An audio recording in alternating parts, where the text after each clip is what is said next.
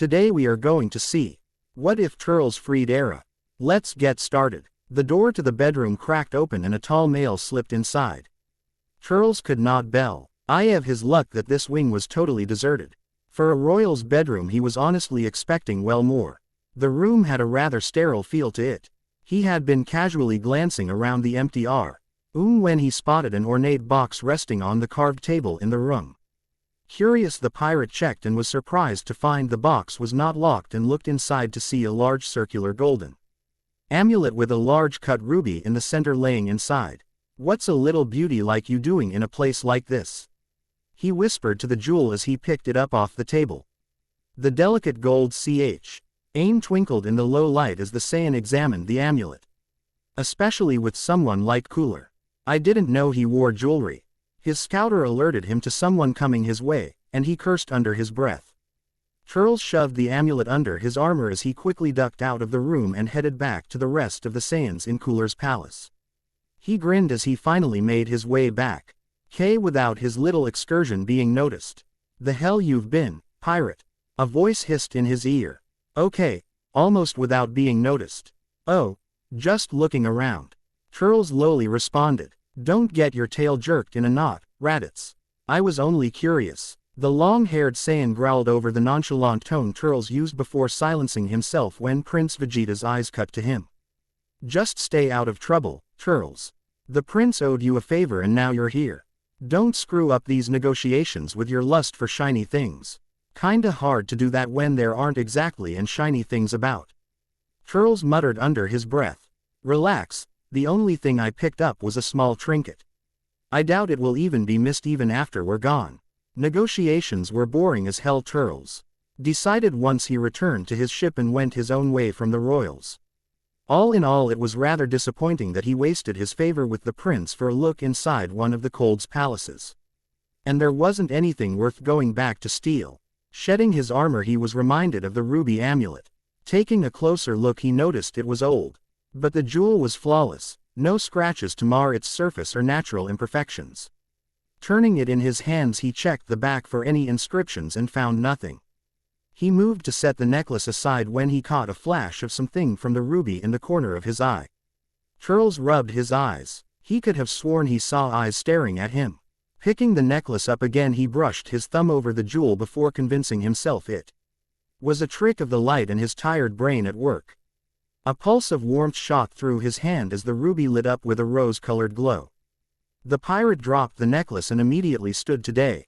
The thing when a trail of fire spun for a second and vanished, leaving behind a woman. Her head was bowed in submission to him. "You summoned me, master." Turles blinked a couple of times as he looked at the woman. She wore a black sleeveless shirt that stopped along her midriff.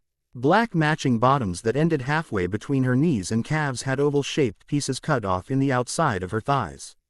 A long pink sash was tied around her waist, and golden cuffs around her wrists and ankles gleamed in the light of the pirate's quarters.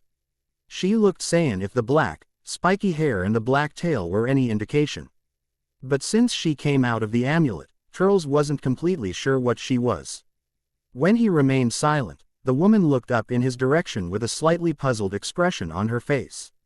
"You are not Lord Cooler," she said in a soft and matter-of-fact tone. "Am I correct that you now possess the amulet?" Turles could not think of anything to say. He took a look around the room. He hadn't been drinking, so this wasn't a whiskey-induced dream. "Who are you, and where did you come from?" "I am your servant, my master." She bowed her head a bit. "I came from the amulet." "What do you desire?" "Master, master." Surely his crew knew better than to pay a street walker for him. "Did one of my crew put you up to this?" "I swear Almond knows better than to. Find someone of your profession to help me relax." The woman tilted her head to the side in confusion. The pirate had to admit that the woman looked adorable and beautiful. "You've met another Arzu before, master." "A what?" the Alpha asked as he blinked in shock once more. "Arzu, or in his native tongue, wish granter. Everyone knows those things are just make-believe. If there were such a thing, I'd wish for a pile of those rainbow-colored jewels from Apollo V. Those things would make me." A clinking sound interrupted his train of thought, and when he looked down, his eyes nearly fell out of his skull. "Holy shit, A glittering pile of multicolored stones about as high as his waist was sitting there in front of him. He shakily reached out with a hand to pick up one of the gems. It was so lit and had a significant weight to it before he dropped it back in the pile. "What else do you wish for, Master?" The tone of her words sounded amused, but when Turles looked back up at her, her face was blank. How what are you?" The woman frowned softly. "Are you displeased?" she asked as her hand hovered hesitantly. "I can provide you more jewels if that is your wish." "Forget the jewels. What are you?" Turles snapped. "I am an Arzu, servant to whomever possesses the amulet." With a click of her fingers the jewels vanished before she bowed her head to him. "Forgive me if I've displeased you, Master." "Okay, just stop with the bowing," the pirate said, sitting on his bed and rubbing his face to settle his thoughts. "Okay, so you are an Arzu. I've got a magical wish-granting woman in my bedroom. What the hell am I saying? This is not normal." Turles growled, pulling at his hair. "All right, one thing at a time. What do I call you?" Turles asked the woman. "Whatever you wish to call me, Master." "Well, what did Cooler call you?" "Slave." The pirate flinched a bit. There was no way in hell he was calling her slave. Figures, the bastard called her that. And the one before him, slave. He was seeing a pattern here. "Has anyone ever called you by your name?" "I do not know," she said, not meeting his gaze. "My name is one of a handful of restrictions I must abide by." "So there's rules to this wish thing." That made sense actually. "What are they?" "There are certain wishes beyond my powers to grant. I cannot kill anyone, or make someone feel emotions they don't already possess. I cannot grant immortality or remove a person's free will. I must obey any order given by the owner of the amulet unless it is outside of my powers. I may not harm my master in any way, nor may I touch the amulet. If my master wishes to use magic to divine answers to a question, I am unable to provide an answer if the knowledge is unknown." "You didn't say anything about how many wishes I get. Is there no limit?" "I am at your service as long as you possess the amulet." Turles picked up the amulet and gathered his thoughts. He had no limits on his number of wishes. True, he couldn't kill someone with a wish. But he was willing to bet with some creative wording it would be within the rules to create a scenario that ultimately killed someone. It hadn't occurred to him to even ask for immortality. But why would someone even want that? He could wish for anything. Any treasure, any item. Hell, he could probably make himself a paradise on a world only he and the crew knew about. An actual treasure planet with the best of everything from any world he'd seen or heard of. "What would you prefer I call you?" he asked, carefully wording his question. "I will be fine with whatever you wish, Master." "Okay." So questions could be given an indirect answer. She couldn't tell him her real name for some reason, and asking her was just getting more of this. "Tell me an actual name I may call you by." Her eyes narrowed and he could have sworn she was staring into his soul. Era. It was a pretty name, and it made something in the back of his mind itch for a distracting moment before it vanished. Turles pushed it away as he took in the woman before him. "Very well, Era. My name is Turles." A smirk started to grow on his face as the fact that he could now wish for anything he could ever want was now sinking into his brain. "I do believe this will be the beginning of an interesting and very profitable partnership." Time skip. Turles was sitting in a large oversized chai with a large book in his lap when Era emerged from the amulet the Saiyan constantly kept around his neck ever since she revealed herself to him several weeks ago. They were currently in one of several lush sitting rooms in her master's mansion on the paradise world he asked her to create for him and his followers.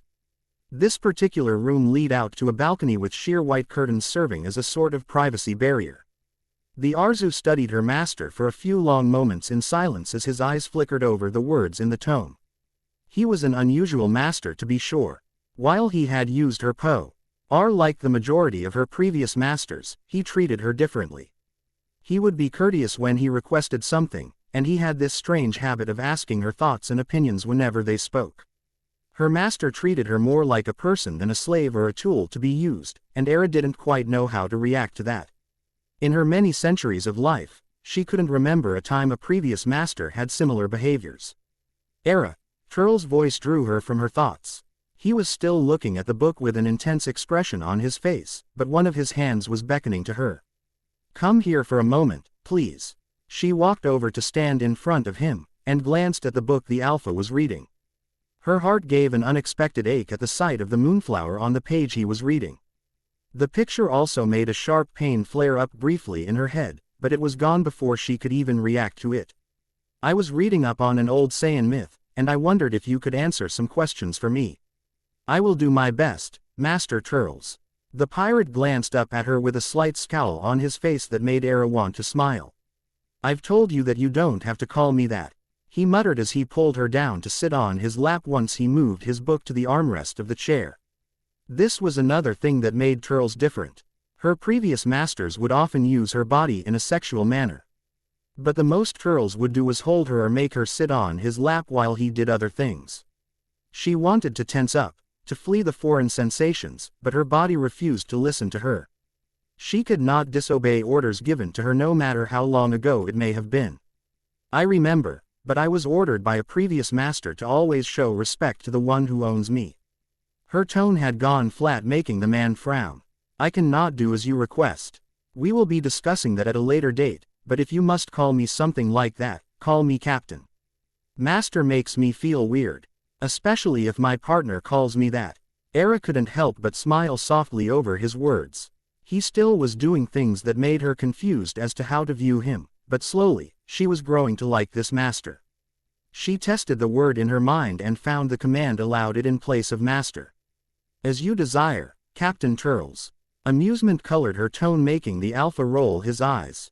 What would you like me to answer? I've been reading about the myth of Kausaran. He pulled the book over so that they both could see the vague image of a Saiyan woman surrounded by a reddish aura of power on the yellowing pages. I know that some myths and legends are based on fact. Is Kausaran one of those? I'm unfamiliar with the name, she said, looking over the image in the text. What happens in the myth? If you tell me the story, perhaps I can give you an answer. Turles could feel how nervous she was to admit that and had a feeling other masters had punished her for such admissions. Who's to say she didn't know the myth by a different name though? The legend goes that Kausaran was the child Taro, one of her divine children, blessed by Kalias as well for her fierce spirit and love of combat. She was beautiful, and shone like a magnificent star, so great was her power. It was said that she was too powerful, however. The other gods grew concerned and even jealous of her. Others still feared what would happen if she ever strayed from Taro's teachings. Kausaran learned of the whispers and the desires to take from her part of what she was and became enraged when He would not listen to reason and tried to bind her without the consent of Taro or Kalias. Consumed by their betrayal, her full power was unleashed for the first time ever. Her anger shook the plane. Itself and her power shone in the air like a crimson star. All could feel her powers as they grew to be limitless, an unending well of hate that lashed out and created the vast wastes of Vegetase. Saddened by her child's lack of control, Taro and Kalias appeared and with heavy hearts bound Kausaran and her powers so she could never wreak such destruction again.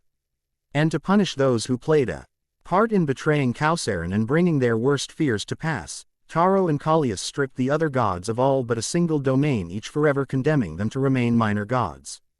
Turles watched head as Ara's hand gently brushed the image in the book as he finished the tale.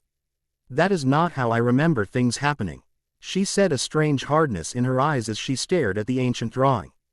Taro and Kalias, the other gods, if they had a part in what happened, it was beyond my knowledge.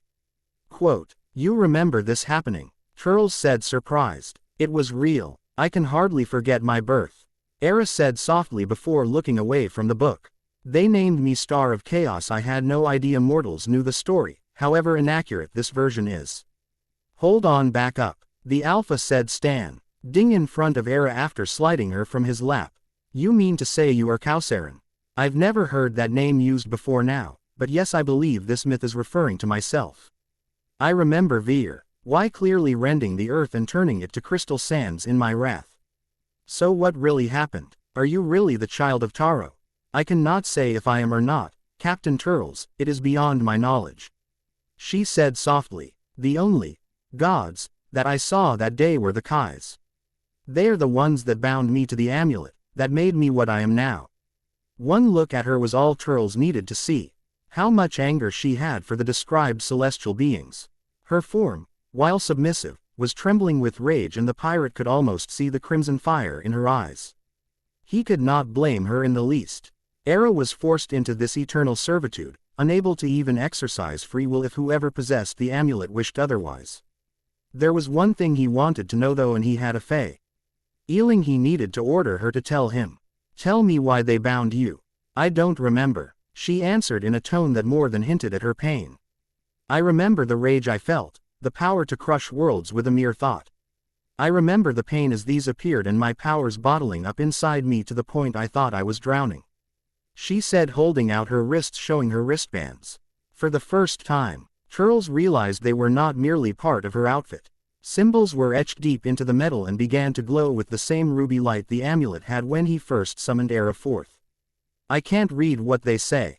I would be surprised and impressed if you could, Captain Turles," Era said in her dry wit. "It is the Kai's holy language, it serves as the contract I am bound by. Is there a way to break it?" Ara's eyes widened in shock before staring up at her master, unsure she heard him correctly. "What? Is there a way to free you from the binding?" Still in shock she nodded. "Yes, but tell me how to free you." Turles was angry. These gods had forced this woman into slavery for centuries. He wasn't sure why, but whatever reason she was punished couldn't merit all but destroying her free will. And he refused to allow it to continue. "Not on his watch. My master must use a wish, using my actual name." "That's it?" Turles asked, surprised. "It can't be that simple.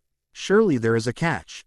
Era nodded. "Should my master do this and use the wrong name, the amulet will vanish and any wishes I have granted my master will also be undone."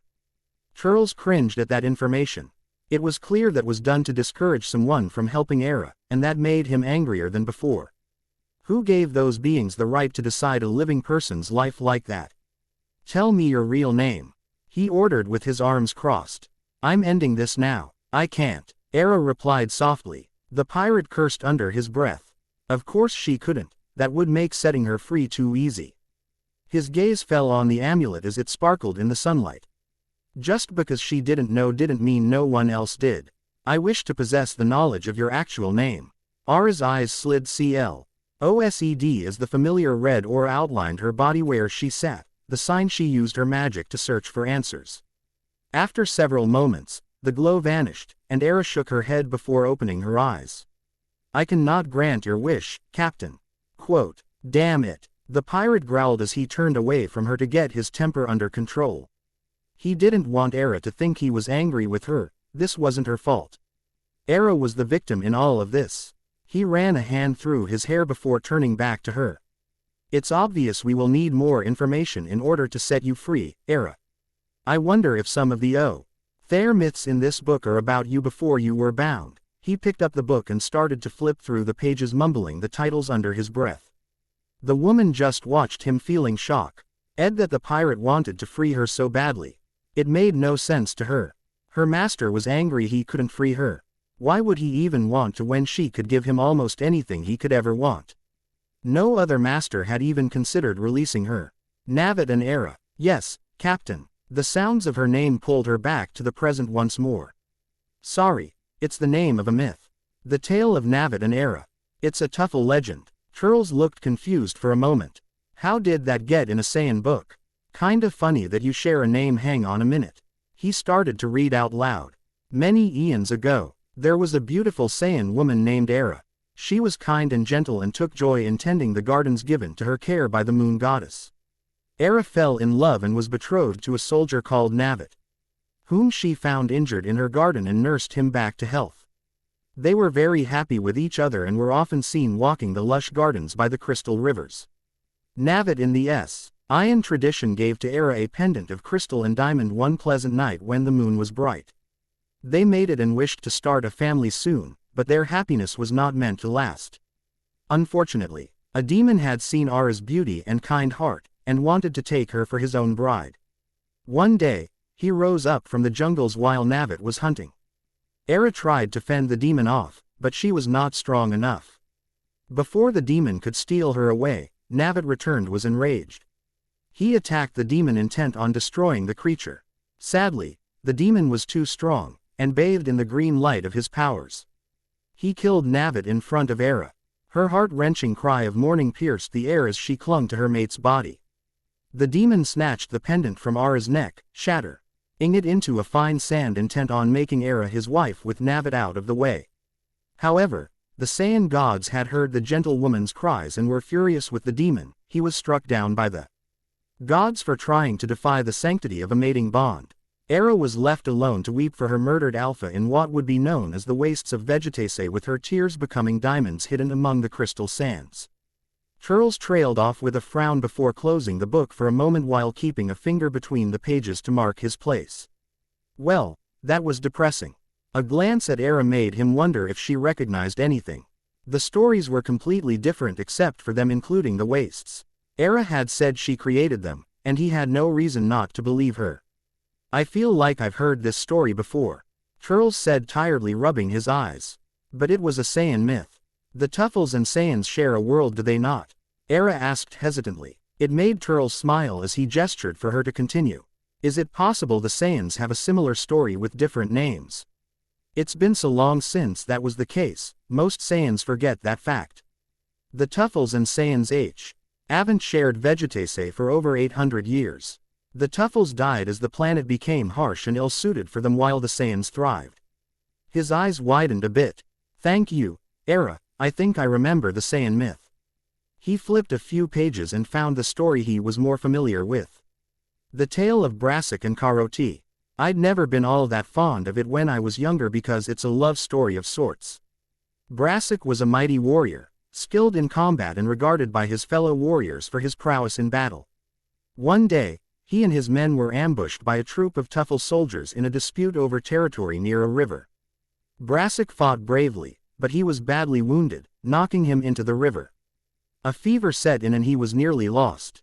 The Alpha woke to find himself in a lush garden along the river. An area he had never been before. In that moment he first laid eyes on Karoti. She was the most beautiful woman the Alpha had ever seen, delicate and slender, wearing robes of gray and blue. For her weak appearance, she was strong, and had been the one to pull him from the water. Karoti nursed him back to health using some of the many plants in what Brassic learned was her home. Karoti had lost her family to war as a young child. With no Alpha to protect her, Taro took pity on the girl and led her to the garden and gave it into Karoti's care. For weeks, Brassic lived with Karoti, learning about her and from her. She was gentle and pure-hearted, and above all kind and generous. On the eve of his planned departure, Brassic took Karoti and under the moon wove a moonflow into her hair and gave her a pendant he fashioned from a crystal pulled from the river. The Alpha was a warrior for the king, and he was honor-bound to return to his lord to beg for release from his position. Brassic swore by the moonlight he would return for Karoti with an appropriate bond token, and when he did they would be mated. He would live with her in the gardens. Months passed and SSIC was finally able to return to Karoti, free of all obligations. When he arrived to the gardens, so overjoyed was Karoti that flowers burst into bloom throughout the garden and spread even into the river. They mated that very evening by Taro's light, and Brassic gave to his mate a beautiful moonstone to wear, carved in the likeness of a lotus. For a time they were happy, deeply in love and together in all that they did. Then came the day another entered the gardens. They were a traveler weak from hunger by the name of Kal. Karoti was quick to help him, as was her kind nature. Once the man was rested, Brassic bade the man to leave, not trusting him around his mate. Karoti, kind as she was, prepared for the stranger food and water for his journey, and with that the man left them. Weeks later, while Brassic was out of the gardens hunting, Kal returned and approached Karoti while she tended plants near the river. Afraid, Karoti asked him to leave, for she could see the darkness now within the stranger she had helped. The ground blackened under the Alpha as he entered the garden, intent on making Karoti his, desiring her for her pure heart and beauty. Sensing his mate's fear, Brassic left his kill and returned home as fast as he could. He found Karoti fighting desperately to escape the stranger. Enraged, Brassic attacked the other Alpha, driving him away from his mate. Rather than make sure the stranger was gone, Brassic immediately went to Karoti wanting to make sure his mate was unharmed. Satisfied his mate was safe, Brassic held her close and kissed her deeply. He only realized his mistake as the stranger struck him down from behind. Karoti begged him to stay with her, but it was for naught, and Brassic passed from life. The stranger then took Karoti from her home, the gardens withering to nothing as her grief destroyed them. He took her to the temple of the dark god, Nasu, for whom the stranger was a follower of.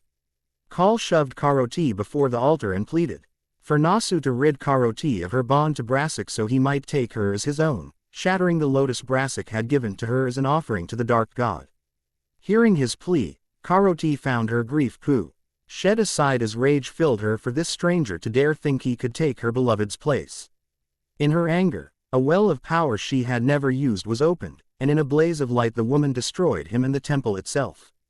Her mate's killer gone, Karoti fell to her knees weeping for her lost mate and screamed her loss to the sky mourning her lost love. Nasu however took notice of the Distrau GHT woman who destroyed their temple and would not let such an action go unanswered. The god's servants, demons of purple skin and white hair appeared, prepared to kill Karoti. With sorrowful eyes, Roti embraced their attacks welcoming her death so she might be reunited with her beloved Brassic. With a flash of red light, both Karoti and the demons vanished never to be seen again. That is a sad story, Era said quietly after Turles finished reading it. Could it be about you? It's similar enough to the Tuffle myth with the name Era in it that it could be the same story. Era sadly shook her head. I'm sorry, but I don't know, Captain Turles. It does not strike me as familiar, nor do I remember anything. She seemed pensive for a moment. There was one thing. Yes, the demon, they purple skinned with white hair, that is how the Kai appeared. Well, that does seem to suggest that it might be related to your past. The Alpha squeezed the bridge of his nose as he closed his eyes. He fell into another chair close to where Era was sitting as he leaned back with a sigh. I'll keep looking to see what else I can find. I do have a large collection of mythology books that I've acquired over the years. Already the Arzu could see that the man was thinking about the other books in his collection, and it made something in her chest twist at the effort he was putting into all this research. It made her feel warm in a way she couldn't remember feeling before, and that scared her. She was used to having cold and cruel masters that only cared for themselves. Those that were not, became callous and filled with greed until it destroyed them. What made this man so much different than the others? Why was he doing things like this? From what she found out about his past in the weeks she had been with the pirate, Era knew that Turles was not a nice person. He was selfish, sadistic, and always looking for an opportunity that would some way better himself. He did have certain morals that he abided by, but those virtues didn't outweigh his sins. She seemed to shrink in on herself before she took a deep breath, visibly gathering her courage. Era hoped that her master wouldn't take offense to her questions. Captain. Turles looked up surprised. Era addressed him first. She was very hesitant, he could see, meaning she was likely doing something other masters had not wanted her to do but had not forbid her. Yes, I don't understand. Turles frowned. What don't you understand? Why are you? What is so important about setting me free? Era bit her lower lip as her eyes fell to the floor. She couldn't understand Turles' motivation for trying to free her. Because it's wrong to take away someone's freedom. His words made her head jerk up so fast that Turles was surprised that she didn't get whiplash. He couldn't help but smile at the adorably confused expression on her face. I'm sure you know by now that I'm no saint. The captain's smile turned humorless for a second. I lie, cheat, steal, and kill if it benefits me in some fashion, but there are some things that I just can't stand. Slavery is one of them if there is no good reason. From what I've found out so far about your situation, you should not have been bound like this. Even I can admit that it's wrong and cruel and I want to help. Something happened to make the Kai step in and I don't think it was your fault. Era, you were just a casualty from whatever happened. Even if you aren't a victim and you did something to merit a punishment, I think your binding for 800 years at least is more than enough punishment. I still don't understand, she said softly. You were as you described. I do not see how you benefit from setting me free. You will one day, I think. Turles said, fingering the red stone around his neck. The fact you accept your servitude to assholes like Cooler is the way things are, and you don't understand why I'm doing this, it's wrong. And trust me when I say that if I have an issue with it, so will a vast majority of the universe. Have you been punished for asking questions like just now? He asked with a sinking suspicion. Yes, Era admitted, looking down anxiously. Shish. E was obviously afraid he was displeased. I order you to ask me if you have questions or are confused by something, whether it is an order I give you or anything in general. Captain. He could see from her face she didn't understand. It won't do to have my partner uneducated, he said, picking up his book. If you don't understand something, how will you be able to best help me and do as I ask? He didn't like putting it into how to best help him, but it was the easiest way to make her understand his motives. Era had given him things he'd never even been able to dream of before he stole that amulet. Maybe it was only fair he do the same for her. Era, would you come here? Turles asked, setting down the package. They hadn't been successful in finding anything else about what happened to Era in weeks. He'd poured through tomes and certainly put her to work seeking information and conjuring obscure texts for him, but nothing. You called for me, Captain? The Arzu asked, appearing in a small spiral of flame. She was much less timid now, he noticed. It also led to him realizing something else. He handed her the package he picked up on his recent market trip. This is for you. She smiled shyly but stared at the parcel briefly before looking back at him with the adorable confused look on her face. What do you wish me to do with it? He couldn't contain the chuckle that escaped him. It's a gift, for you, he explained with a grin. Seeing she wasn't grasping the meaning of a gift, he tried something else. A reward for having pleased me with your service. Ara's smile lit up her face then, and it was infectious. Go ahead and open it. Inside was a beautiful dress of blue silk. He was actually quite proud at having picking it out and gotten the sizing close. He assumed she could fix that with magic if need be. The look on her face confused him though. Have I displeased you, Captain? Her tone was soft and she was genuinely confused by his gift, possibly even upset. What? No, this is a gift, remember. You haven't displeased me. He held back a frown over her reaction. Just seeing that told him Era had never been given anything out of kindness, and that made Turles upset. He pushed the feelings away to focus on her in the present. But you have given me clothing. Do you not like my appearance? I can change my attire if you wish. Are you telling me you even wear what your master tells you to? You can't just change your clothes because you want to. She nodded, fingering the luxurious silk of the dress. I had wondered why I appeared wearing this the first time you summoned me. Cooler. She corrected herself, mindful of Turles' order to stop calling the bastard that. This is not what he commanded I wear. Occasionally he would change it. I assumed you found this pleasing and never thought to try other garb. Oh. Turles felt like an ass now. I just noticed you never wore anything else and thought you might like something different. Just out of curiosity, what did Cooler make you wear? He wasn't expecting her clothes to softly glow white and morph into something obviously designed for a pleasure slave with a long white fabric skirt that only covered her front and back, paired with a white and gold bralette that did nothing to hide the ample cleavage her fitted black top most certainly did. Is this more to your liking? Shaking himself out of his stupor, he looked away. It's nice, but you can wear what you like. He was trying so hard to not blush and keep his head. Damn it, now he knew what was under those clothes of hers. He had to be the responsible one because she couldn't consent to anything he did, and while he was many things, a rapist was not one of them. A quick flash later, and she was in her regular outfit. Cooler was angry. I could not change my cuffs to silver, she said quietly. After punishing me, he made me turn the metals on the outfit gold to match. Bastard. Turles spat. Gold looks much better on you anyways. You don't have to wear the dress if you don't like it. It's yours, you can do whatever you wish with it. He watched Era stare at the dress a moment and hold it out in front of her. With a wave of her hand it suddenly appeared on her body. It fit her perfectly and had an ancient air about it with the Chitin style it was based on. The royal blue silk shimmered and flowed around her curves like water. Turles quickly found his mouth dry and knew right then no matter what Era wore, even if it was a burlap sack, she would always look beautiful. She looked like a princess. The Arzu was admiring the dress with a pensive look on her face before a quick flick of her finger added a silver-gray sash around her waist that knotted at her side and trailed nearly to the ground. I like this dress very much, Captain, Era said with a smile. The image she presented couldn't help but remind him of a scene that played in his dreams often enough these past few weeks. Flashback. His head felt like it was splitting open. Light was blinding, and he groaned, closing his eyes. A cool touch to his forehead was instantly soothing, and he couldn't help but move into the gentle touch that eased the burning he could feel under his skin.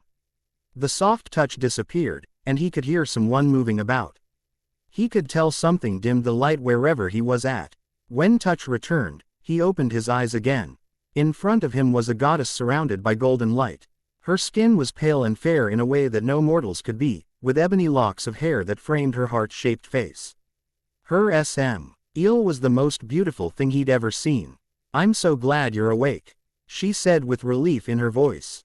She leaned back to get something, letting the soldier see more of where he was. He was in a strange mix of a tent and house. There was a soft pallet beneath him. He noticed bandages on his bare chest, his armor lying in a corner on the other side of the room. When the woman returned her attention, he noticed her sleeveless blue dress was a rough-looking fabric, and she smelled of lavender as she pressed a small clay cup to his lips and slid her other hand under his neck to help him drink.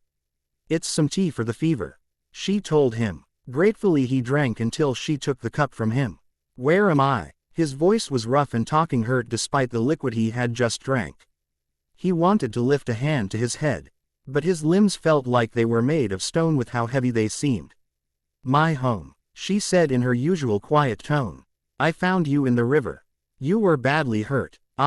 It's safe for you to take a soldier into your home." He didn't want to cause this woman trouble this close to the borderlands. He assumed that's where he was if she pulled him from the river.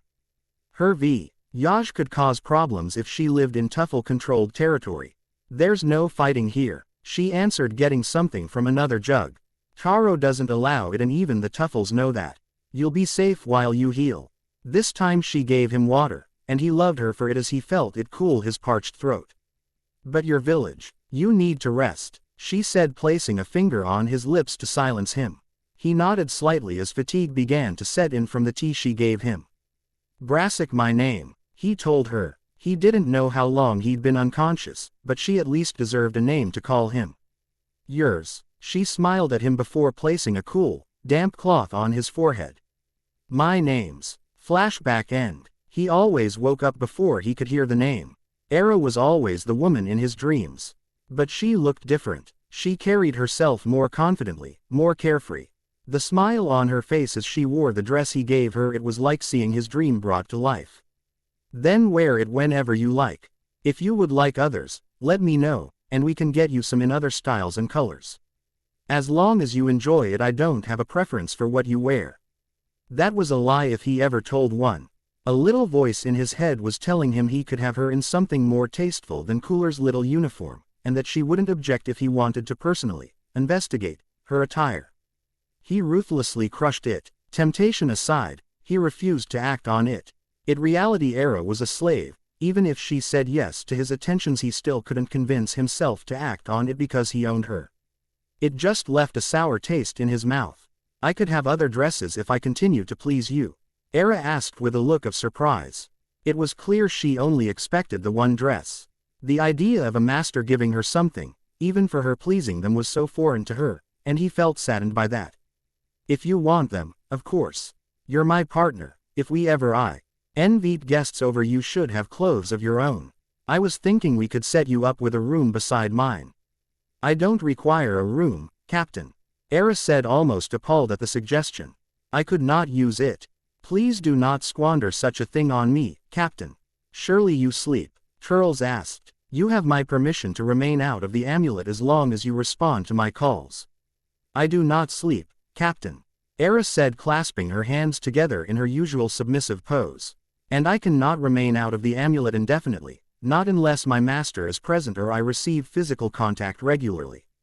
Thinking back, Turles realized he only ever saw her out of the amulet when he called for her, and unless he engaged her in a talk or for her powers, she vanished as soon as he was done with her. "And what happens if you remain out of the amulet otherwise?" She looked very uncertain as she fidgeted with the skirt and her sash. The amulet compels me to return. I've only experienced the effects of not returning twice.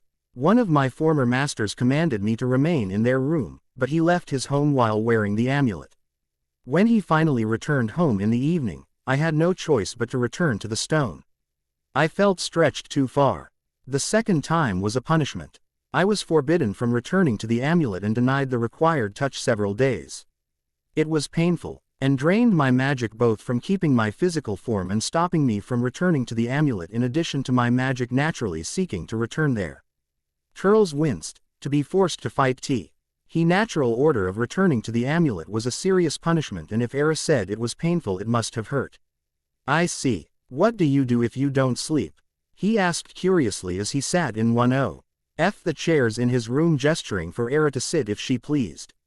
It is hard to describe, the Arzu said, sliding gracefully to sit on the plush carpet, tucking her bare feet under the pool of silk fabric.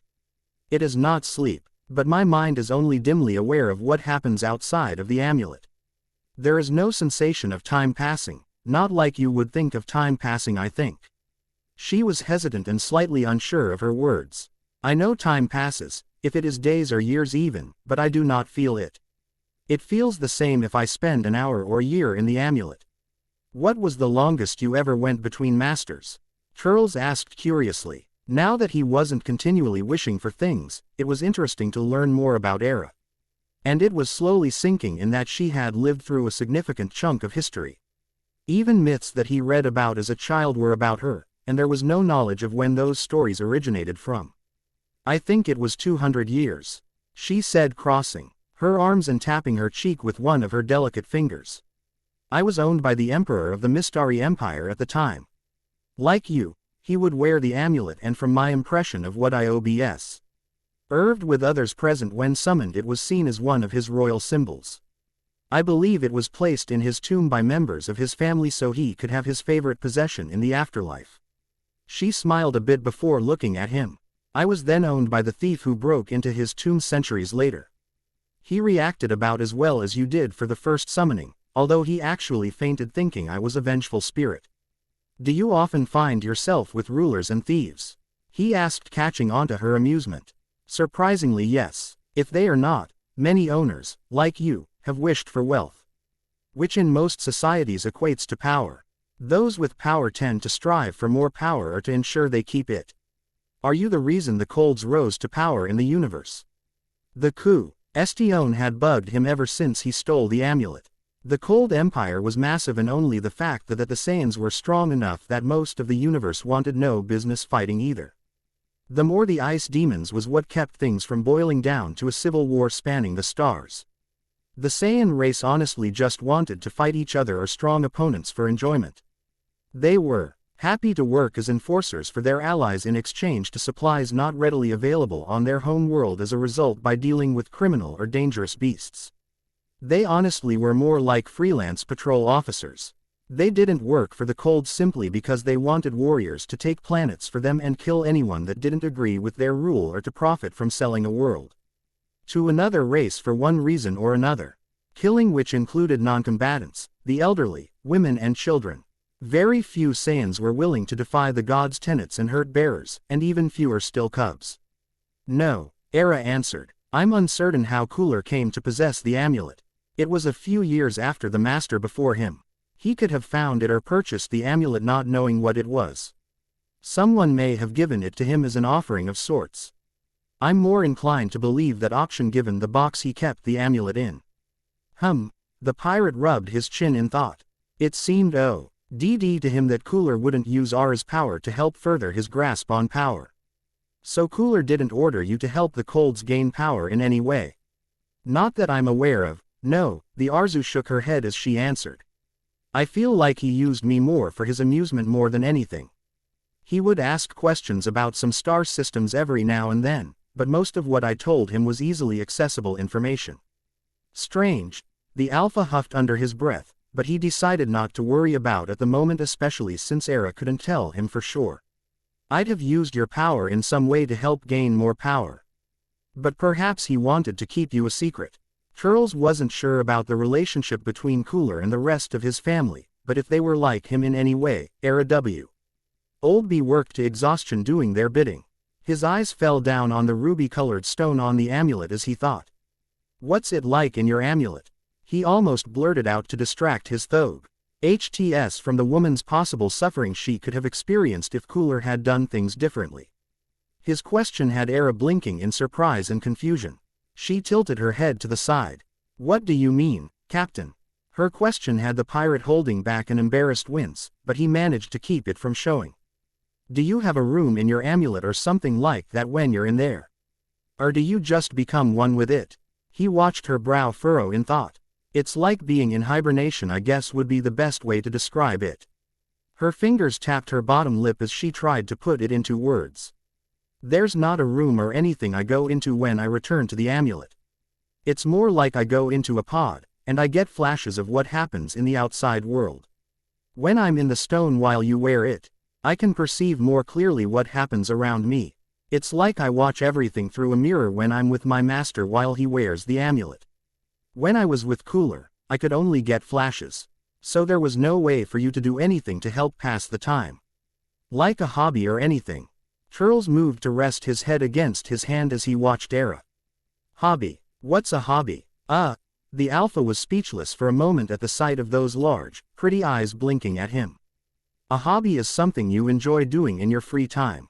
For example, I like to read when I'm not working on anything. I'm not sure I have a hobby, Captain. She bowed her head as she placed her hands on her lap once more. I don't remember if I ever had one, and none of my previous masters allowed free time. Turles frowned once more, not really surprised at her response, but he had been vaguely hoping that there had been something she would have enjoyed doing in her past. It made him realize that he was going to have to almost educate her in how to be a regular person once he freed her from her imprisonment. Era needed to rediscover just what and who she could be, we're going to start by finding her a hobby. Well, we can explore. Discover what you like to do. He scratched his head in thought before an idea came to him. A slow, soft smile grew on his face. King the Arzu tilted her head as she waited for him to talk. Era, how would you like to try gardening? Gardening. Turles took a deep breath, relaxing as the sweet scent in the air wrapped around him. He lounged in his hammock and used one of his legs to gently sway in the bright sunshine. He hadn't had a day to himself like this in a while now. The pirate's eyes flickered over to where the Arzu was kneeling by a bed of herbs tending to a couple of plants, and the sight made him smile. Era looked so relaxed and happy, and the sight warmed the Alpha's chest. He couldn't believe that the woman he was watching had come from the ruby amulet several months ago. The soft pleasant humming from Era was soothing while Turles flipped through a botany book. He was looking over some information on how to further develop the vineyard they had started a few days ago. With the help of Ara's powers, it looked like all the plants had been there for years. It took a while to get Era comfortable with gardening, but she took to it like a duck to water minus a few of her more interesting attempts early on. Flashback. Turles blinked a couple of times at the sight before him in confusion. He closed his eyes and counted to 10 before opening them once more, only to see that the sight before him had not changed. Era. The pirate's voice was heard through the garden, and the Arzu appeared beside her master after a couple of seconds. Yes, Captain. The woman sounded cheerful, and Turles felt his lips twitching upward in an attempt to smile. Why are these moonflowers bright green with blue polka dots? I thought they were silver or white. Quote, do you like them? She had a large smile on her face that made Turles' heart skip a beat. I know the flowers are usually a more subdued color, but I thought I'd try and brighten them up some. Seeing her happy and hopeful expression had the Alpha speaking before his mind caught up with his mouth as he knelt down to get a closer look at the flower bed. They're lovely. I had just never seen flowers like this unless they were poisonous. It's nice to look at a plant with these designs without worrying for your health. He touched a solid red flower that had petals in the shape of stars with a few fingers before smiling back at the woman. There was a sudden look of panic that would be funny if a sudden bad feeling overcame the pirate. Before he could open his mouth, the edges of Turles' vision darkened as he fell face forward into the red flowers. The last thing he heard was the sound of Ara's panicked calls for him. End flashback. After that incident, Turles had required that all poisonous plants keep their original colors to prevent something like that from happening again. He hated to restrict her, but it was important to others to know which plants to avoid.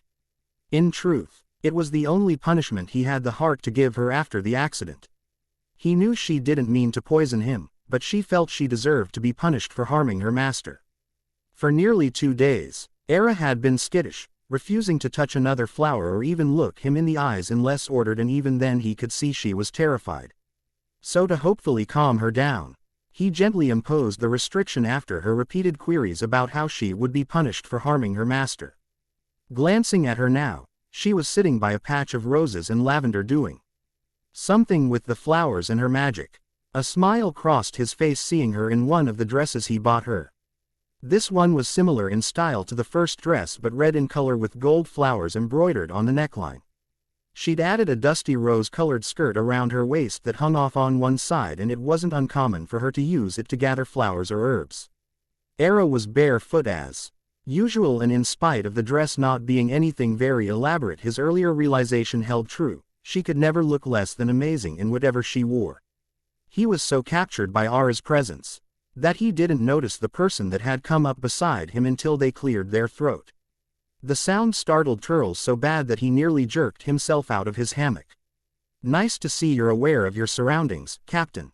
Almond chuckled as the Saiyan gave him a glare once he got to his feet. "I think time here has softened you. I'm allowed to let my guard down a bit here, it's my planet after all," he said, dusting himself off and retrieving his book from the grass. "Can I help you, or are you just here to be annoying?" Era smiled when she was finally done coaxing the rosebush to grow how she wanted. She settled on a beautiful red with petals edged in a golden yellow, having taken inspiration from the dress she was wearing. She looked back with a frown, having heard Turles fall. Worried he might need assistance, she quickly stood and headed over to him. "Captain, are you?" Era cut off immediately when she saw Almond.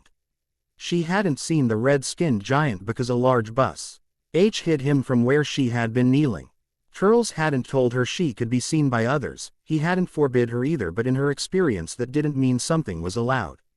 She certainly couldn't use magic in front of him without her master's permission, nor could she do anything if this man tried to hurt her at Turles's command. The captain saw Era pale and could see the anxiety that shone in her eyes. "Era, this is my first mate Almond," he said, introducing her, hoping to help her relax as he stood beside her. "I finally get to meet the captain's little lady. I wasn't expecting her to literally be so small though. Everyone is small compared to you." His booming laugh startled Era again, and she slid behind Turles while her tail coiled anxiously. "Oh, don't be scared, little miss," Almond said a bit softer. "I might be loud, and a bit bigger than you, but I won't hurt you. I think the captain would skin me." "Are those your flowers?" he asked when he saw her wide eyes peering from around his boss's shoulder. Era squeaked when she realized she'd dropped all the roses she'd gathered before quickly stooping to pick them up. Turles couldn't help but grin at how cute she was before he and Almond bent to help her. "Here you are, miss," the red man said, handing her the last of the flowers.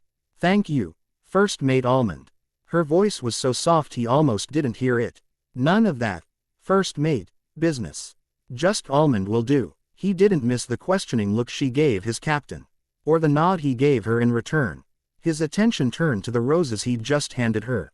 "They're beautiful. Your handiwork." The captain has a black thumb. Last time anyone on the crew checked, so I doubt he had anything to do with them. Era flushed bright red before ducking back behind Turles while the alpha scowled. "It was one time. I'm not incapable of dealing with plants.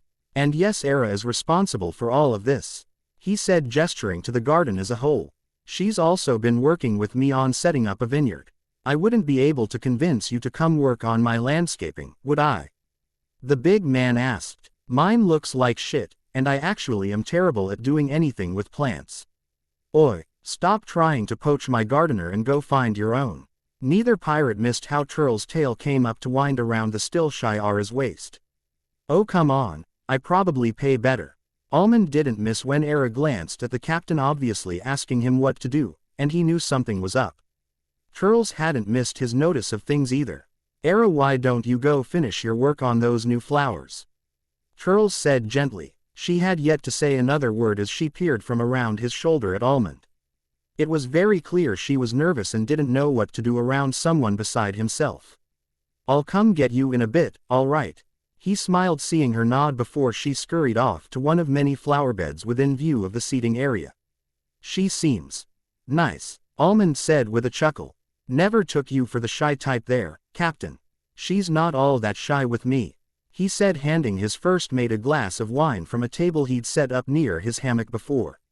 Walking a short distance to a seating area near a fountain. "I bet she's not," Almond said flatly. "So you finally got off that moral train of yours. Never expected you to keep a female slave, Turles." Turles narrowed his eyes at the big man. "Excuse me, you heard me. Her jewelry makes it pretty obvious, and if that doesn't, the fact she couldn't even speak to me without looking to you for permission certainly points it out. Why do you have her, Captain? If you want to have a woman, that's all fine and dandy, about damn time honestly, but no, the Captain I know wouldn't take a pleasure slave. If he was paid to, so what the hell is going on? I didn't exactly plan on acquiring her," Turles admit. "It just happened." "Acquire? You make it sound like I stole her," Turles quipped. "Because I did, from Cooler's palace at that." Quote, "How the hell did you manage that?" Almond asked in shock. "I know she's a tiny little thing, but it's not like you could just hide her under your armor.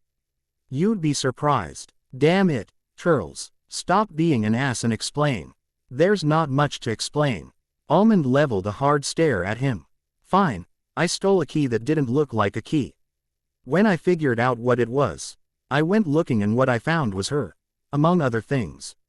She was in stasis and I woke her up on accident. So I brought her with me not knowing how to put her back. And you Haven, she freed her like you normally would because she doesn't understand." Turles explained, a little relieved to have someone to talk to about his situation with Era. "When I first spoke to her, she was completely submissive. She wouldn't look me in the eye and called me master, of all things. Even after repeated attempts to get her to stop, the best I've managed is Captain in its place. She asked me why I even wanted to free her when I brought the topic up. So she's messed up. I still don't see why you kept her around, Captain." "Almond, she didn't even have a name. Cooler and her other masters all called her slave. Hell, I gave her a dress as a gift and she thought I was displeased with her appearance." The first mate winced at that. Even slaves had names and understood basic things like gifts even if they never received one. It sounded like she was totally brainwashed. "Okay, so you have a point. So what, you just use her as your gardener? She's more of a companion really. The gardening is one thing I've tried to help her come out of her shell and learn to be a person. And before you ask, no, I don't know what Cooler used her for. Even Era thinks she was more of a source of amusement for him rather than anything special. Now, explain what you meant by, finally, meeting my little lady. Have you or someone else been spying on me?" Turles snapped, wondering if he needed to get rid of someone on his crew. "You've bought a dress every trip to market for 3 months, Captain. And no offense, they aren't really your style if you catch my drift. Or size for that matter." When he saw the confused look on Turles' face, he chuckled. "Matcha went to the same store to get a dress for his lady friend. He saw you leaving the store. Wasn't all that hard to figure out. Mostly crew's been wondering why you've kept her a secret, but I've been telling them to respect your privacy, you know, because you own the planet and can kick them off if the mood strikes you. Great, now, those assholes won't leave me alone until they've met Era. She's not ready to be around that lot." The Saiyan male rubbed a hand over his face in frustration. He could feel a growl try and build in High's throat at the thought of his crew bothering him. "Well, Captain, you know it's not good for the little lady to stay cooped up in one place with just you for company. It could be bad for her in the long run." The larger man huffed. "She needs to be socialized more if she's going to be freed. You are planning on freeing her, right?" "Of course I am." Turles snapped, not liking the tone or the look his first mate gave him. His eyes flickered over to the Arzu and a frown grew on his face. "It's a work in progress. I don't know how well she'd handle being around so many people. Just look at how she reacted around you. I honestly didn't know her being around other people would be an issue. You need to get her around others so she's not so scared all the time. It's not healthy." The captain knew Almond was right. But there was a voice in the back of his mind that wanted to keep Era from others. He wanted to be the sole person that had her attention all the time. He narrowed his eyes as he watched Era weed and move the different plants in the garden with a tender hand. He was so focused on the woman that he missed Almond studying him until the larger man let out a deep laugh. What the hell is so funny, you bastard? Turles hissed as he saw Era jump out at the loud sound. The Arzu seemed to shrink in on herself before the Alpha sent her a reassuring look. He punched his first mate in the arm. You're making Era nervous. Knock it off. Sorry, Cap. Almond snickered a little more despite the glare he was getting. It's just you must like her an awful lot to be so protective of her. Turles growled at his first mate before his protest died on his lips. Did he like Era as a friend? As more than a friend. She was beautiful, but more importantly she was kind. She didn't judge him or think less of him because of what he'd done. You didn't even realize it, did you? Almond asked quietly. There's no shame in liking a woman, Turles. She's good for you, makes you softer. Weren't you the one that said being soft got you killed? Turles snapped. I didn't mean it like that. Almond said, raising his hands in apology. Turles, you've never been this relaxed. I'd be willing to bet he manner you gave me she's the reason for it. Used to know one could get within 15 feet without you noticing them. The captain cursed, realizing Almond was right. Not only had Almond snuck up on him, he'd spaced out. That couldn't happen, he snarled when the red man smacked the back of his head. Quit your panicking. His first mate growled. I just told you it's not a bad thing. She obviously likes you too. If I like her or not doesn't matter. She's still a slave, in her mind especially. I won't have a relationship with her because she can't tell me no. And it was true. Era didn't understand she could tell him no when he asked her to do something. She didn't grasp the difference between a request and a command. He had all but stopped telling her what to do unless he wanted her to use her magic for something specific. So play nice until you do free her. The pirate said. I'm not saying jump into bed with her or anything, but seriously nothing says you can't enjoy having her around and maybe take steps towards starting something once you do free her. Get in on the ground floor. And before you protest, let me point out she hid behind you. She trusted you to keep her safe. When I startled her, one look from you calmed her right down. That's not normal behavior for someone as bad off as you told me. I can guarantee she wouldn't have hidden behind cooler. She likes you, Captain, as more than a kind master. Frustrated, Turles ran his hands through his hair. Damn it, I don't know how to do this. Just do what you've been doing. The only thing that's changed is you realizing you like her. Almond shrugged. Just curious, have you ever told her it's okay to be seen? I'd be willing to bet she didn't know if me seeing her would make you angry at her. I've met pleasure slaves before. Some of their masters didn't want them to be seen or even out of the bedroom. I assumed my not forbidding it would be enough. Turles admit. Almond just shook his head. Stuff Lee. That you need to specifically tell her is okay. He explained. There are some right bastards out there. Just because a slave isn't told something is against the rules doesn't mean it's not. You said she still thinks and believes she's one. So set down very clear rules. Rules that are acceptable behavior for any person rather than how you want her to act. Why do you know so much about this? My father taught me. He ran a brothel on my homeworld and sometimes we'd get new girls that were like her. He nodded at the timid woman. None of them stayed slaves. My father was like you, he couldn't stand slavery unless there was a reason for it. Turles just stared. He'd never known that about his friend. Is that why you've never argued against my freeing slaves when we sacked ships that had them? Partly. Also, it's not my place to tell the captain what to do with what we loot. You knew they were slaves. You knew they could be valuable. You also saw them as people. Honestly, it's one of the few rules you ever put on us, so most of us were fine with it. And now that and the fact you never let us hurt civilians that didn't fight us probably will keep us off the chopping block if we're ever caught. All those freed slaves, they work all over and keep in touch, some even want to move here. The captain nodded. That could work for them. If he ever wanted Era to act like a normal person, they would need help with the vineyard. It would be suspicious if it was just the two of them running the whole thing. Not to mention bring in credits. So how exactly am I going to get her used to being around people? Turles asked, changing the subject. I don't want to take her to the market. For starters, we saw how she handled you. Even with permission, I don't know what she would do or if she's been around more than a handful of people at a time. Also, I don't want anyone that might recognize her to see her. You know what will happen if Cooler realizes who stole from him. He didn't need to see the future to know Cooler would want him dead to take possession of the amulet again. And this time he doubted anyone would be able to steal it so easily. I might have a solution for that. Almond chuckled. I actually came over to invite you to a party. Matcha and his lady friend decided to tie the knot. He wants everyone to come to the party to celebrate in 2 weeks. He tried calling you, but you never answered. Really, I didn't expect Matcha to be the type to settle down.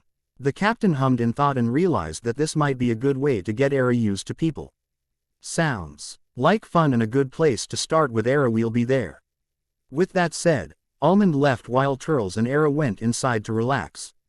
Well, he relaxed and Era happily started arranging her flowers in a number of crystal vases. Seeing her smile as she worked had him thinking about things. Was Almond right about her making him soft? He liked seeing her smile. He liked how it felt when she said his name, not Captain but Turles. Rare as it was, he liked being the reason she smiled. He enjoyed talking to her about the history she lived through, about the things he'd seen. And she was intelligent, all the shit her previous masters saddled her with. She was so smart when she had a chance to use that knowledge. There wasn't a malicious thing about her. Honestly, she was like a kid at times with her magic. He gives her free range to use her magic on a garden and she is excited about changing the colors of flowers to brighten them up. He liked Era. And he was beginning to think it was as more than a friend or companion. Captain. She was looking at him with a blue flower in her hands. Is something wrong? He asked her, concerned. She was being timid again as she handled the flower in her hands more than she usually did. You aren't mad your first mate saw me, are you? I didn't know he was here. I'm not mad at you, I promise. If I don't want to you do something, I will tell you, okay? When she nodded shyly he smiled a bit. Have you ever been to a party? A party? She blinked in surprise and the pirate realized she probably didn't know what a party was. You know. A gathering with people and food. Sometimes music and dancing. Her giggle cut him off. I know what a party is, Captain. Era said as she played with her flower. I've had masters that wished for many elaborate things to use at parties. I've even seen a few from the amulet. Do you wish to have one? Not exactly. He said, getting up and walking over to see her arrangement. Almond was here to invite me to one another crew member is having. He's getting married and the party is to celebrate. And the crew wants you there as well. She froze and looked back at him hesitantly. They don't know you're an Arzu. He said, calming her down. I was a bit careless I suppose when I picked up your dresses and they noticed I was buying clothes for a lady. Now that Almond knows you're here the rest of them will want to meet you. If that's what you want. He frowned when she wouldn't look at him. Gently he tilted her face up and he could see the worry in her eyes. Era, what's wrong? Are you going to tell them what I am? She asked softly. It never ends well, Captain. No, I don't intend to let them know that detail. Turles said, hoping to make her feel more at ease. He could very easily see how badly it would go if the fact she could grant wishes got out. I told Almond a variation of the truth. He knows I stole you from Cooler, that you were a slave he used for his amusement. He Carafu. LLY took one of her hands and brushed the gold cuff on her wrist. Because of these he thinks you are still a slave, one I am working on setting free. He suddenly had an idea. I know you can't get rid of them, or change the color. Can you change their shape? Maybe make them a different style. I've never tried. Era admit. Does it bother you? The cuffs? Not really. I thought they were just so mething you wore until you told me they were part of your binding. And the fact your first mate thinks I'm your slave. Her dark eyes were staring at him in a way that told him she would know if he lied to her. Yes, he said, letting go of her hand. I don't like slavery, and I've never kept one or even considered keeping one. It never really registered that even though you call yourself a servant, these really do make you a slave. I don't mind you being my master. Era said softly, taking his hand again. Out of all of the masters I remember, you are the most thoughtful and kind master I've ever had, Captain. Turles. I want you to call me Turles. He said quietly as he touched the side of her face. You can still call me Captain in front of others if you have to, but I want you to use my name. That goes for anyone else you meet. If they prefer, you can use their name rather than their title. I can try. Her voice was unsure. He understood the orders might make it hard on her. His eyes went to the blue flower in her hands again. Is that a new flower? He asked, surprised. She usually showed him before he could ask. Her eyes lit up as she held it out to him. It was a blue lotus, not unlike the symbol of Taro.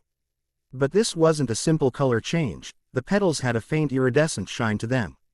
He'd seen this flower in his dreams. Flashback. Brassic smirked, seeing her back. Was to him as she picked fruit from one of many trees in the garden and placed it in her grass basket. Her pale gray dress standing out amongst the green and colors of the flowers around her, and she had a few sprigs of tiny white flowers in her hair. Silently he crept behind her and grabbed her around the waist. She squealed in surprise as he spun her around and planted a kiss on her lips before she lightly smacked him on his shoulder. Don't scare me like that. There was no heat in her words or her expression as she blushed a violent red that he found adorable. He couldn't get enough of T's beautiful woman and couldn't resist touching her every chance he got. Chuckling, Brassic kissed her again more gently. I'm sorry, love, I couldn't resist. He pulled a gorgeous blue flower from behind his back.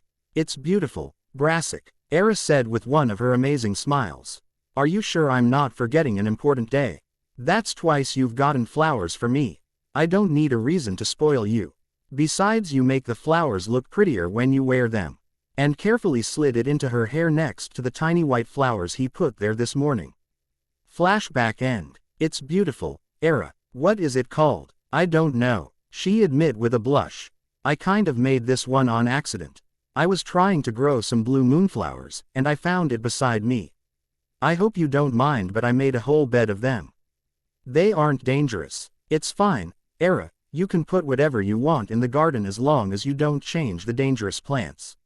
He said before sliding the flower into her hair. Now are you going to be all right at the party? I can tell them you weren't up for it if you don't want to go. If you don't mind, I want to go. They always looked like fun. And I'll have you there. Turles. She smiled as she managed to say just his name, and the pirate grinned. Looks like I need to get you a new dress then. T.A. Almond grinned to himself as he watched Turles and his little lady walked into the large room where the crew had gathered to celebrate Matcha's marriage. He was happy to see that the Saiyan pair had come to the party, even if the woman almost hiding behind the Alpha Era looked beautiful in the pale rose-colored dress the captain had acquired for her last week. The gold bands around her upper arms and the 3 delicate bracelets around her wrists caught the light every time she moved. She huddled closer to Turles when the crew turned to look at them, and the Saiyan man leaned over to whisper something to her that made her visibly relax some. Every member of the crew, from the 5 other senior officers to the lower-ranking members, kept their eyes on the woman, trying to get a better look at the person that had their captain so distracted. Seeing how much she trusted the normally ruthless Saiyan made the large man smile. Turles was a very lucky man. All right, everyone, Almond called out after a few more minutes, gaining everyone's attention. The group had not stopped watching Era, but they avoided coming too close since they knew that Turles wouldn't hesitate to maim those who did. Give him some space. He could tell the Saiyan man was about to start snapping at the others as he shooed them off back to the party. Normally this wouldn't happen until after the alcohol had been flowing for several hours. Turles must be feeling a little on edge to be ready to snap at his crew this early. Glad you could make it, Captain. This is my wife, Pamela. Matcha came over with a grin and his arm wrapped around an orange-skinned woman with brown eyes and light blue hair pulled up into a bun. Nice to meet you. Turles smiled politely at the couple. I'm surprised this guy found anyone that would make him settle down. Same could be said for you, Captain. Matcha said with a grin. Turles grinned back and wrapped an arm around Ara's waist, drawing her even with him. She was still clearly nervous, and she was trying to smile at the couple. But she was obviously forcing it. This is Era. Nice to meet you, Era. Pamela said, smiling at her. She knew how nerve-wracking it was to be around a group of pirates, even if those pirates were basically retired. Turles and Almond were both glad to see a shy but genuine smile on her face. We brought you this. The small woman's voice was soft as she held out the bottle the others just noticed in her hands. Era and I have been working on a vineyard. we wanted you to have one of the first vintages as a wedding present. Turles rolled his eyes at the protests coming from the rest of the crew. Era pressed herself closer to him, which was not missed by Matcha, his wife or Almond. Oi, pipe down, there's a couple barrels outside, you ingrates. This was met with more cheering and several men jumped up to collect the offered booze. They're just loud, hun. Pamela said softly to Era. You don't have to be worried.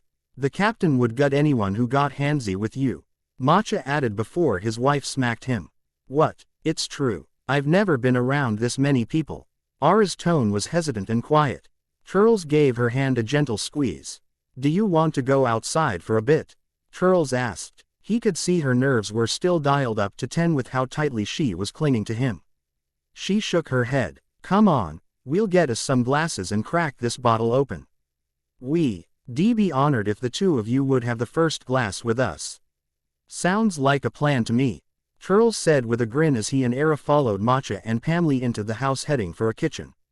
After an hour at the party, Turles watched his crew carry on with the party while Era sat in his lap, one arm firmly around her waist, both to help her stay relaxed and to send a not-so-subtle message even his drunk crew understood. Her glass of wine was still in her hands, having been refilled at least once. What made him content was the fact she was watching everything around her with her eyes shining. Era was quiet and trying to watch everything at once. Getting to experience a party first-hand outside the amulet was a first for her. Having a good time? Turles asked, leaning in so she could hear him over the noise. Very much. Her smile was infectious, and she squirmed on the alpha's lap a little. It's nice to experience the party instead of just watching it. The captain chuckled at her enthusiasm. It pleased him to see Era so happy, and he wanted to keep that smile on her face. Would you like to try some of the food? Turles picked up a small cube of cheese from his plate on the small table beside the chair he was sitting on and held it out for her to take. But I don't need to eat, Turles. Era looked at the Saiyan man with slight unease. I know, but that doesn't mean you can't indulge yourself and taste things. He held the morsel out once more. The woman's eyes flickered from the food held by rough fingers to Turles' face. Humor me, Era. Setting her glass on the table, the Arzu took the cheese and nibbled on it before she let out a surprised sound. Her eyes sparked as they looked back to the captain while her tail fluffed and swayed happily. It's so good, shish. Quickly ate the rest and was licking the crumbs off her fingers when Turles offered her some type of fruit that looked like a cross between an apple and grapes. She took a small section and popped it in her mouth. She made a delighted noise and was quick to place a couple more bites in her mouth. The noise she let out was almost erotic, but the captain didn't mind as he gave her another slice of fruit and cheese that quickly vanished. You enjoyed that, I suppose? He said teasingly. We can get you a plate of your own, you know. Sorry, I just can't remember the last time I actually had anything to eat was. Her words were soft that Turles just barely caught over the noise of his crew. He fought a frown over those words and tried to keep the anger he felt at bay. Thank you so much, Captain. Turles felt his anger replaced by pride over the fact she was leaning against him now with her tail gently swaying, telling him just how content she was. The moment was ruined, however. Hey, Cap'n. Diaz stumbled over to his chair with a flushed face and a mug of what looked like ale sloshing over the rim to the floor. Era flinched at the suddenness of his greeting, and the Saiyan male tightened his grip around her waist. Pretty thing you got. How's come you ain't brought her around? I didn't feel like it, Diaz. The captain's tone was flat with the beginning of a growl creeping in he stared down his subordinate, wanting the other man to leave. He could feel the Arzu tremble in his grasp, and he fought the urge to snarl at Diaz. His subordinate reeked of booze and obviously wasn't in control of himself. But ish not fair that yous gets to keep all these pretty ones. He slumped against the back of the chair, slightly making Turles turn to keep him in his sight. His growl grew louder in warning. One his crew all understood as a sign to back off, one his drunk crew member wasn't listening to. A girl fish purdy should be shared. When Era stiffened at his words, Les growled loud enough to get the attention of other nearby members while his tail unwound, flaring in a primal warning, and his fangs peeked from his lips. The green-haired man reached out to touch Era, who pressed closer to Turles. But a red-skinned hand was quick to enclose around Diaz's wrist before Turles even moved, his free hand curled into an open fist with his claws ready to rip into Diaz. Almond pulled him away from the pair of Saiyans in quick movements despite the protests coming. Diaz, you're drunk. Go find someone else to sleep with. You know better than to mess with anyone, the captains claimed. Another growl left the captain while he calmed down before he looked at Era. She was pale, trembling as she anxiously watched Almond shove Diaz off to another group of crew members. A quick word before they quickly took Diaz out of the room. Sorry about that, Turles, Almond said, sitting in a nearby chair. I thought he was being watched more closely. We can go home if you want to, Turles told her quietly. Era shook her head, but she was obviously anxious and watching the other crew members. How about we go sit on the patio? It's nothing impressive like your garden, Bu. Pamley is better with greenery than most of our lot, Almond suggested. Matcha has some lights set up and it looks pretty nice out there with the fire pit lit up. Can we do that, please? Era softly asked. She obviously didn't want to leave the party yet, but she was too unnerved by the drunk's actions. Both Turles and Almond shared a look. She had done well to be around this many people this long and was in need of a breather. Sounds good to me, Turles said, setting her on her feet and standing. Smug satisfaction shot through him when the Arzu curled into his side when his arm wrapped around her waist. Hey Almond, mind getting a platter of food for outside? You and your stomach, I swear all you Saiyans do is eat most of the time. Anything in particular? The red man teased. The usual, meat, cheese, fruit. Actually, can you grab something sweet? He asked, realizing Era hadn't tried desserts yet. Sure thing, Captain. The larger man headed over to the buffet table while Turles and Era walked outside. Seeing no one out there had Era relaxing in the Alpha's hold, and she took the time to look around to find that Almond had been right. The patio was beautiful. Small fairy lights were strung over the railings around the area, their soft light cheerfully glowing with the warm flame of the fire pit in the center of the concrete ground.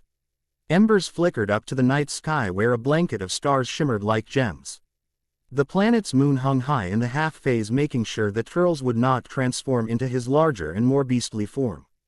I love the night sky, Era said softly as she gazed up at the stars. I never got to see it for long in the past, but every chance I could I would spend hours looking at the stars and the moons. Saiyans have a deep connection with the moon. Doesn't matter if it's our own or not, it just shows that our mother is always watching over us. The captain murmured as he gazed at the pale half-circle, feeling the stirrings within his mind both in memory and instincts. Do you really believe that, Turles? The small woman looked up at her master. That your Lady Taro is always with you? I'd be a fool if I didn't, especially since I'm not on Vegetase. Knowing that each moon can help keep me in touch with my primal side makes me feel less lonely, I guess. It's hard being away from other Saiyans at times. I can't really return there freely either. Is it because of your job? The Arzu asked as she tilted her head. How did you end up as a pirate anyway? Oh boy, Almond laughed as he came out with 2 plates of food. That's a good story, little lady. Era turned to look at Almond while Turles shifted behind her and wound his arms around her waist. His strong scent was soothing and made her less nervous of the large man. It is? Era asked, confused while looking over her shoulder up at Turles. Her master looked slightly embarrassed and she wondered if she shouldn't have asked. It was not one of my better moments. Please, you kicked half our collective asses, Matcha said as he and Pamley joined them sitting on the opposite side of the fire. I thought it was brilliant, and you broke several of my ribs. They still got scars from trying to hold your ass down. I don't understand, Era said, confused. What did Turles fighting them have to do with him being a pirate? I didn't choose to become a pirate, Era, Turles said quietly, making the Arzu frown. I was press-ganged into joining the crew. Flashback. Turles let out a groan as he woke up. He brought a hand up to his forehead as soon as a spike of pee Ain lanced through his skull and closed his eyes to try and ease the headache off. He moved to sit up but slumped against a wall when a rush of dizziness came over him with an increase of the pain. What the hell happened? The Saiyan muttered as he fought to keep from being sick. He slowly looked around him and immediately became tense. This wasn't his little hole in the wall where he slept. The Room was large and covered in a white metallic material that was designed to be strong and withstand abuse. Judging from the hum he could hear, it was the cargo hold of a ship, and that thought nearly sent him in a panicked rage. He scrambled to his feet and headed over to a door that had a small porthole window on it to look outside only for his breath to freeze in his chest. He was in space, and obviously he had been out for a while since he could only just make out the cold-controlled planet he grew up on in the distance. He blinked as he tried to process what he was seeing. How the hell did I get here? The Alpha clutched his head as he tried to remember what happened before he went unconscious. He couldn't look away from the shrink speck of gray that had been his home. I've always been careful. Who got? A hand roughly falling on his shoulder to pull him away from the small window tore him away from his thoughts. Turles snarled before grabbing his attacker and hurling them over his shoulder and into the ground. Spinning, he kicked out at another of the group and heard a satisfying crunch of bone as he connected with their chest. As more came at him, he lashed out with a flurry of kicks and punches intent on putting every single attacker on the ground. He didn't know where he was or how he ended up here, but there was no way in hell he was going to stick around. No one was going to sell him off or use him as a slave. When a hand found his tail, he snarled and turned, driving his fist into their face, dropping them like a stone. However, that gave the others the opening that why needed, as a massive red arm snaked around his throat while two others grabbed his arms and shoved him to his knees. I'll kill all of you, he snarled, struggling to get free. You fight like an animal. I'm starting to rethink my decision to collect you, an older, weathered voice said. The Saiyan couldn't help but notice the crew members that were still on their feet were parting for whoever this person was. As soon as he laid eyes on the old Namekian, he recognized them. You. The three holding him down struggled to keep him on his knees as the Saiyan bared his fangs. It wasn't enough for you. I had to spend a week dodging the Planet Trade Organization. You had to do this shit too. What the hell do you want? I know talent when I see it, monkey. He ignored the snarl from Turles and took a knee in front of the Saiyan. You can call me Captain Slug. I've decided to graciously extend an invitation for you to join my crew. You've got a lot of raw talent, boy. Talent I hate to see go to waste. Piss off, Turles snapped. I don't work for anyone. Whoever said I was giving you a choice, boy? The old Namekian leaned closer as he pulled on a handful of black spikes. You're on my ship in space with nowhere to run. You can't really afford to say no unless you want to be sold as a slave. So what'll it be, boy? You want to know what I think? Turles growled out before sinking his fangs in the arm holding him around the neck, causing one of the men behind him to let go with a shout before slamming his forehead against Slug's with a loud crack. Red and purple blood splattered over the Saiyan and Namekian from the force of the hit, and the captain let out a howl as he fell back. Go to hell, asshole. Flashback end. I spent over a week chained in the brig for that with almost no food. Turles said, finishing the story. Considering the chunk you took out of my arm. Please, I barely drew blood. Turles said, rolling his eyes at Almond. That's not the worst thing I've ever done to you. Hard to think a few years later you killed the bastard and took over the ship. Matcha chimed in. Old Slug never lost a fight and you made killing him look easy. I don't think you had to put effort into it. He had it coming. Turles growled as he pulled Era close where they sat. He didn't deserve to be captain after all he's done. You mean like the time he punished you for sin? Glay handily taking over a slaver vessel before hiding the slaves around the galaxy. Almond asked as he took a drink. I couldn't stand the thought of that bastard selling all those people. The Alpha growled at the memory. None of them deserved to be slaves. Personally, I thought Turles' adventures with that Saiyan general were more impressive. The one with the scar on his face. Didn't the two of you save the younger prince from being sold to the colds? Matcha grinned across from the fire pit. The general tried to skin your hide if I remember you telling us right. What about that time? You told me where Turles managed to steal the eye of Kallias from around the Saiyan king's neck once they returned the prince. Pamela looked at her husband. That's why Bardock wanted to skin me. Turles chuckled into Ara's hair. And the scar on his face is the one I gave him when I got away. Ara looked at the captain as he spoke to his crew members in awe of all the stories she was hearing. She had heard of Slug and knew plenty about the reputation of the colds. Are you really that strong? Era shyly asked. You can't tell. Pamela asked, surprised, drawing everyone's attention to her. I thought Saiyans could do that with other Saiyans. It's not very specific. Turles answered, scratching the back of his head. We can get an idea, but that's about it. So why can't she? I mean, even with a general idea it should be pretty obvious how strong you are. Matcha asked with a bit of concern in his voice. The timid female immediately wilted under everyone's looks. Era, you don't have to answer if you don't want to. Turles said quietly in her ear as the female started to withdraw. It's been a very long time since I've seen another Saiyan. She said finally, not meeting anyone's eyes. I don't even remember any before the captain.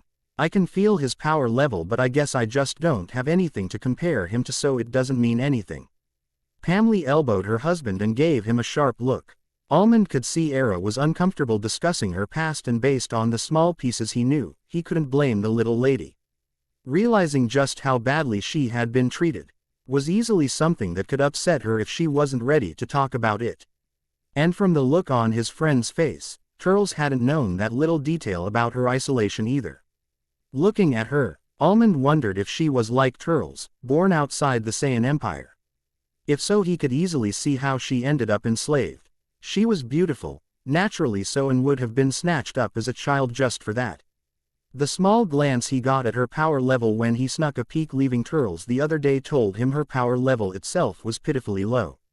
It was no wonder she was timid and would have made her easy pickings for the low lives of the universe. It would also explain the captain's protectiveness even if he wasn't interested in a completely romantic way. Saiyans were pack creatures, with breeders and children being strongly protected. Turles' instincts wouldn't let him not make sure she was taken care of. Turles held her close as the need to keep her safe flared within him.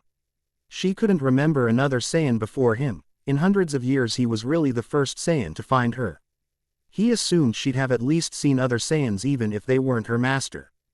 Had she never seen any during her time with Cooler at least. Cooler handled a majority of negotiations between the two empires because Frieza was too abrasive and tried to provoke a war, and King Cold couldn't be bothered. He glanced down at her, feeling her gaze on him. You must be very strong then, Captain. Era said softly with a small smile as she peered up at Turles almost shyly. Pride rumble ed in the pirate's chest at the impressed look in her eyes. His mind wouldn't let go of the fact a possible mate was impressed with his strength. Oh no, you've done it now, little miss. Almond said with a grin. His head will swell up twice the size it usually is. Turles growled while his crew laughed. Era tilted her head in confusion. She didn't understand why they were laughing. Her master's head wasn't any bigger than before. When Turles just slid his arm tighter around her, she couldn't help but curl against his side and enjoy the warm feeling his touch gave her as her head came to rest on his chest. It was nice just sitting with Turles like this. The others noticed the subtle, almost non-existent sway of her tail and decided to give the two Saiyans their space. The two of them sat watching the night sky for a while before Era interrupted the silence. Do you think Lady Taro will accept me one day? I think she accepts you now, Era.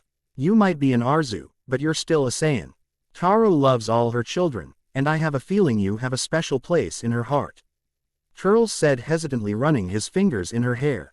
She didn't react, so he continued, Tian enjoying the silken locks of hair between his fingers. But I can't feel her, Turles. Era told him. I haven't ever. Will she still want me even then? I'm not. Whoa. Don't you dare say you are worthless. Turles growled softly, looking her in the eyes. You are not worthless, Era. Even without your magic you were such an amazing person. I don't care what any of those previous bastards have told you, you are not worthless. You are the most important person in my life, and that wouldn't change even if you didn't have magic, so I'm asking you, please stop thinking that way about yourself. It's not true. Era stared at him with wide eyes, shocked her master would say such things. She looked down at her hands and the bracelets she wore. She was only worth the wishes she could grant. How man? Why times had she been told that over the centuries? Without her magic she was nothing. Why did Turles care about her? He wasn't ordering her, and it was confusing Era to hell. She was the servant. What did it matter what she felt or wanted? She was made to serve her master. Her eyes burned with those thoughts. Turles, he was amazing. and so very frustrating. He rarely commanded anything, and the few times he did she didn't understand why he bothered. He didn't punish her for anything, lately he didn't even wish. He gave her gifts and let her make flowers, any flowers she wanted with only a single rule. And now he told her the Saiyan gods actually cared about her, the one who burnt the planet Vegetase and created the wastes. Turles stared in shock as Era silently began crying. He hadn't known she could cry. Shit, Era, I'm sorry. Please, don't cry. I don't understand, Era said softly as she wiped at her face. You don't make any sense to me. How can you not care about my magic? Magic is all I'm good for. I'm your servant. I don't understand why you care what I think, like or feel.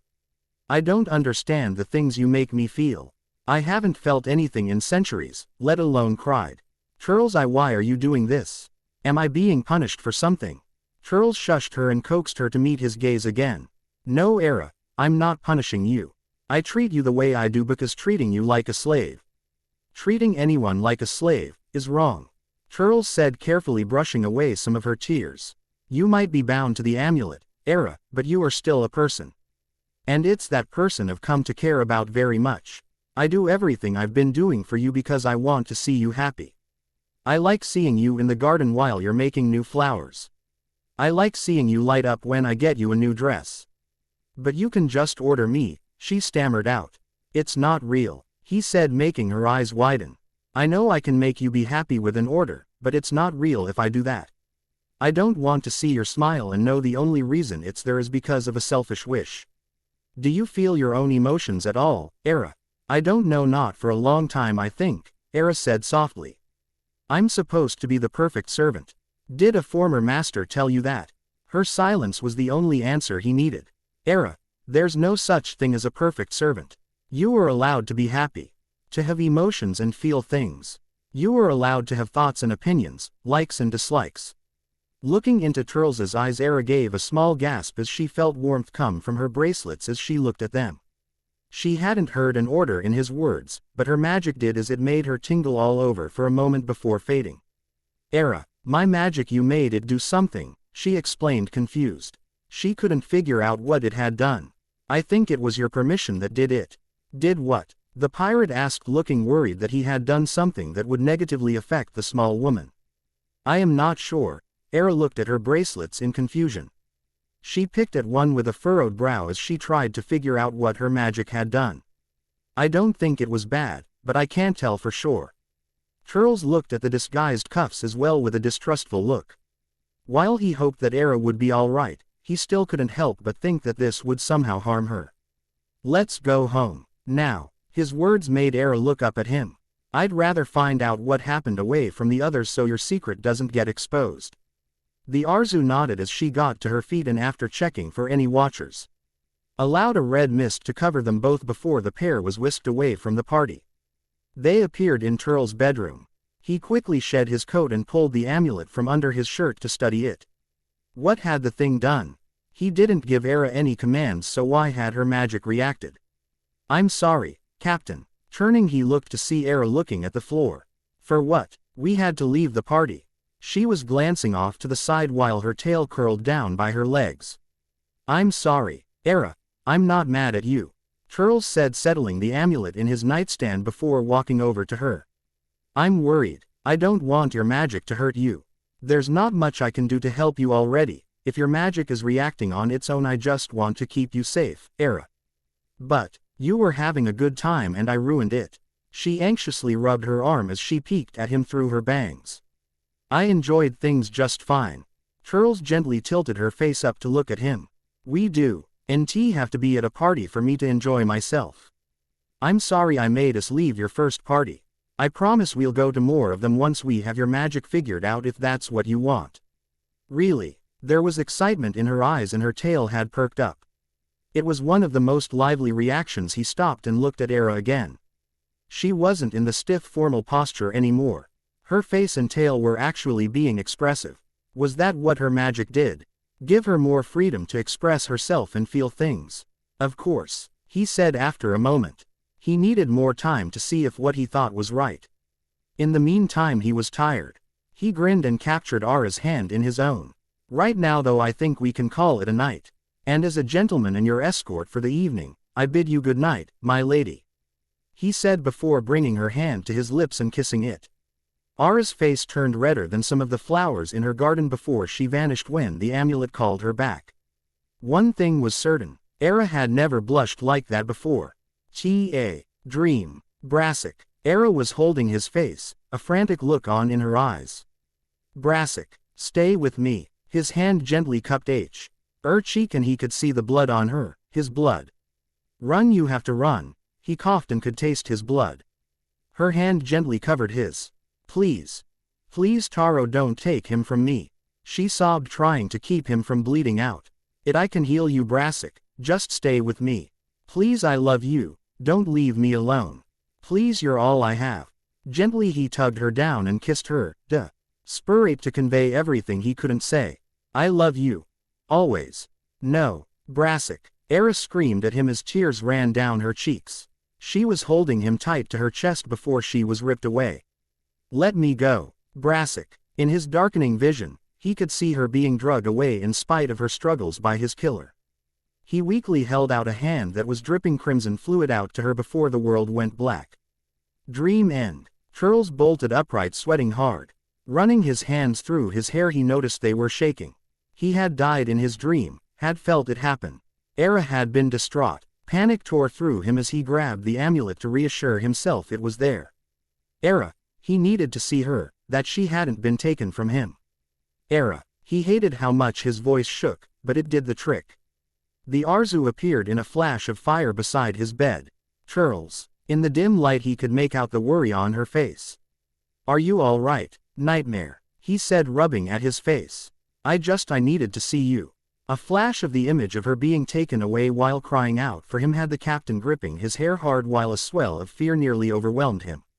Ara sat on the edge of his bed watching the man in concern. She wasn't sure what she was supposed to do. Seeing how shaken Turles was, she couldn't do nothing. She slowly reached out to try and loosen his hands only to let out a squeak in surprise when Turles pulled her into his arms with his face buried on the crook of her neck while pulling them back to lay on the bed. He was taking shuddering breaths as his body shook. Heat bloomed in her cheeks at the sudden closeness of his bare skin. When she felt dampness in her shoulder, Ara wrapped her arms around his neck in a hug. One of her hands reached up to run her fingers through his hair as she made shushing sounds, feeling awkward while doing it. The Nightmare had obviously shaken her master up, and she tensed when his arms tightened their hold around her waist. Turles had never been like this, and it was scaring her a bit. She didn't like to see him like this, it wasn't right. Not knowing what else to do, she tried to hum a melody that she had heard before. To help ease him off to sleep once more. "I haven't heard that hymn since I was a cub," Turles said after a bit. He breathed deep of her soft cinnamon and lotus scent and felt himself calming down. "Him?" Ara asked as she stopped her humming. Turles found himself loosening his hold so she could see his face. She was worried, but the pain and sheer anguish he'd seen in her eyes during the night wasn't there, and that finally banished his remaining anxiety.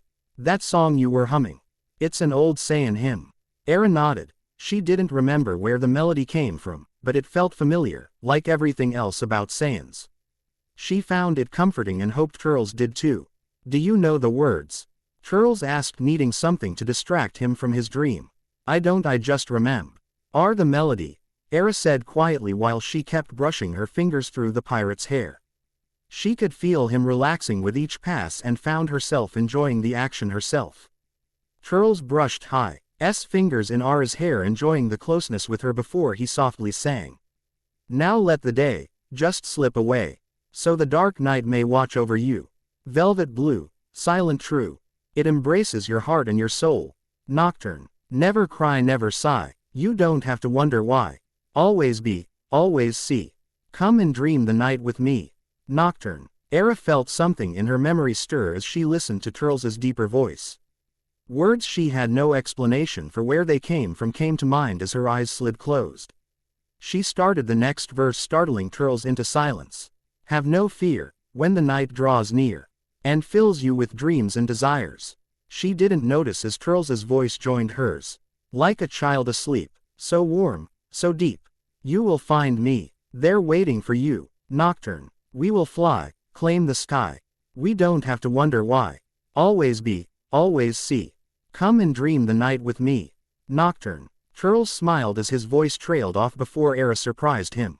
Though darkness lays, it will give way, when the dark night delivers the day. Nocturne. I thought you didn't know the words. He asked sleepily. I've never heard that last part. Your singing reminded me, in the dim light of the moon. The pirate could see her faint blush as her tail swayed contently. It's been centuries since I last heard it, I'm not even sure where. Do you feel better? Whatever he was going to say was interrupted by a massive yawn. Era smiled softly at him. I will let you sleep now, Turles, she said, sitting up. She didn't expect the tightening of the arms around her. Stay please, Turles said suddenly. I'll rest easier if you stay with me. He couldn't bring himself to let her out of his sight. If he held her, at least he'd know she was still with him. But I don't sleep. You can watch the sky. Please, Era, I just don't want to be alone. Of course I'll stay with you. Grateful, he turned and tucked her body against his, her back to his chest so he could hold her and she could see the night sky through his windows. Having her against him like this felt right in more ways than one. Thank you, Era, Turles. Era nearly squeaked out as she was pulled close to the captain's chest by one of his arms curled around her waist. Is this really necessary? I don't think. Yes, Era, you need to know. Turles adjusted her arms so that her left hand was resting on his right arm while his left hand was holding her right. This will be a formal event, and I'd rather you be prepared just in case you are asked to dance. But, the small woman looked nervous despite the blush on her face. She tightened her hold on the Saiyan male at the thought of a stranger coming too close to her. Even after 4 months of being around the crew regularly, she didn't like others coming too close to her, let alone touching her.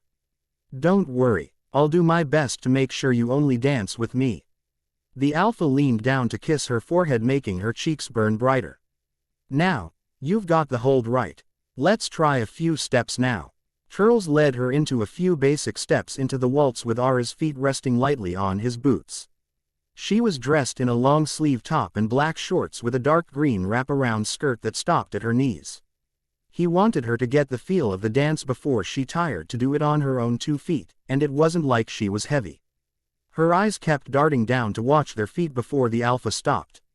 Please stop watching your feet, Era. He lightly requested, making sure the words didn't sound like an order, something he was paying very careful attention to ever since her magic acted on its own. You need to look in your partner's eyes during the dance, make a connection with them. It's considered bad manners to look away for too long. His tail unwound from High's waist to press a button on the sound system on the bench. Turles wanted to practice in the garden, thinking that the scenery would make the Arzu feel more relaxed than she would indoors. Once the sound of a slow and soft tune came over the speakers, Turles started to move while keeping his eyes locked with Ara's. He gazed deeply in her dark eyes, seeing flecks of dark blue mixed in with the obsidian. Her eyes reminded him of the night sky, and he wanted to just sink into those beautiful pools. Era felt her nerves slowly disappear while they danced, feeling more comfortable as she lost herself in the music and Turles' intense gaze. She found herself trying to get closer to the captain, and her tail fluffed up behind her as it twisted in the air. Would you like to try on your own? Turles asked once they stopped. You seem to have a good grasp of everything now. Shyly she nodded with a pink blush dusting her cheeks. Turles had been right. Ara's magic had done something, and it resulted in her being more expressive. And well, human. She had expressions before, but it was night and day compared to now. He thought she would light up before when he gave her something or she ate something. She liked, but it was nothing compared to when she was happy. Now, her whole being would radiate with happiness. Okay, when you dance with a partner, the male will always lead.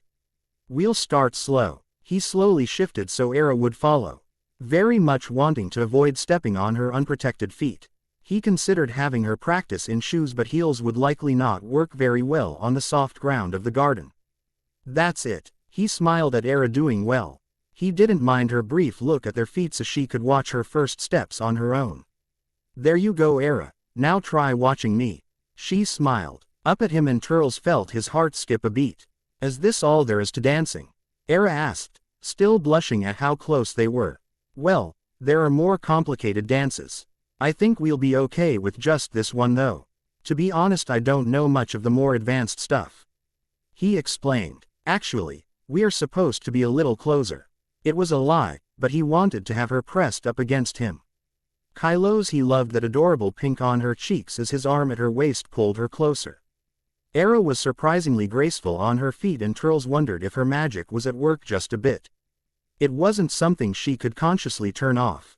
She smiled and resisted the urge to lean in and inhale his scent. Turles wasn't sure when they stopped moving exactly, but they were under a flow. Earring tree that made things almost private and intimate. The way Era was looking at him, the trust and happiness he could see in her eyes. She was so beautiful. His hand caressed her cheek before he could help himself. Turles, can I try something, Era? When she nodded, he leaned in and pressed a kiss to her lips. Her blush darkened, but she didn't pull away, and Turles took that as a sign he could go a little further. Era leaned into his chest as he hungrily kissed her again, and he pressed the both of them up against the smooth bark of the tree trunk. His hand settled firmly on her waist when he pulled their hips together. Turles cupped Ara's face and kissed her again before turning his attention to her neck. The girl whimpered and extended her neck for him. She was so perfect. The Pier 8 was pleased when she responded for him but made himself go slow. He wanted Era to be in control of how fast things went. Tell me if you don't like what I'm doing, he said softly before kissing her lips again. He knew it was an order, but he didn't want her to do this just because he was her master. Had he been watching, the pirate would have seen a haze clear from Ara's eyes before she froze. He pulled back when he felt her tense up.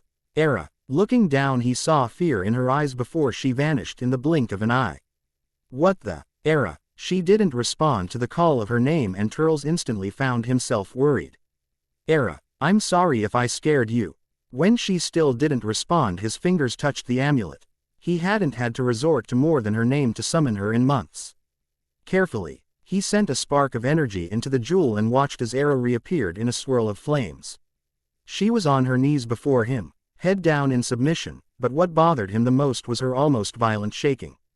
Era, what's wrong? He knelt in front of her worried, and it only grew worse when she flinched from his touch. I'm sorry, she whimpered with her eyes clenched shut. I'm sorry, please don't take it back. Era flinched every time he tried to touch her, but she didn't try to stop him. Shish, Era, what are you talking about? Take what back? He didn't understand what happened. I can't help if you don't explain, Era. Please, look at me. Your order. Her eyes were full of unshed tears. You got rid of something when you said to tell you if I didn't like what you were doing. Please don't take it back. You can touch me all you want, but don't. Don't, she couldn't finish as she started to cry. What did I get rid of? Era just shook her head. Era, tell me what I did, please. I can't. She finally managed to get out before she whimpered and drew her wrists to her chest. Turles couldn't help but notice the slight glow on her cuffs. Turles had a feeling he knew what was wrong and felt sick. Era, if I ask something, can you nod yes or no if you're allowed to answer me? She nodded. Are you under orders that you can't tell me about? Yes. Are those orders part of your binding? No. That actually made him feel better. He could do something about it, if the orders weren't woven into her binding.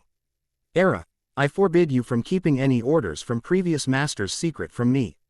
Even if you were forbidden from speaking of them, I order you to tell me what they were.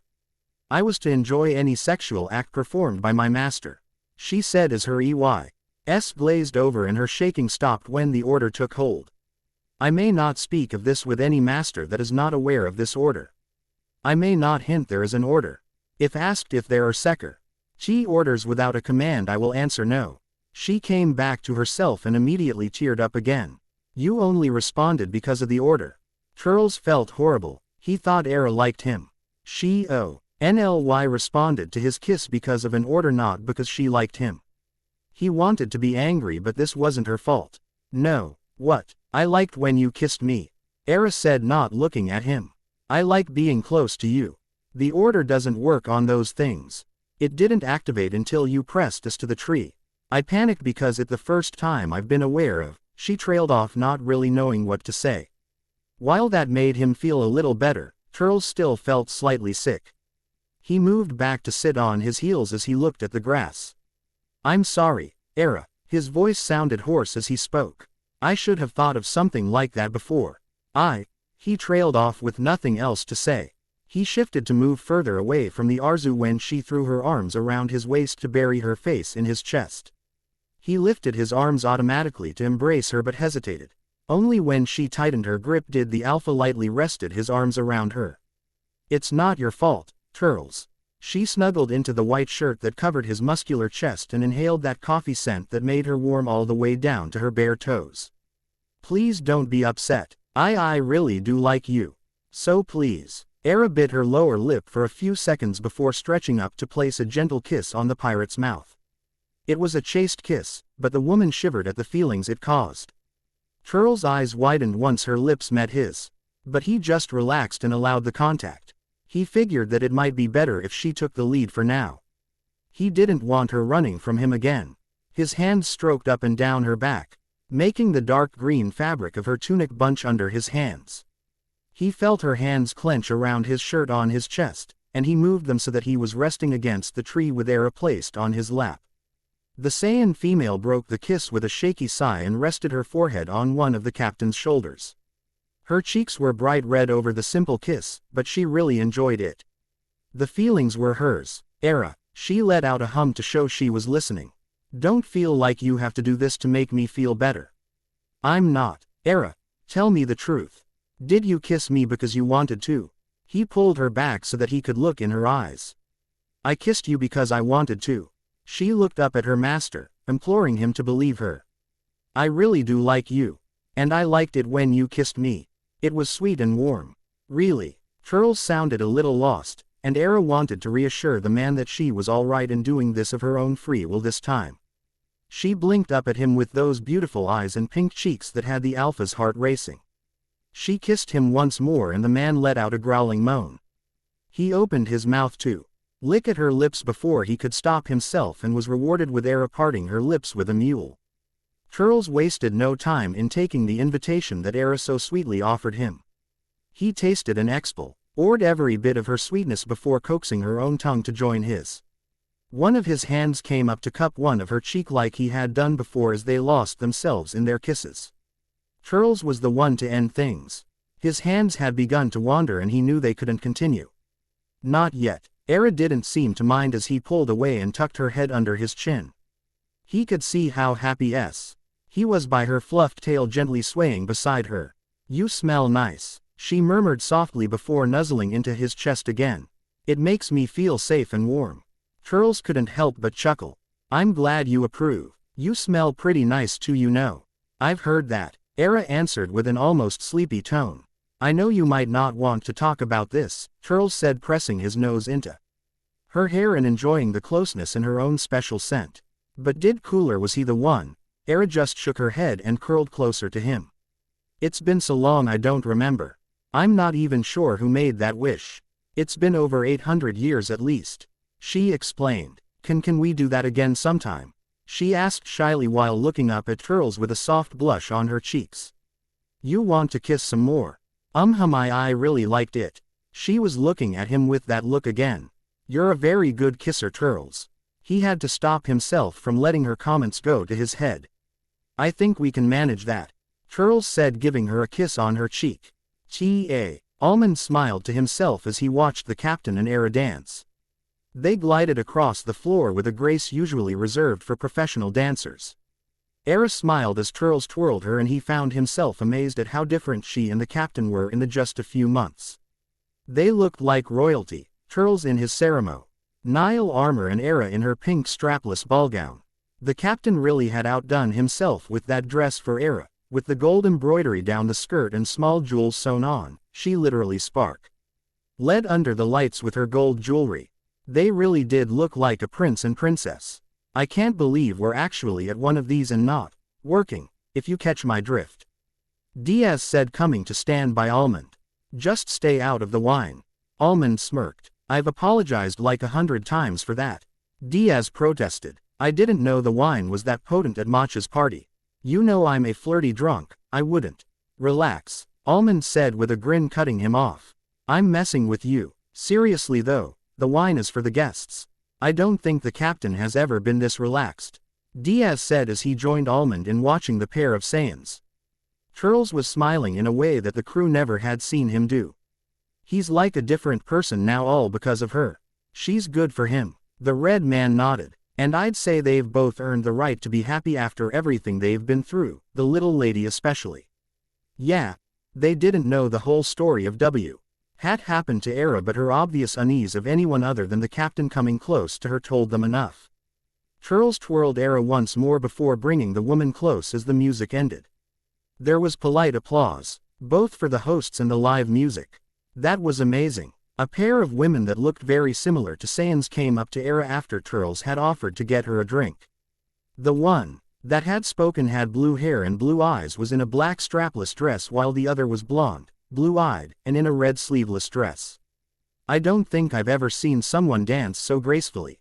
Thank you, the Arzu said shyly. Turles had to teach me how to dance last week, but I'm glad you liked it. That only took you a week to learn? The blonde asked. That's really impressive. My husband took lessons for a month before our wedding, and he still ended up stepping on my toes. Oh, Era lifted a hand to hide her giggle. I'm sorry to hear that, miss. My name is number 18 and this is Bulma.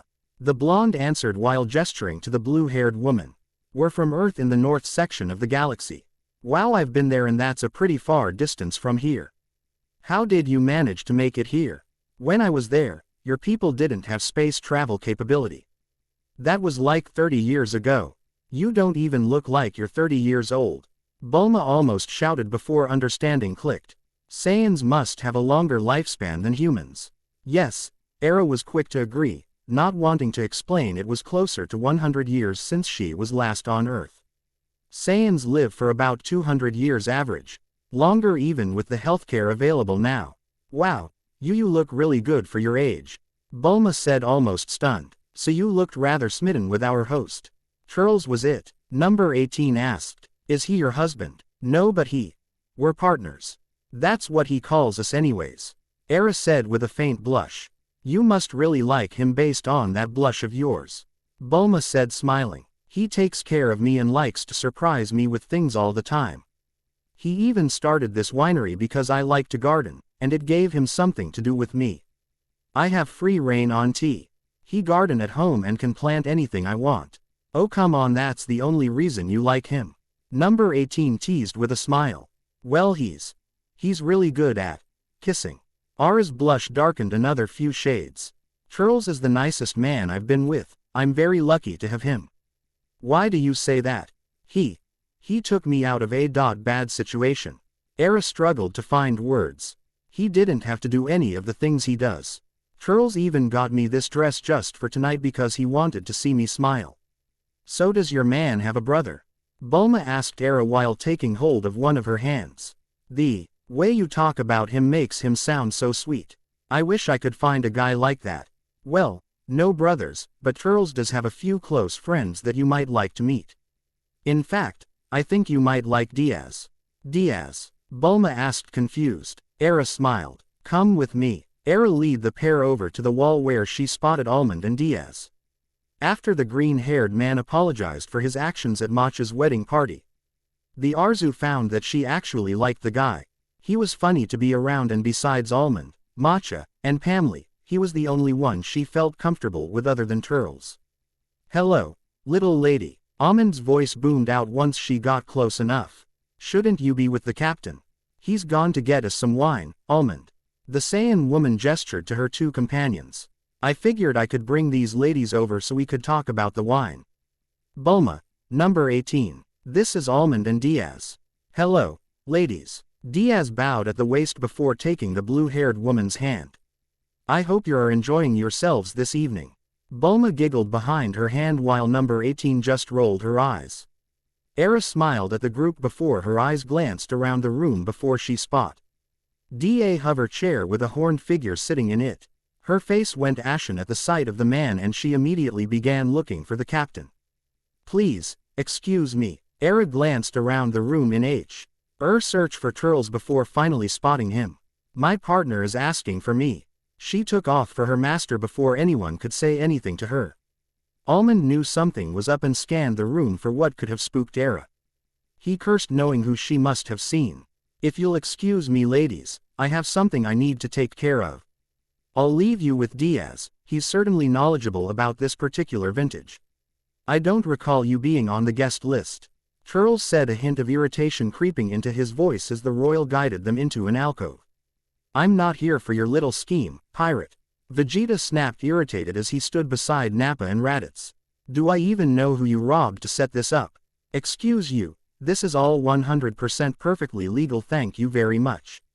He snapped with a scowl. Not all my business ventures have to do with piracy. You did something when you went with us to Cooler's palace. What was it? I told you I didn't steal anything but a small trinket. I don't care what you stole, I want to know what you did. The Colds are scrambling, almost like their information network has been cut off on one side. You were the only thing I can figure that caused this because it started after your little favor. How did you do it? Turles glanced at his chest where the amulet lay hidden safely under his tunic. Cooler asked Era about star systems. Information Era said was easily obtained. What if it wasn't so easy for someone to get without magic? Understanding dawned on him. Cooler used Era as a spy. Era hadn't understood the tactical CTS of what Cooler was asking because she hadn't understood what was significant about the questions she was asked. Nothing, Turles said after a bit. Nothing that I can see causing something like that anyways. He said, lying through his teeth. I poked around his bedroom, stole a simple piece of jewelry and met back up with you. Turles. Era was standing near the entrance with a concerned look on her face. He's busy, woman, Nappa bluntly said, trying to brush her off only to freeze when Turles growled. Talk to her like that again, and I'll rip your tail off and beat you with it. Era Refully sidestepped Nappa and slid into the Alpha's side, relaxing slightly when his arms slid protectively around her slim waist. This is my partner, anything you have to say to me can be said in front of her. Vegeta regarded him carefully for a moment. I don't believe you. Nappa growled, crossing his arms over his chest. There is no way someone like her is with you. It doesn't matter if you believe me or not, it's the truth. The pirate almost snarled at Nappa. I don't have time to play with you anyway. Stop pretending you have anything on me because you don't. Now, unless you have an thing useful or relevant to tonight's event, please see yourselves out. I'd rather not damage my outfit throwing your carcasses out of my party. You're the one that needs to stop pretending to be something you're not. Vegeta sneered as he looked over the ceremonial armor Turles had on for the night before looking at the Arzu. Why don't you leave this mongrel and spend some time with a real alpha? The woman shifted closer to the captain as he snarled in response. Turles moved her behind him slightly as he bared his fangs. He gave her a squeeze around her waist to show that he was there for her. I'm surprised at you, Vegeta. Turles' voice was calm despite the anger flowing through his blood. No one was going to take Era from him. Are you so desperate for a pretty piece of tail that you'd try to steal it away from someone else? I don't see a claim on her. Vegeta smirked, afraid she might want a real prince instead of a pirate playing pretend. She's obviously out of your league, mutt. Era suddenly tensed in his hold and her hands tightly grabbed his arm. Turles. She seemed to be staring at someone, the pirate cursed as he followed her gaze. Damn it, looks like you're not the only gate crashers, he said, nodding in the direction of the being that had his attention. Vegeta cursed under his breath as well. Good evening, Lord Frieza, enjoying the party? Turles asked. I'm not complaining, but I don't remember your name being on the guest list for my humble little event. Oh please, when I heard someone managed to recreate the fabled celestial strike, I just had to see it for myself. I was rather surprised to not receive an invitation. My apologies, I didn't think a refined palate like yourself would have any interest in my startup venture. If this is just your startup, I look forward to what other vintages you might happen to create. Oh, how rude of me. Good evening, Vegeta, I hope you are enjoying yourself. I never took you for having a refined palate. The pirate stiffened when he saw the tyrant's gaze settle on Era. If he knew what she was. Surprise crossed the demon's face before he chuckled in amusement. Ara's hands tightened on Turles' arm. She kept her gaze firmly on the floor. So this is where my brother's toy ended up. Turles could feel Era trembling and he gently squeezed her arm to comfort her. I wondered what he decided to do with her. I must say she was quite the obedient little thing. It almost took the fun out of playing with her, rare as it was. Turles felt his blood boil. I'm sorry, he said, not knowing how to proceed. Ah yes, I'm not surprised she hasn't told you. Quite the well-trained little servant. She won't say anything if she'd told not to, or move even. I swear my brother cheated in our games when he used her. All that aside, you have good taste, monkey. She certainly couldn't pick something so lovely to wear with that empty little head of hers. Do let me know if you ever get tired of her. I'm sure we could come to some kind of arrangement. Unless His Highness objects, that is. Turles could see the prince's eyes narrow in slight realization and he cursed in his mind. Doing his best to keep a neutral expression. The pirate dipped his head politely. I'll be sure to keep that in mind, Lord Frieza. If you'll excuse me, I need to check in with my other guests. Wouldn't want to be a bad host, would I? Turles squeezed Ara's shoulder as he led her away. Quite right, perhaps you monkeys can learn etiquette and manners after all. The frost demon chuckled as he watched the pair walk away. The captain caught Almond's eye and rotated his wrist so his hand formed a circle. Seeing that his signal was understood as the larger man began to round up his crew, the alpha turned his attention to the shaken woman. Turles gently guided Era to a balcony away from everyone, keeping a firm arm around her shoulders. She was visibly shaking. Once they were alone she turned, burying her face in his chest, clinging to him. Shish, it's okay. He's gone now, he soothed, holding her close and running a hand through her hair. Don't let him take me back, please. She begged as her shoulders shook with quiet sobs. Please, I don't want to leave you, Turles. Don't let him take me away from you. Does Frieza know? Era shook her head. Turles, I don't want to go back. He'll tell Cooler. Turles cupped Era's cheek and coaxed her into meeting his eyes. Look at me, Era. He coaxed, brushing her cheek. He wanted her to see the seriousness in his eyes. I will never let him take you away from me. You won't have to go back, I promise. If he takes the amulet, I won't have a choice. Turles, he could kill you and take it back. Someone could steal it and there's nothing I can do to stop them. She said, burying her face in his chest, crying. Hey, it's going to just fine. He softly said, lifting her face again and kissing her on the lips. His thumb brushed a tear away. We are going to figure out your name and set you free. Once we do that, the colds won't be an issue ever again. He pulled the amulet from under his shirt and held it in his hand. I can't promise no one will ever steal it, but I can make sure they don't get to keep it. You can grant any wish that doesn't break the rules, right? Confused, Era nodded. Then I wish for the amulet to always return to me if it is not on my person for more than 2 hours. Her eyes widened in surprise, and she looked at her cuffs, feeling her magic acting before a rose glow briefly outlined the amulet and Turles. Did it work? He asked anxiously. Like Era, he didn't want anyone to take her away either. I think so. Her dark eyes scanned the jewel and looked at him. My magic did something before I could even try. He gave her a soft SMI. That she returned before the door banged open. Turles snarled at the intruders, shoving the amulet under his shirt while Era ducked behind him. I'm sorry, Captain, they insisted. Almond said, glaring at the Saiyan prince. I want to know how you have a slave that belonged to Cooler, and why the hell you didn't think it was important to tell me. Vegeta growled. He tried to shove the pirate out of the way to get at Era before Turles shoves him back. The pirate could feel a tingle of warmth in his arm and knew Era enhanced his strength. I don't have to tell you shit, Vegeta. He snapped, squaring his shoulders with the prince. Remember, we're even. I don't owe you anything, certainly not something that isn't your business.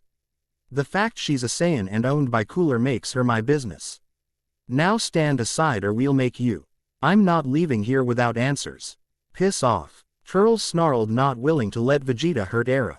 Turles. Era called out a warning as Nappa tried to blindside him with a haymaker. Sadly, this left an opening for Vegeta to drive his fist into the captain's gut.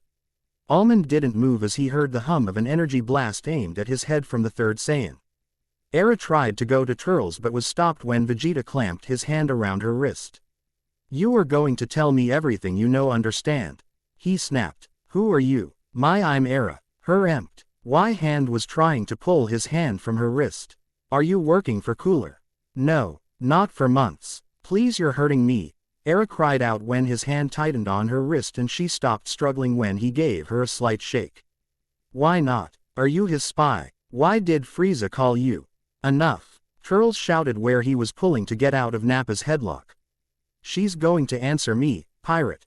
Are you a spy? I'm not. Stop it, please. Turles could see Era was afraid and close to panicking. Seeing she wouldn't act on her own, the pirate barked an order. Era, protect yourself. The reaction was instant. He could feel a warm pulse from the amulet before Vegeta was flung away from her and into the wall opposite them. Turles elbowed Nappa in the crotch, allowing him to break free BEF. Or he ran to Era, who had slid to her knees upset. She held her shoulders as she trembled. The Arzu looked like she was ready to bolt for the amulet, but Turles' presence was the only thing keeping her in the physical world. Are you all right, Era? She whimpered, not looking at him, obviously in shock. How dare? Vegeta's tone sounded livid as he pushed himself to his feet, drawing the pirate's focus back to him. You and your whore dare attack your prince. Turles bared his fangs at the other alpha over the insult to Era. He moved so that he was standing in front of her with his tail coiled around the still shaking woman. I'll see you both tried for treason. Treason, ha! The pirate let out a bark of laughter. Don't make me laugh. You and your command structure made it perfectly clear. Over 20 years ago that any Saiyan born off a Saiyan world wasn't one of yours. That we were exiles, remember that? Well, guess what, dumbass? You can't try exiles for treason. His claws extended his fingers as he let out a threatening growl. He flickered in sparks along his body as his hair and loose clothing floated with his power. Now get the hell out of my party before I kick you out, Princelling. And we find out how your brother handles being the new heir to the throne. Like you could take all of us on alone while defending that pathetic female. Vegeta snarled back as he also flexed his claws. That creature is so weak she's not worth protecting. Pathetic. She can't even handle one attack before she's on the ground. She should have saved herself the embarrassment and died rather than become a slave to the colds. Era flinched, drawing a growl from Turles. Who said the captain was alone? A voice from behind the prince had the shorter Saiyan stiffening as the sound of a blaster clicked above one of his ears. You better do as you're told. I'd hate for the little miss to see your dirty blood all over the place. Diaz almost snarled like his captain at the sight of the terrified woman. And he pressed the blaster harder against Vegeta's head. Vegeta growled but realized this was not a fight he could have. He knew he could win, but this was neutral territory and as the GG wrestler he'd take all the blame and possibly bar the Saiyans from other neutral territories. His father would kill him. But he had one shot left he could take at the pirate, something he knew Turles had wanted for more than 20 years. I hope she's worth it, Turles. Vegeta said with a smug look in his eyes. I was willing to revoke your exile status if you helped us with Cooler enjoy your harlot. If I ever catch you inside the Empire, I'll see to it the both of you are executed like the worthless exiles you are. If you touch her, I'll see to it you are the last of your line. Turles snarled back. Now get out. I'm sorry. Ara's soft words drew his attention away from the departing Saiyans. I'm sorry, Turles. I shouldn't have. No, you didn't do anything wrong, Era. It's okay, Turles soothed, taking a knee in front of her, trying to calm her down. I hurt someone I'm not as supposed. Please don't be mad. Era whimpered as her hands tightened on her shoulders. I'm sorry. Shish, it's okay. He gently pulled her hands from her shoulders. He didn't want her to hurt herself. You protected yourself like I told you to. I'm not mad at you. Vegeta is regretfully okay. Can you look at me, Era? It's okay, I promise. Vegeta can't do anything to either of us. He shouldn't have hurt you. The crew felt sick seeing what Era was reduced to. What kind of bastard makes a woman thin? It's okay to let someone hurt her and that she can't hurt them back. Era was such a sweet girl and nice to all of them even if she was afraid of them. And now they understood why. Almond was worried when Frieza showed up, and Era was certainly afraid of him, but he hadn't expected Vegeta to actually be the one to reduce Era to this. Turles finally coaxed her to let him hold her and she was shivering with his arms wrapped around her. Did you see how she made his feet go over his head? Matcha said with a grin. Mighty Prince of the Saiyans my ass. Diaz laughed. She knocked the shit out of him without even touching him. The rest of the boys all laughed at that. Era nervously peeked over Turles' shoulder at the laughter with her wide eyes. You like what? I did. Damn straight we did, little miss. Diaz beamed at the Arzu, making her relax in the captain's arms. He let out a chuckle at the comical expression the prince had on his face when Vegeta went flying. I've never seen Vegeta fly like that. It really was good. Almond hummed as he came closer to the Saiyans, giving the woman a smile once he saw her relax more. That asshole got what he deserved for trying to hurt you, Era. Really? Her voice was small from where she pressed her face against the Saiyan man's shoulder. So I'm not in trouble.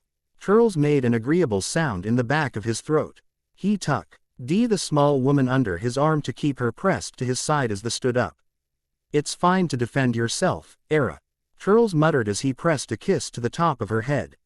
You will never get in trouble for protecting yourself. Indeed. Kakao's mechanical voice came from the door. It is illogical for one to expect punishment for self-defense. While Kakao could use some work on his sensitivity, Matcha gave a slight glare to the combat cyborg. He's right. You are not to blame for anything. She shivered slightly as she pressed closer to the Alpha, and he wrapped his tail around her waist. The pirate purred deep in his chest to help her relax more as he glanced back into the room. Do you want to stay or go back to the ship? He asked her, hoping she caught his meaning. I can handle the rest of the party if you want to go.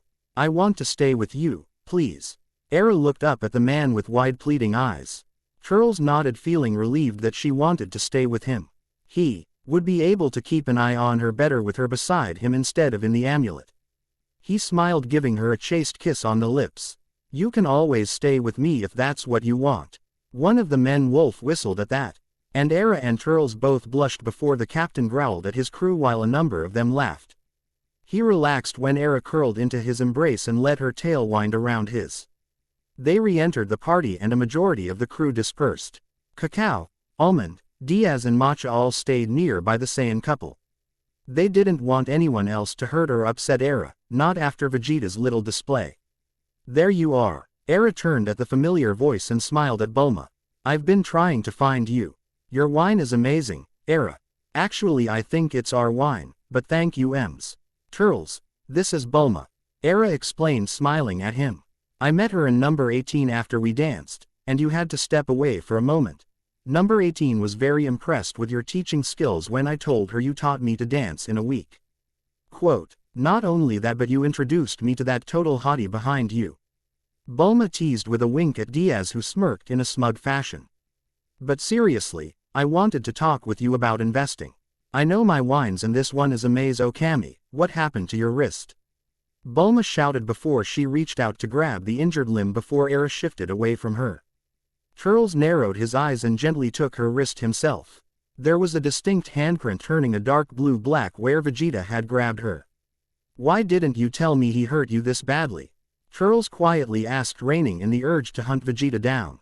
I didn't realize it was that bad, Era said softly, not wanting to meet anyone's eyes. Wait, who hurt Era? Prince Vegeta of the Saiyan Empire. Diaz spat angrily. He took offense to something and demanded Era answer his questions. He even attacked the captain. Era and I are exiles. Turles explained. Era trusted this woman Ino. To introduce her to Diaz and make friends, and that was good enough for him. That means you aren't from any of the allied Saiyan worlds, right? Bulma said, earning a nod from Turles. Why did he think she owed him anything? She's not his subject. That would be like me demanding answers from a Namekian. I used to work for Lord Cooler of the Cold Empire. Era softly answered, pulling her wrist to her chest. It's not something Era likes to talk about. Turles explained, giving Era a nuzzle and the pride he felt when she leaned into the touch. Vegeta and I were talking business, and Lord Frieza approached me as a guest. He recognized Era, and Vegeta lost his temper, I guess. Technically, neither of us belong to either empire. And he just thought it was okay to assault a lady. He tried to get me to leave Turles. And said some hurtful things. Era said as her eyes watered. Inwardly, Turles smirked and swore he'd give Era all the kisses she wanted for the fire her behavior lit in Bulma's eyes. Hell hath no fury, Vegeta. He thought to himself. Do you have any idea what you've done, Vegeta? The Saiyan King shouted at his son in the throne room. The younger of the alpha pair had his arms crossed with a scowl on his face. You not only went to a party you were not invited to, but you made us look worse than the colds. To a neutral planet with dozens of potential allies and clients. Father, do you know how I got the news? Frieza came strolling in during my meeting with Cooler. You have embarrassed the entire empire with your actions. All over a woman. I heard He tried to get her to leave Turles first. Turles muttered off to the side as he watched his older brother get a dressing down. His brother shot him a look of murder. This was Turles' woman. The older Vegeta shouted almost shrilly. Have you completely lost whatever sense you possess? I can't believe you threatened his woman. It's not that big a deal, father, the younger Alpha huffed as he crossed his arms over his chest. Both of them are exiles. They have no influence over the empire. The princes watched as their father stomped a couple of steps away and started to pace. And how the hell did you find out about that? Turles. Oh, my friend Bulma from Earth was invited to the party. The Beta Prince smiled innocently at Vegeta. She called and told me all about it. She heard the whole story from Era who she made friends with. You left a nasty bruise on her wrist, and Bulma saw it. This is unacceptable, Vegeta. The king whirled around to face his eldest. If the woman was an exile, why were you even looking at her to begin with? I wasn't going to mate her. Even more reason to have not bothered them. Vegeta shouted at his son. She obviously is close enough to Turles to know his history and not care. Claimed or not, you should have known better than to interfere. That Turles is publicly appearing with her on his arm at all, obviously means he's serious about her. Turles has more influence over the empire than you think. There is a reason why he's so difficult to capture. He and his crew have allies everywhere. Do you realize just what that means he could be capable of? His voice made the air flinch from the volume. He glared at the older man in slight confusion. You are assigned to Red Gem until further notice, and you'll report to the captain for your duties. What? Prince Vegeta shouted on outrage. That's a surveillance ship along the borders of our territory. And you're putting me under the command of a second class. Be thankful that's all I'm doing, you brat. The king snarled, making his alpha son back down a little. I have half a mind to strip you of everything but you name for this incident. Perhaps a year or so on at Vessel will straighten your attitude out. I suggest you pack, you're leaving in the morning. So help me if you disobey me, Vegeta, I will publicly disown you. Fath. Not another word, Vegeta. He elder prince growled and stormed out of the room, leaving his father and brother behind as he slammed the door in anger. Was that really a good idea, assigning him to the Red Gem, father? There is almost nothing he can do to make the situation with Turles worse on that ship. The last thing we need is for Turles to decide he wants Vegeta dead. Your brother is one of the strongest Saiyans to ever live, but even he isn't immune to poison or assassins. You don't think Turles would actually do that, do you? Just because he helped you doesn't mean he's not an opportunistic bastard. If he tries to kill your brother over this woman, there won't be much I can do. Turles will have to be captured or killed if that happens. The Empire won't stand for an exile murdering the Crown Prince. The whole concept of exiles is stupid. Turles bluntly stated. You can't control where you're born, it's not their fault they weren't born here or on an allied world. I agree, but it's too late to reverse the decision now. Too many exiles hate the Empire for us to welcome them back with open arms. At the beginning of the war with the Colds, it looked like our best option after several Saiyans were found working for the Colds inside the army and the government. Some of us didn't even trust the people we lived and worked beside, and we had to make a decision. All of this trouble with Turles would Avenue never been an issue if it weren't for the exile edict. He tried to join the military. Your brother was the one he approached, ready to swear fatality to right there on one of Cooler's planets. Vegeta shot him down, didn't he? From what I understand, he beat Turles severely and left him half dead in the street. After that, the next thing we hear, Turles is plundering ships left and right under Captain Slug about a year later. He was especially brutal with any Empire Saiyan, even though he never killed them. Turles was stunned, but not surprised. His brother was the reason, or at least part of the reason Turles was a pirate. Why did he help me then? The king shrugged, settling into his chair. There is no telling. Maybe he felt like it. Maybe he did it for the favor he could get, an opportunity to get onto planet Vegetase, to piss off the colds who couldn't have made his life any better that we did. Father, from the sound of what Bulma told me, I think Turles and his crew are going straight. Nothing happened at the party besides Vegeta and Frieza being uninvited guests. It doesn't matter if he is or not, King Vegeta said with a frown. He's still a very dangerous man. Never forget that, Tarbell. Take my advice and pray your brother realizes how much of a threat Turles can be, and that he'll leave the pirate and his woman alone. Break. Turles was on the patio with a glass of wine in his hands, having decided to take a lunch break. Era was wearing her green tunic, skirt and leggings he taught her to dance in, talking and even laughing with Pamela out by some of the rosebushes. He was glad she was happy and making friends, even if he hated sharing her attention and letting her out of sight. But she needed this, and in truth so did he. He'd be no different from her previous masters if he kept her hidden away. He fingered the amulet's chain absently before he heard the door open behind him. Era did too, as she turned to see who was there. Smiling, she waved at both him and Almond before Pamela pulled her attention back to something. "How are things going?" Turles asked, turning to hand his first mate a drink, only the pause at the serious look on his face. "We should take this inside, Captain." He gave the bottle on the stand behind Turles a look. "You might need that." "What's going on?" the Saiyan asked as he walked inside with his first mate behind him.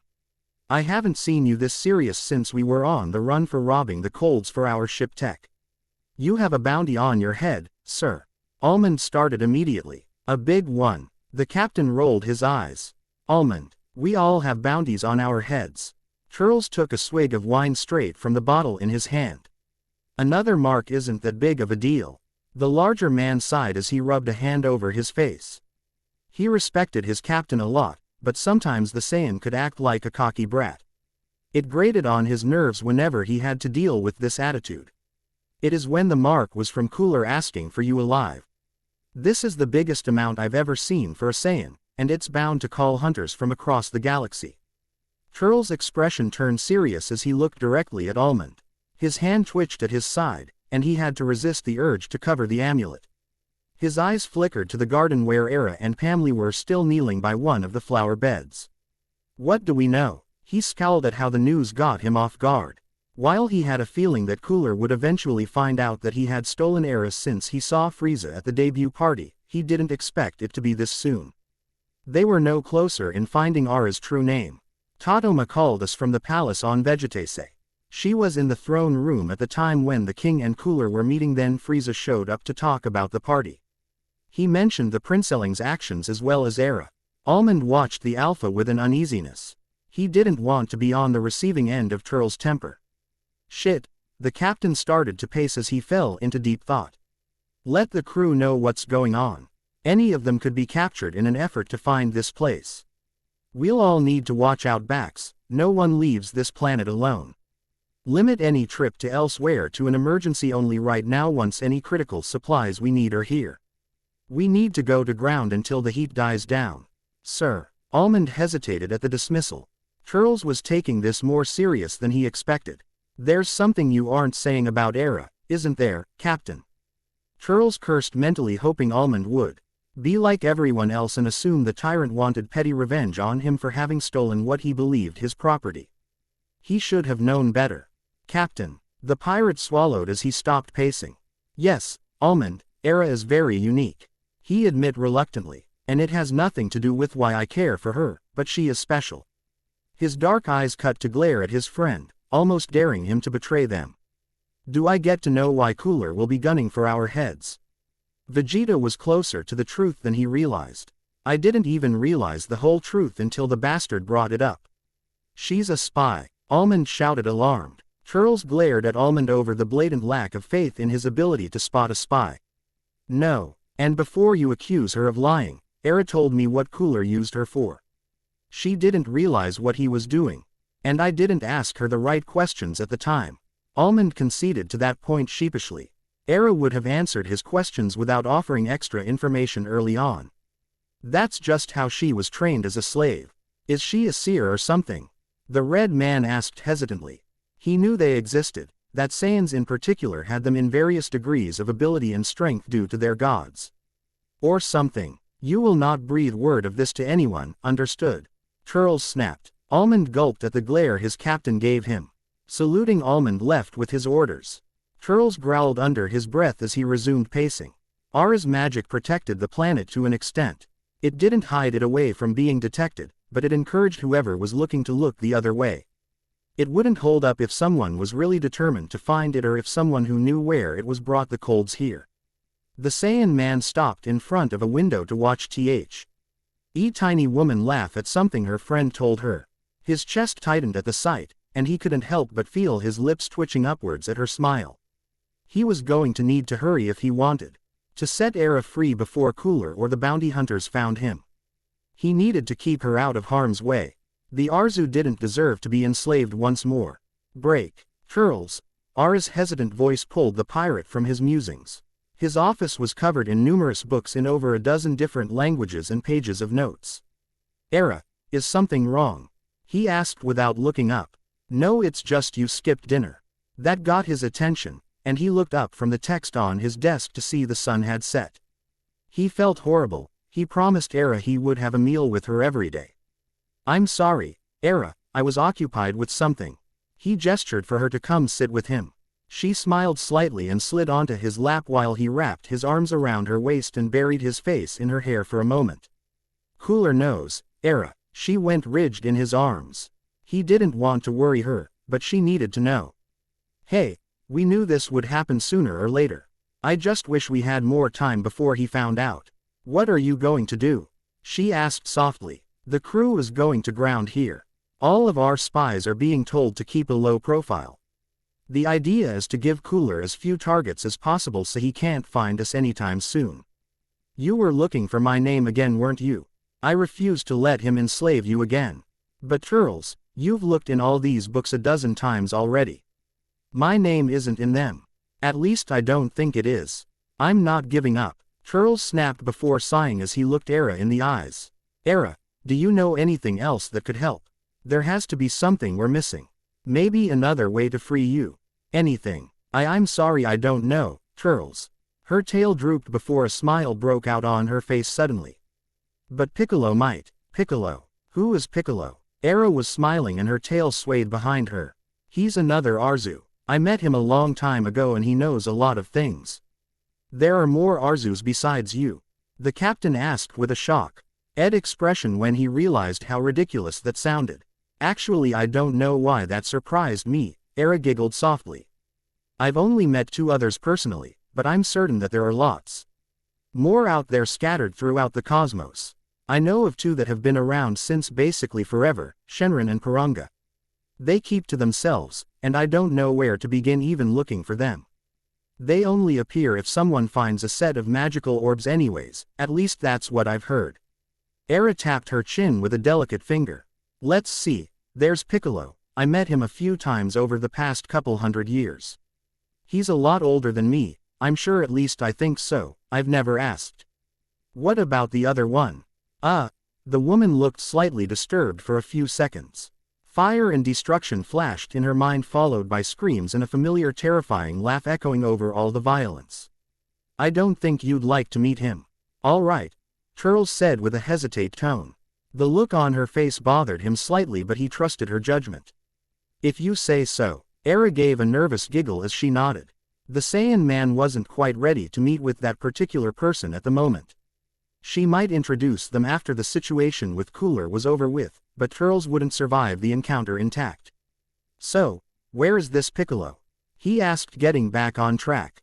Last time I saw him, he was on this little out-of-the-way planet called Earth. Era chirped up. She had a vaguely excited expression over the thought of seeing the other Arzu. She had missed her friend. The one where those women are from. Bulma and number 18. Turles could remember that name being mentioned in passing when he was talking with them after the incident with the Saiyan prince. That's the one. The woman smiled at the Alpha and squirmed lightly on his lap. Piccolo doesn't visit as many worlds as I do, but he should still be on Earth. It's only been 100 years since I've seen him. Do you wish to go see him? Quote, yes. Turles stood up while keeping an arm wrapped around Ara's waist. If he has any insight on how to free you or keep you out of Cooler's hands, I'd rather make the trip. All right, hold on please. Ara's red mist enveloped them and they were gone. Break. Ara and Turles appeared in an empty wasteland with plateaus and sparse vegetation everywhere. Are we in the right place? Turles asked as he held Ara close to himself. He knew she could protect herself, but his instincts demanded he keep herself. We should be. This is where I sensed him, Ara said, looking around. Her smile brightened as she blinked out of Turles's hold. Turles could hear the sound of a tackle over the ridge. Damn it, Ara. Bolting over Turles was worried the other Arzu was going to hurt Ara, only to find her hugging a Namekian around the neck with her tail wagging. I missed you, Mr. Piccolo. It's been a while. It hasn't been that long, it's barely been 100 years. And what did I tell you about tackling me? He growled, trying to shove her off him. She laughed nervously while sitting up before rubbing the back of her head. Not to. Sorry, Mr. Piccolo, I forgot. The green man rolled his eyes before getting to his feet. His gaze landed on Turles and both narrowed their eyes at the other. He with you, Ara? Yep. Ara darted over to Turles and pulled him over excitedly. This is Turles. He's my current master. He taught me to dance, gave me dresses, and lets me plant whatever I want in the garden at home. The pirate noticed Ara seemed oblivious to the hostility. The green man was radiating as he studied them. Hostility that was directed at him, Turles noticed, and not Ara. That right, Piccolo growled. Ara, how long have you been with him? Let me the female muttered to herself as she started counting on her fingers. A year, I think. He stole my amulet from Cooler. And what else has he been doing exactly? Piccolo leveled a glare at the pirate, who growled softly. He took me to 2 parties. Ara said excitedly while her eyes sparkled. I actually got to be there and not watch through the amulet. And he got me dresses for both, and let me try all kinds of really tasty food. Have you ever had chocolate, Mr. Piccolo? It's so good. I don't think I have, Ara. Has he done anything you don't like? I resent being talked about like I'm not here. Turles growled. I haven't done anything to Ara, Mr. Piccolo. Ara was confused when her friend growled back at Turles. Why should I listen to you?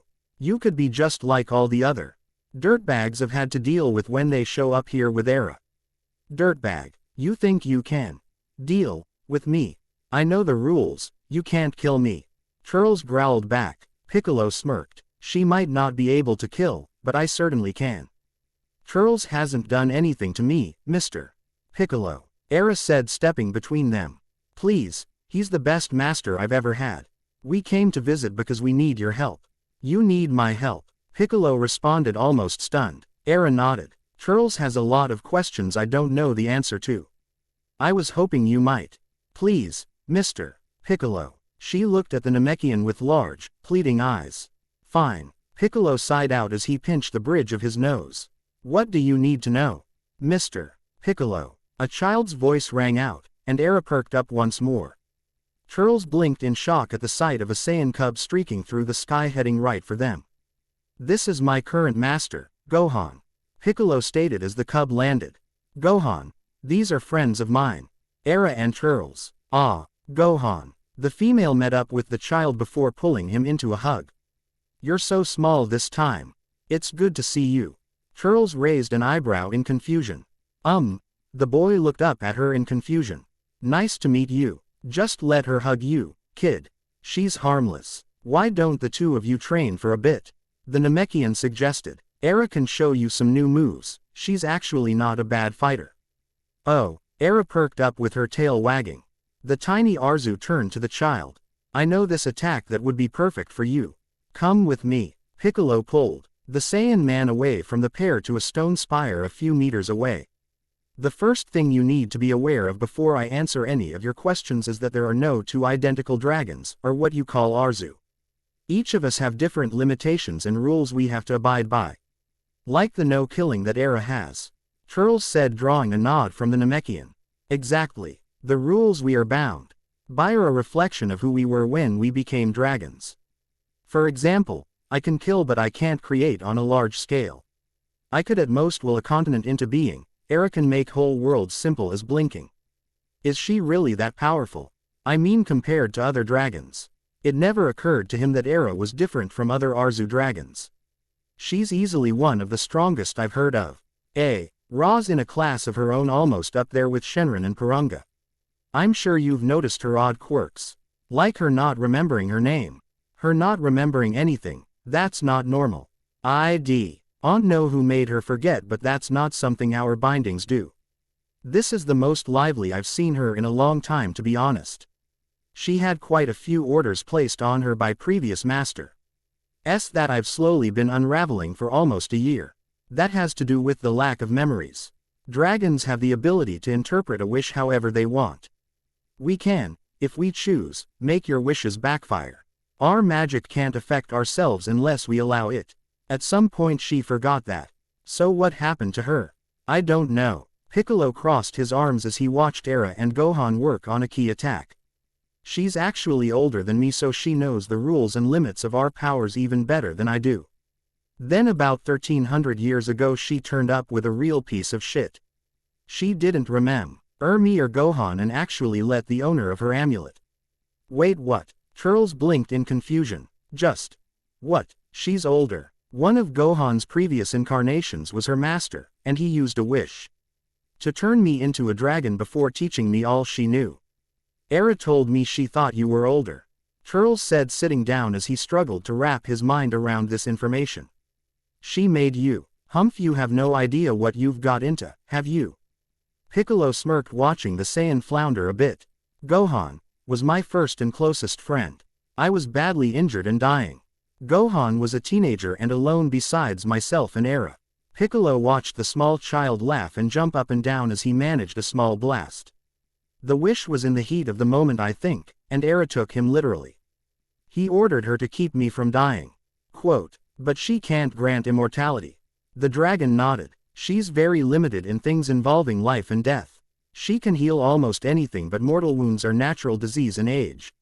Era shone like a star that day, surrounded with gold and red light. I was reborn, I guess. Afterwards she explained, and that there was a problem.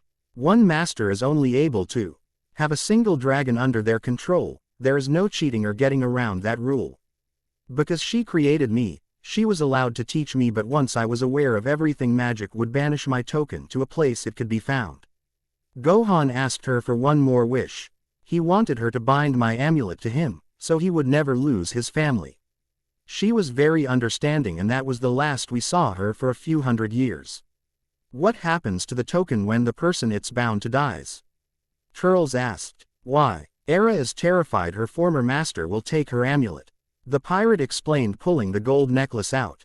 I made a wish because she was so upset that the amulet would be bound to me in return if it was off my person for more than 2 hours. It works. I left the necklace across the room and watched it. What will happen if I die and the amulet is stolen? I don't want Era trapped with my dead body forever. You weren't listening to me earlier. Piccolo said, crossing his arms. Sooner or later the amulet will find its way to your next life. I told you Gohan wished for me to be bound to him. That little kid over there with Era, that's the same Gohan. He's had a few different names over the centuries, but I always end up with him when he's a child, somewhere between the age of 3 and 8. When we last saw Era 100 years ago, Gohan was in his 20s. Reincarnation is real, too. Turles couldn't believe what he was hearing. Unless you do something to remove yourself from the cycle, like never dying, then yes. Sooner or later everyone is reborn. Turles found his mind racing. He would be reborn, and he would have Era in every life from now on if she stayed bound to him. The dreams he kept having made him wondered, but he shook that off. It was a coincidence. Does he remember? Not always, Piccolo answered. Sometimes he has dreams of things, or he'll say and do something that's just purely him. He would have to wish to remember, but I've never suggested it to Gohan. Why not? Would you want to remember several lifetimes of all the bad things in your life? Times you've been killed or died in horrific ways. The Namekian growled. The memories aren't important. They aren't what make Gohan who he is or was. In all the lifetimes I've spent with him, Gohan has never drastically changed from the person he was. Is that how all dragons are born then? No. We all have something different. I'm sure there have been other dragons created the same way, but like I said, there's nothing identical with any of us. What exactly did Era bring you here for? She could have a NS word any of these questions if you asked her. Turles ran a hand through his hair. I honestly wasn't expecting to learn about reincarnation, it never even crossed my mind honestly. I need your help. I'm trying to free Era. You said she's older than you, that she trained you. Please tell me you know her real name or another way to set her free. You want to free her. I don't like slavery. When I met her, Era actually went by the name, slave. She has been forced to enjoy being taken advantage of, told to be the perfect servant, and so messed up she will let herself be hurt because she's been told she can't protect herself. Turles growled with fire in his eyes. And because I can't be with her how I want to while I'm her master. Piccolo's eyes widened. You love her. I do. And I'm pretty sure she feels the same way. I've tracked down every Saiyan and Tuffle myth that we think are connected to her, but there is nothing that gives us any clue what her name is. Era, Karoti, Kausaran, and at least half a dozen more. I've even tried wishing for the knowledge of her real name. She doesn't remember it, and wishing gets nothing. Piccolo studied the Saiyan closely before something about him seemed to soften. He had an approving glint in his eyes now. I take back my previous assumption. You're not a dirtbag, you're a blind, lovesick fool. Turles scowled, but he didn't deny the words. He was man in love, and he wanted to do everything he could to free the woman that caught his affections. It still made him sick to his stomach at times that Era was essentially a slave. I don't remember her true name anymore. Her magic is more powerful than mine, so any knowledge I had has been erased. The space pirate seemed to deflate over those words, but the Namekian dragon P. laced a hand on the shoulder wing of his armor. However, I do know of another dragon that might know. He'd be the only person that might have a clue other than the Kais, Shenron, or Kuranga. Really? What's his name? Where can I find him? The Saiyan was on his feet in front of Piccolo with painful hope in his eyes. He resisted the urge to grasp the white cloak, similar to his own, and shake the answer free. His name is Guru, and he lives on Namek. From what I know, he's almost as old as Kuranga and would be able to resist Ara's magic. He's revered as a wise elder by other Namekians. That dragon is a little strange, and well, you'll find out when you meet him. I believe his current master is Nail, so if Guru is being difficult, he should be able to help. Thank you. Turles bowed his head at the dragon in respect.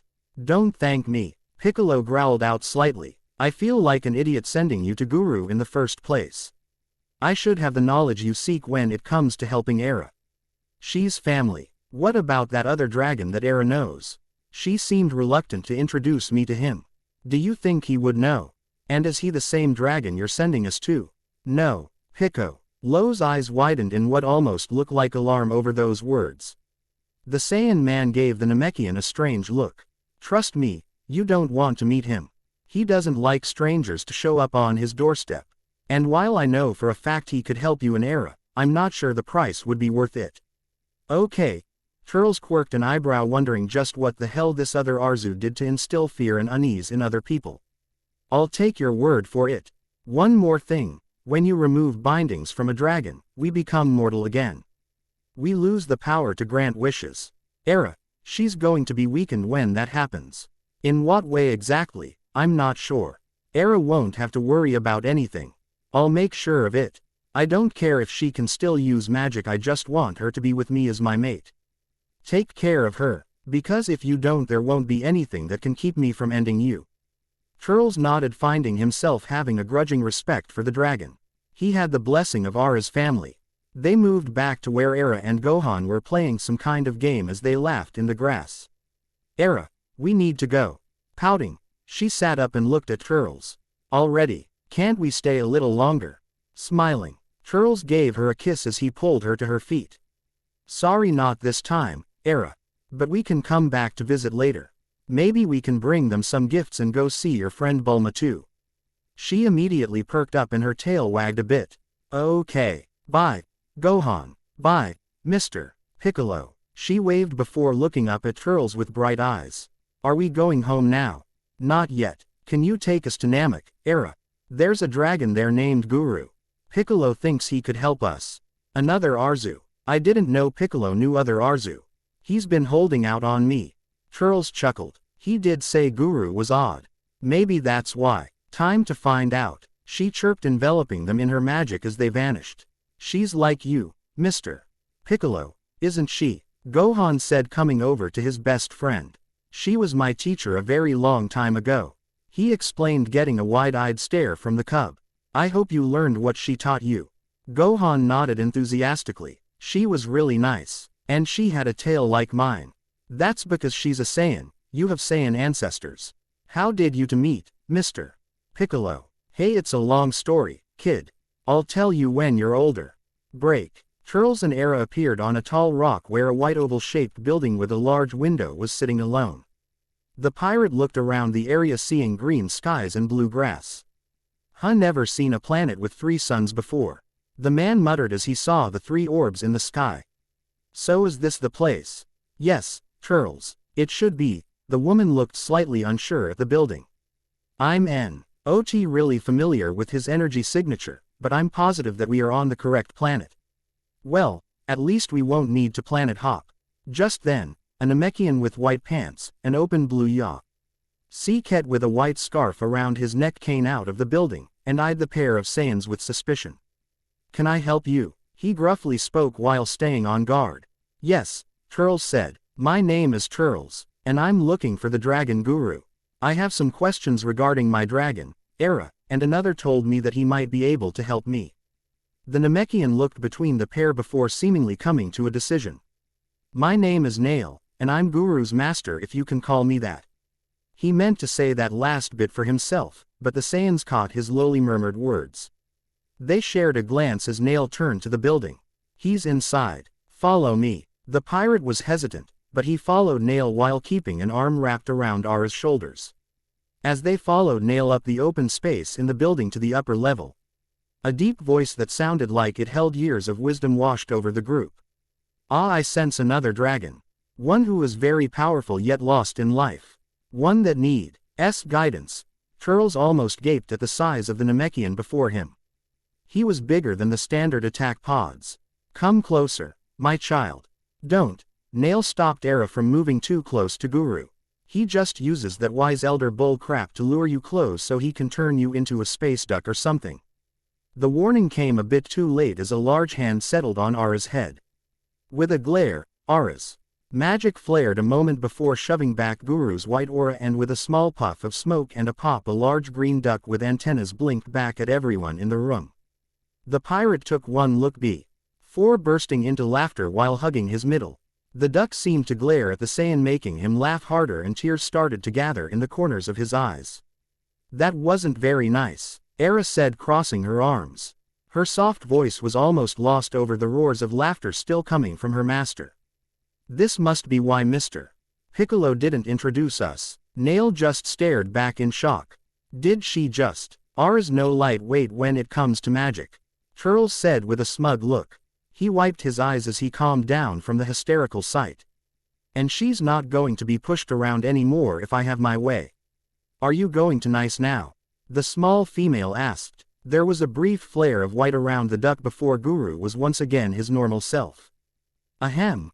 The large Namekian coughed into his hand. It would seem that you have passed my test. You weren't testing her. Nail snapped from his spot beside Guru. She made your little prank backfire. Do not speak of matters you know nothing about. The elder snapped at the warrior.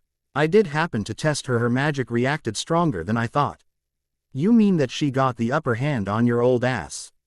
Nail smirked at the dragon. I almost wish that she didn't turn you back. That form seems like it would be more manageable. Turles watched the pair with his eye twitching. He started to wonder if coming here was a waste of time. How about I turn you into that creature again? The one when you became my master. Guru's tone seemed to be filled with a sinister mischievousness. I'm sure the young one would be happy to see that. I've ordered you to never do anything like that again. Nail shouted. And I know you cannot go against a direct order. Era giggled as she watched the pair argue. She had never seen a master and Arzu like this pair before. And it was funny to watch. She turned to look at the alpha only for her amusement to falter slightly. Turles was glaring at the Namekians with his arms crossed over his chest. He finally shook his head and moved to leave. Come, Era, let's go home. This is a waste of time. The pirate started to levitate when a deep voice called out behind him. So you don't want to know how to free your dragon after all? The Saiyan man stiffened in the air then glared over his shoulder. He fought the urge to snarl when he saw Guru look at him impassively. How did you know? Turles almost hissed out, ignoring the shocked look on Nail's face. You seem to be too self-absorbed to notice us. Not much escapes my notice, Saiyan. Guru said. Tell me what you seek. The pirate hesitated for a second before landing back on the floor and crossed his arms over his chest. I need to know her true name, and another dragon told me that you might have been powerful enough to retain the knowledge when it was removed by Aura's power. Guru hummed as he raised a hand to rub at his chin. Era hesitantly came to stand beside Turles and let her tail wind around his. She didn't know if Guru could help them any more than Turles did, but she hoped her friend Piccolo had been right. I have some of the knowledge you seek. Long ago, I felt a wave of magic that tampered with the knowledge I possess. But I was able to resist the effects for the most part. Both Turles and Era looked hopeful over his words. Her name is scattered throughout the different cultures. Only pieces are present like a puzzle. You must find the right combination before making your wish. Turles just stared at the giant Namekian dragon, shock evident on his face. Let me see if I'm understanding this correctly, he said as he tightened a fist while crossing his arms over his chest.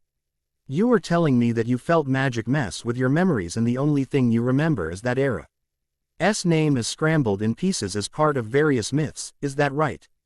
You are correct. You are bloody useless. Turles snarled angrily. How the hell is any of that helpful? Do you have any idea how many different names there are? I can't unscramble a puzzle if I don't have something more than that to go on. Turles. Aura's tail curled near her leg as she looked at the ground. She was Disa. P pointed that this dragon wasn't really able to help them much. Surely you know something else, Mr. Guru, she asked, hoping that was the case. Perhaps. Guru rubbed at his chin. What would you be willing to trade me as payment? Little dragon. What? Turles growled while Era blushed. None of the other dragons I know ever asked for payment. I'm not other dragons, and they didn't have the knowledge you needed, did they? Guru said with a smirk. I don't have anything, Era said softly. I could make you flowers or whatever else. I have no need of earthly things, I can create as you can. Guru said. How about some of your magic? The old dragon asked. You won't be needing it after you're freed after all. You want my magic? Era had paled at the suggestion. Absolutely not. Turles snarled, stepping in front of Era to protect her. I might not know much about dragons, but I'm fairly certain you asking for her magic isn't done. Guru merely shrugged as he leaned back into the massive throne-like chair. Suit yourself. If we are done, would you mind leaving? Wait, Era said, stepping from behind Turles. If you can tell us something that can tell us how to figure out my name, a legitimate guide or clue, I'll give you a portion of my magic. Era. No. Turles grabbed her arm and turned her to face him. You can't do this, it's not worth it. But it's what you want. She said quietly. You want my name so you can set me free, and I want you to succeed so I can stay with you. I don't know how else we could do that, Turles. I don't want you to give up part of yourself to do that. Turles said, cupping her cheek. Your magic is part of you, isn't it? Part of what you are. Tearing out a piece to give someone else isn't worth the knowledge we can gain. Why are you still here? Guru droned in annoyance. Actually, about that, Nail said, straightening up from where he watched everything. I might be stuck with this giant green asshole, but I can do something to help you out. Why would you help us? The pirate asked with suspicion in his eyes. Because in the 50 years I've been around Guru, no one has ever made one of his little jokes backfire. Yo, you have no idea how refreshing that was to watch, Nail said with a smirk. Guru, I order you to tell them all the information you have about Aura's true name, including the key to solving it without any form of payment.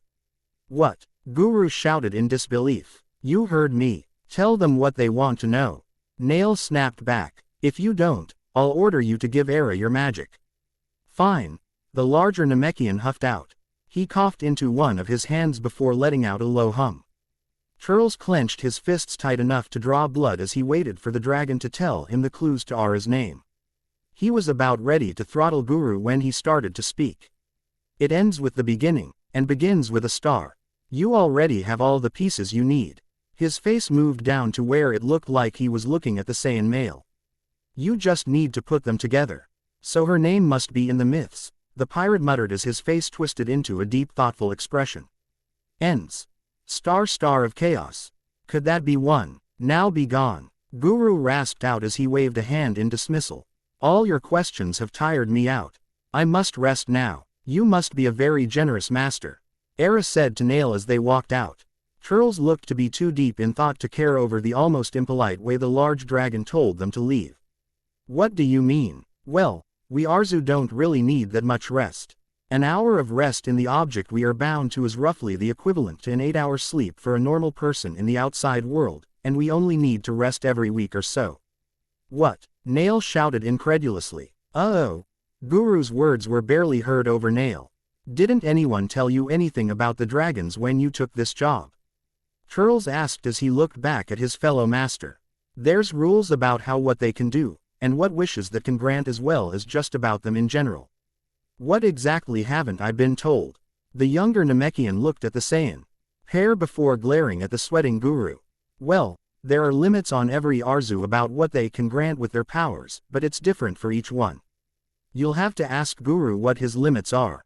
Era tapped a finger to her chin as she shot the other dragon an innocent look. Other than that, we don't eat or sleep. We occasionally need some rest, although that's not very often. No, Guru shouted. Why did you say that? As that's so, Nail hummed as he looked back at Guru with narrowed eyes. Thank you for that information, Era. I'll deal with you later. He snapped at the older Namekian. Thank you for all your help. She smiled back at Nail. We appreciate everything you've done. Turles and Era bowed their heads as they floated to the lower level. So did he give you any ideas? The woman looked up at the pirate as they landed. She didn't want to get her hopes up, but she was praying that the Alpha understood or had some ideas of what the clues meant. I think so. Sounds like your name is scattered in the myths I've read. Let's go back home so I can read through them again. I think the first myth is the Star of Chaos one. Turles rubbed his hand over his chin in tea, hot as he stared at the amulet in his hand. He glanced up to see her nervous expression, and gave her a soft smile while wrapping an arm around her shoulders. Don't worry, Era, I'll free you soon. I don't think so, thief. The voice came from behind the pair, and before Turles could turn, something hard hit him over the head. He fell to the ground in a heap, and the last thing he was aware of was Ara's cry of his name and a rose-colored glow. Era recognized the room she was in when Cooler called her forth from the amulet with a painful jolt of energy. It was his quarters on his flagship. Her mind went immediately to Turles and could only hope she acted quick enough to save him. When Cooler struck him from behind, Turles had dropped the ruby, only giving the Arzu seconds to react before the stone called her back. For the first time in her memory, time seemed to crawl while she was in the amulet. Mentally, she ticked off each second until the amulet was supposed to return to him. Ping, it did so before Cooler could find a way to interfere. The demon was quietly contemplating something as he turned her amulet in hand. Era almost regret Turles giving her back the ability to feel, as anxiety and fear bubbled within her while she watched and waited to see what Cooler would do. As their eyes met, she knew she made a mistake. The ice demon backhanded her hard enough it threw her to the floor. You forget your place, slave, he snapped. Anger shot through her at that word, the one Turles hated so very much. Era. Cooler paused and looked back at the Arzu who was picking herself up without a mark on her. Excuse me, my name is Era, she said quietly. I'll call you whatever I like, slave. Unless it's escaped that small mind of yours, I own you. He said, hitting her again. Era cried out this time and glared up at Cooler from the floor, but she stayed down. He could hit her all he wanted, and it wouldn't hurt for more than a few moments, but that didn't mean she wanted to take more punishment than she had to. Do whatever you must to come back to me, Turles had told her when they tested the failsafe. If someone steals it and summons you, stall for time. We know it works, just be safe, Era. Be safe and come back to me. A year with that filthy pirate has taught you some very bad habits. Cooler's voice cut through her thoughts. I think it's time to remind you who was the master and who was the slave. She didn't like the sound of that. Dread settled in the pit of her stomach where she knelt on the floor. You banished your pirate filth somewhere I can't get to. I command you to destroy whatever world you sent him to. Quote. Era felt her heart stop. She couldn't do that, she wouldn't. No, you don't have a choice. Now do as I command. I can't kill, you know that. Ara's voice shook. I'm ordering you to destroy a planet, the same planet a filthy pirate just happens to be residing on, now do it. I know that is within your power. Cooler was right though, he had made her do so in the past. Era anxiously waited for her magic to act so she could try to fight it, but to her shock nothing happened. Cooler raised an eyebrow when there was no telltale glow. W of magic or energy from the stone in his hand. Stop stalling and do as I order, slave. Again she felt no compulsion from the amulet to do as he said. Understanding dawned on her then. You can't order me to do anything, she whispered to herself as she smiled. Turles was still the owner of the amulet because of his wish for the amulet to return to him, so she was only bound to his commands. Cooler couldn't make her do anything. What was that? Era looked up at him with a spark of fire in her eyes. You can't tell me what to do anymore. Turles is still my master. With a shout of rage he attempted to strike her again as she got to her feet, only for his hand to slam into an invisible force field. And that means I don't have to let you hurt me anymore either. Era said with a look of defiance in her eyes. She was allowed to protect herself. Cooler didn't own her anymore. She flicked her wrist and sent the frost demon flying until he crashed into a wall while the amulet fell out of his hand. Cooler growled and rushed to hit her, but a barrier erected itself in front of the Arzu, stopping the kick just inches from her face. Cooler's red eyes widened, and he jumped back before starting to fire off key blasts at the woman, heedless of the damage he was causing to the room. He gritted his teeth as he saw that none of his orbs were having any effect in cracking her shield. He switched to a barrage of physical attacks. That struck the shield with great force, but nothing he did seemed to be working.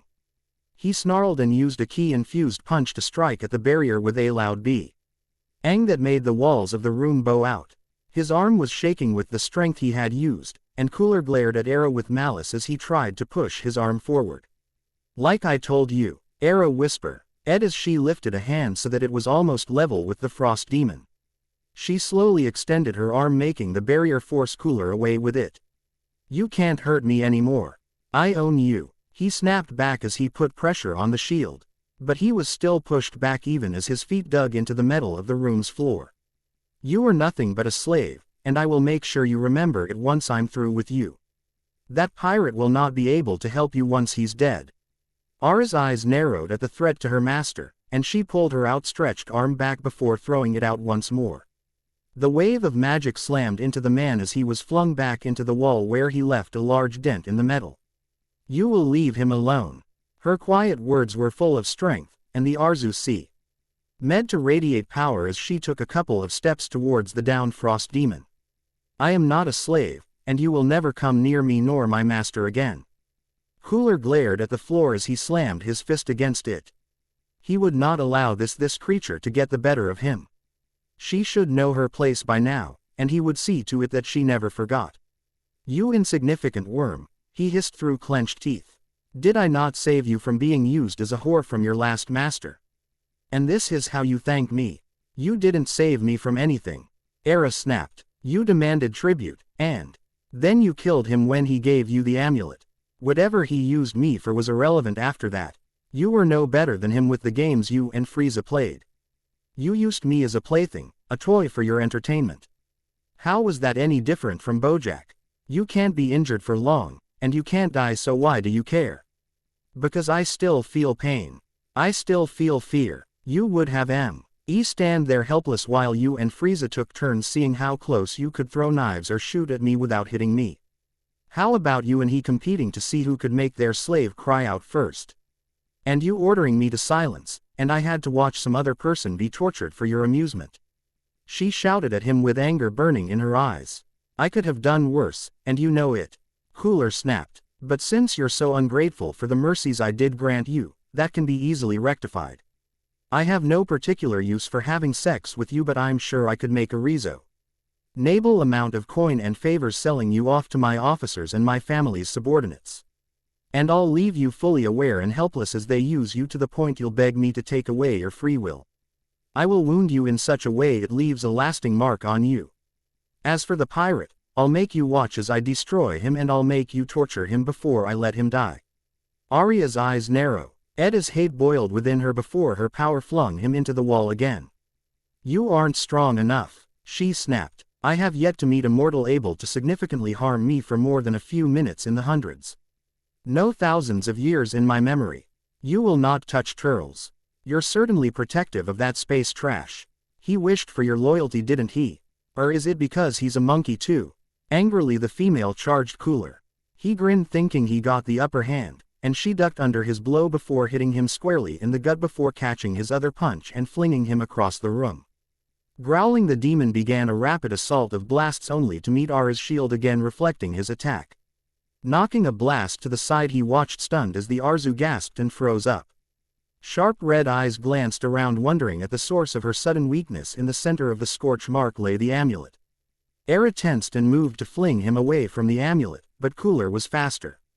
His fist slammed into the amulet, drawing a gasp of pain from Era. Cold, red eyes landed on the amulet that his fist had hit to see a tiny crack, and a cruel smile grew on his face. "Seems I can hurt you after all." From the look of fear on her face, he knew it had to be true. His foot settled on top of the stone, and he slowly applied pressure. She clutched at her chest before falling to her knees. His foot slammed down again, making a crack sound through the room that was accompanied by a loud cry of pain. The Saiyan woman used her waning strength to throw him aside as he moved to hit her prison again. A blast shot from Cooler's finger aimed at the necklace, and Era dove to cover it with her body. As soon as the skin of her hands touched the gem, pain flickered up her hands and arms like fire. Still she grit her teeth and held it close to protect it. The blast hit her shoulder, making the woman cry out as her magic tried to heal her. The ruby flashed as Ara's power tried to escape the gem, some red and gold light actually leaking from the hairline fractures. A flash of bright light came from the amulet, blinding Era and Cooler. Once the tyrant could see again, both the amulet and Era were gone. A.W. Turles winced at the pounding in his skull when he started coming to. Grass was brushing his face and the air was cool with the sensation of pre-dawn. Groaning, he hissed D as his hand brushed the bleeding lump on the back of his head. The last he remembered, he was with Era on Namek. Oh shit, Era. His hands relentlessly pulled at his clothes and pockets looking for the amulet.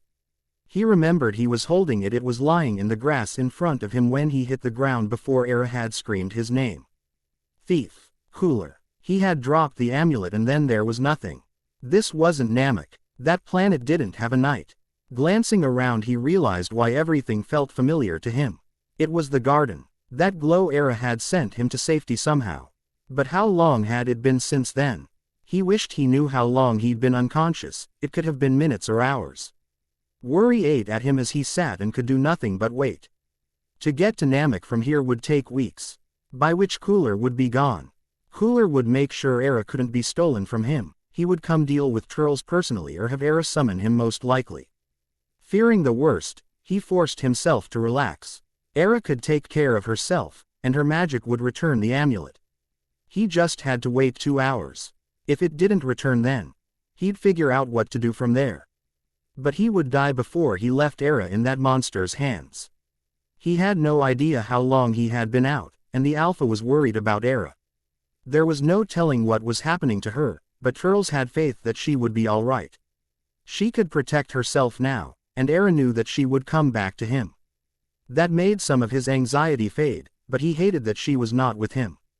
Trying to relax some, the pirate went into his home to clean up the blood out of his hair so he wouldn't startle the Arzu when she came back, and to also wait inside in case any of his crew came to his manor.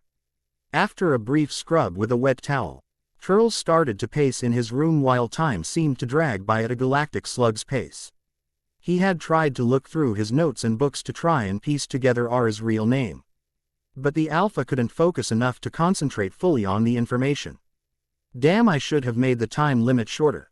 Turles growled as he ran a hand through his spiky hair before slamming his hands down on his desk. I don't know how much longer I can take this.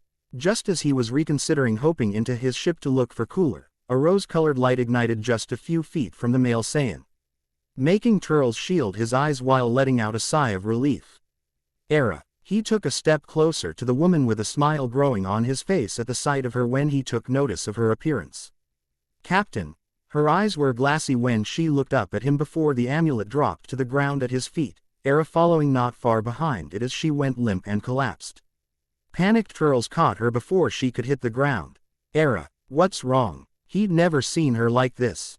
She was so weak she could barely hold her eyes open. Tell me what's wrong. I can't help you otherwise. Her hand shook as she lifted it and pointed to the amulet. Confused grabbed the pendant and felt his insides freeze. A massive crack ran down the center of the stone. Without asking her, he knew that was not good. The amulet was her vessel, the physical object she and her magic was bound to. How did he do this? Can we fix it? I don't know if I can, she answered softly. See cooler. Whatever he did she couldn't seem to get the words out, and Turles was honestly afraid of what he could have done to make her this way. He gently grabbed her hand just needing to comfort her. He didn't know how to help her and flinched when she whimpered in pain at his touch. Feeling something wet, he turned her palms up to reveal a round bleeding burn mark that was the same size as her amulet.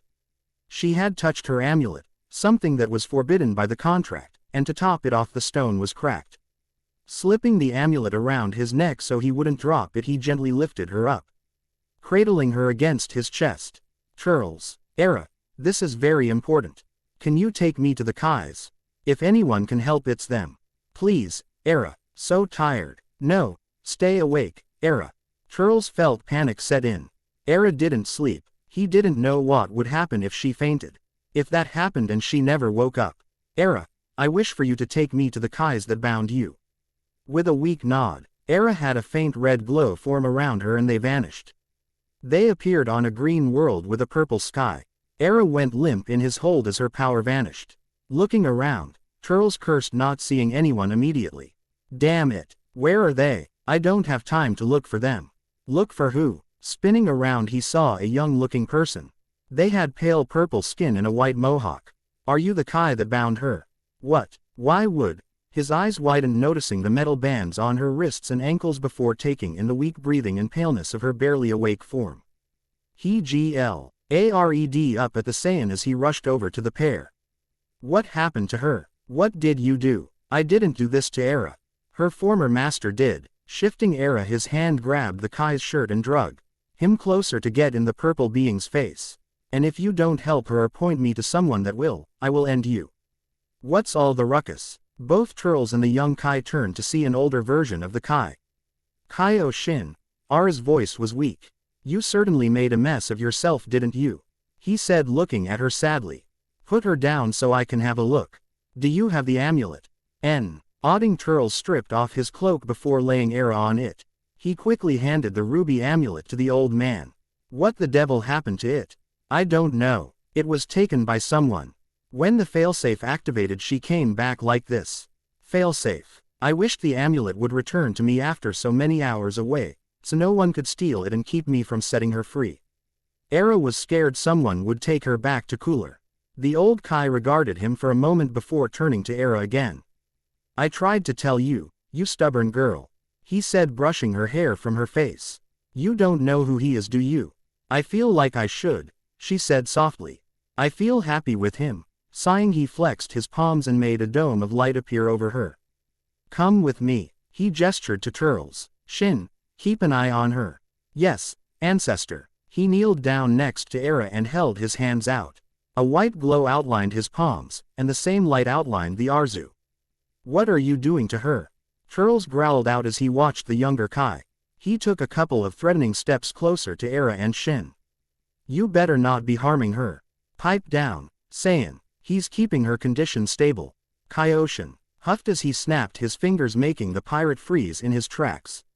Honestly, your race is the most high-strung I've ever met. The Alpha glared at the older man out of the corner of his eyes while his chest rumbled in a deep growl. Now, the old Kai turned back to Shin. If she starts slipping out of stasis, come get me. I need to have word with her master here. He snapped his fingers again. And Turles stumbled as he regained mobility. He turned ready to punch Kaioshin while the white-haired man just lifted an eyebrow. Are you coming? They walked far enough away that their conversation wouldn't be heard. Before the old man sighed, looking away from the Saiyan. You certainly took your sweet time coming back to her, Brassic.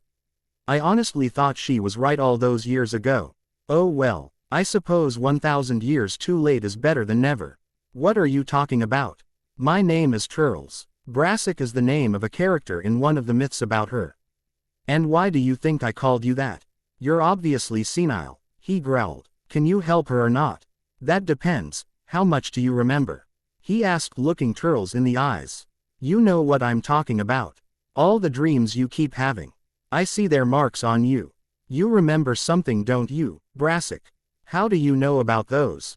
They're just dreams. Side effects of looking for her name for so long. Or they're your past life trying to help you remember and save your soulmate. The Kai shot back. You know I'm right, don't you? You were her lover before you were slain. If you had killed Call yourself, none of this would have happened, you know. I honestly don't think you deserve her. How dare you? The pirate hissed. I'm trying to set her free from what you did to her. And it's your fault she doesn't remember anything. Kaioshin shouted back. She waited, bound in servitude for 1,300 years. She waited, hoping every day to see you again, for you to return so she could free herself when you used her name. When you never came in all that time, she gave up. He struck Turles with 2 fingers on his forehead before he could react.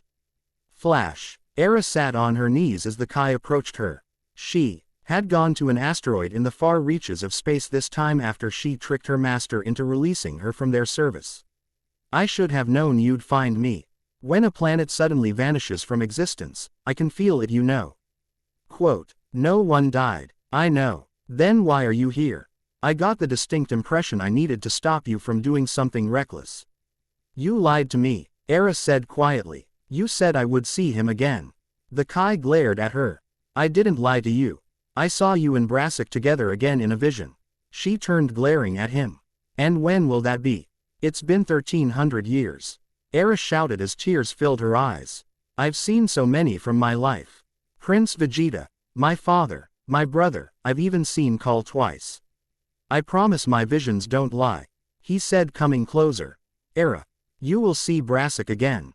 She just hung her head in defeat. What's the point if he doesn't remember? Surprise lit the deity's face. You said you hadn't seen him. It wasn't him. They looked like him and smelled the same, but it wasn't him. He wasn't my Brassic. Her hand grasped her chest as she sobbed. I've waited 1,300 years for him, only to see he's forgotten everything. I can't do this anymore. You can't die, Era. It's part of the binding, remember? I know. Her calm detachment shocked the Kai as a ball of pale blue light formed in her hand next to her chest. I'm going to forget. I want to forget everything. Anything and everything connected to him, all of it. Are you insane? You'll forget why you became how you are. Better that than waiting for something that will never happen, she said, looking sadly at the ball of memories. This is everything. My mortal life, my dreams, even my name. Everything but the knowledge I'm a Saiyan and what the rules of the binding are. I don't even know if I'll remember you, she said with a hollow laugh. You'll never be free of the binding if forget your name. Please reconsider. She just shook her head. At least keep the knowledge of the Kais. If something miraculously damages your amulet, how will you survive? His eyes widened in realization. You don't want to survive if it's damaged, do you? I'm so tired of waiting. So tired of being alone and having this hole inside my heart where he should be. And what happens when your Brassic does find you? Are you going to make him suffer because you're the one that won't remember him? Even if you die, it's not the same thing as when you were mortal. You won't go to the afterlife, you just stop existing. You're assuming he'll come back, that he'll remember anything at all. If he was going to come back, if he could come back, he would have done it by now. I can't do this anymore. I can't keep waiting and hoping to see him every day only to feel my heart break each night he's not here. The grief in her voice was painful to hear, and even he could see she had no strength to keep going.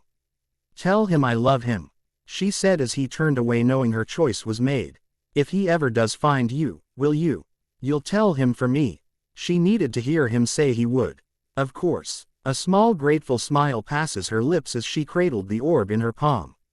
In it she took one last look at her most cherished memory as Brassic placed his token around her neck, claiming her under the moon.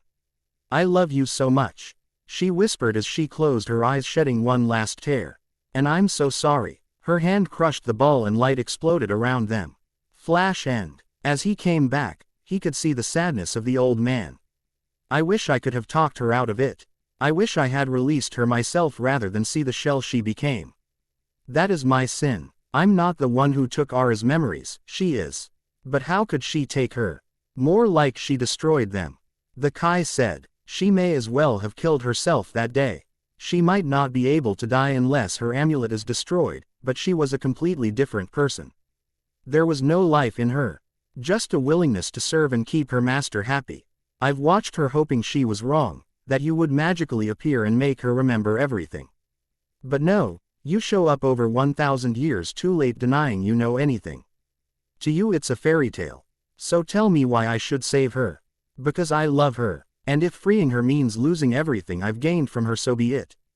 Turles said. "I've been missing something my entire life, and she is the only thing that has ever filled that hole inside me. I swear if you don't help her, I will do my damned best to kill you in every existence before I raise your world to ash." The old man surprised Turles when he smiled. "There might be hope for you in Era yet, but it'll be up to you to heal her." "What do I do?" Turles asked. If this being said he could heal Era, he would do whatever it took. "You have to make her remember. You just told me she destroyed her memories, how am I supposed to make her remember?" He growled in frustration. Why did every mystical being but Era have to speak in riddles? Yes and no. Era did sever her connection to her memories when she wiped them out, however the threads are still there. Hey are disconnected from everything, which is why she can't remember them. Think of them like links in a chain or beads that are unstrung. So the pieces are there, she just can't get at them. That's what you're saying, right? Precisely. I can't either, but you, on the other hand, can. The older Kai said. You or your past life was the common link in everything she severed. Somewhere in here, he said, pointing at Turles' head, are memories that will guide you to hers. From there, it's just following the pieces of her memories until you find her name. Once you find her name, you can free her and she'll be restored to her mortal state, which should heal her.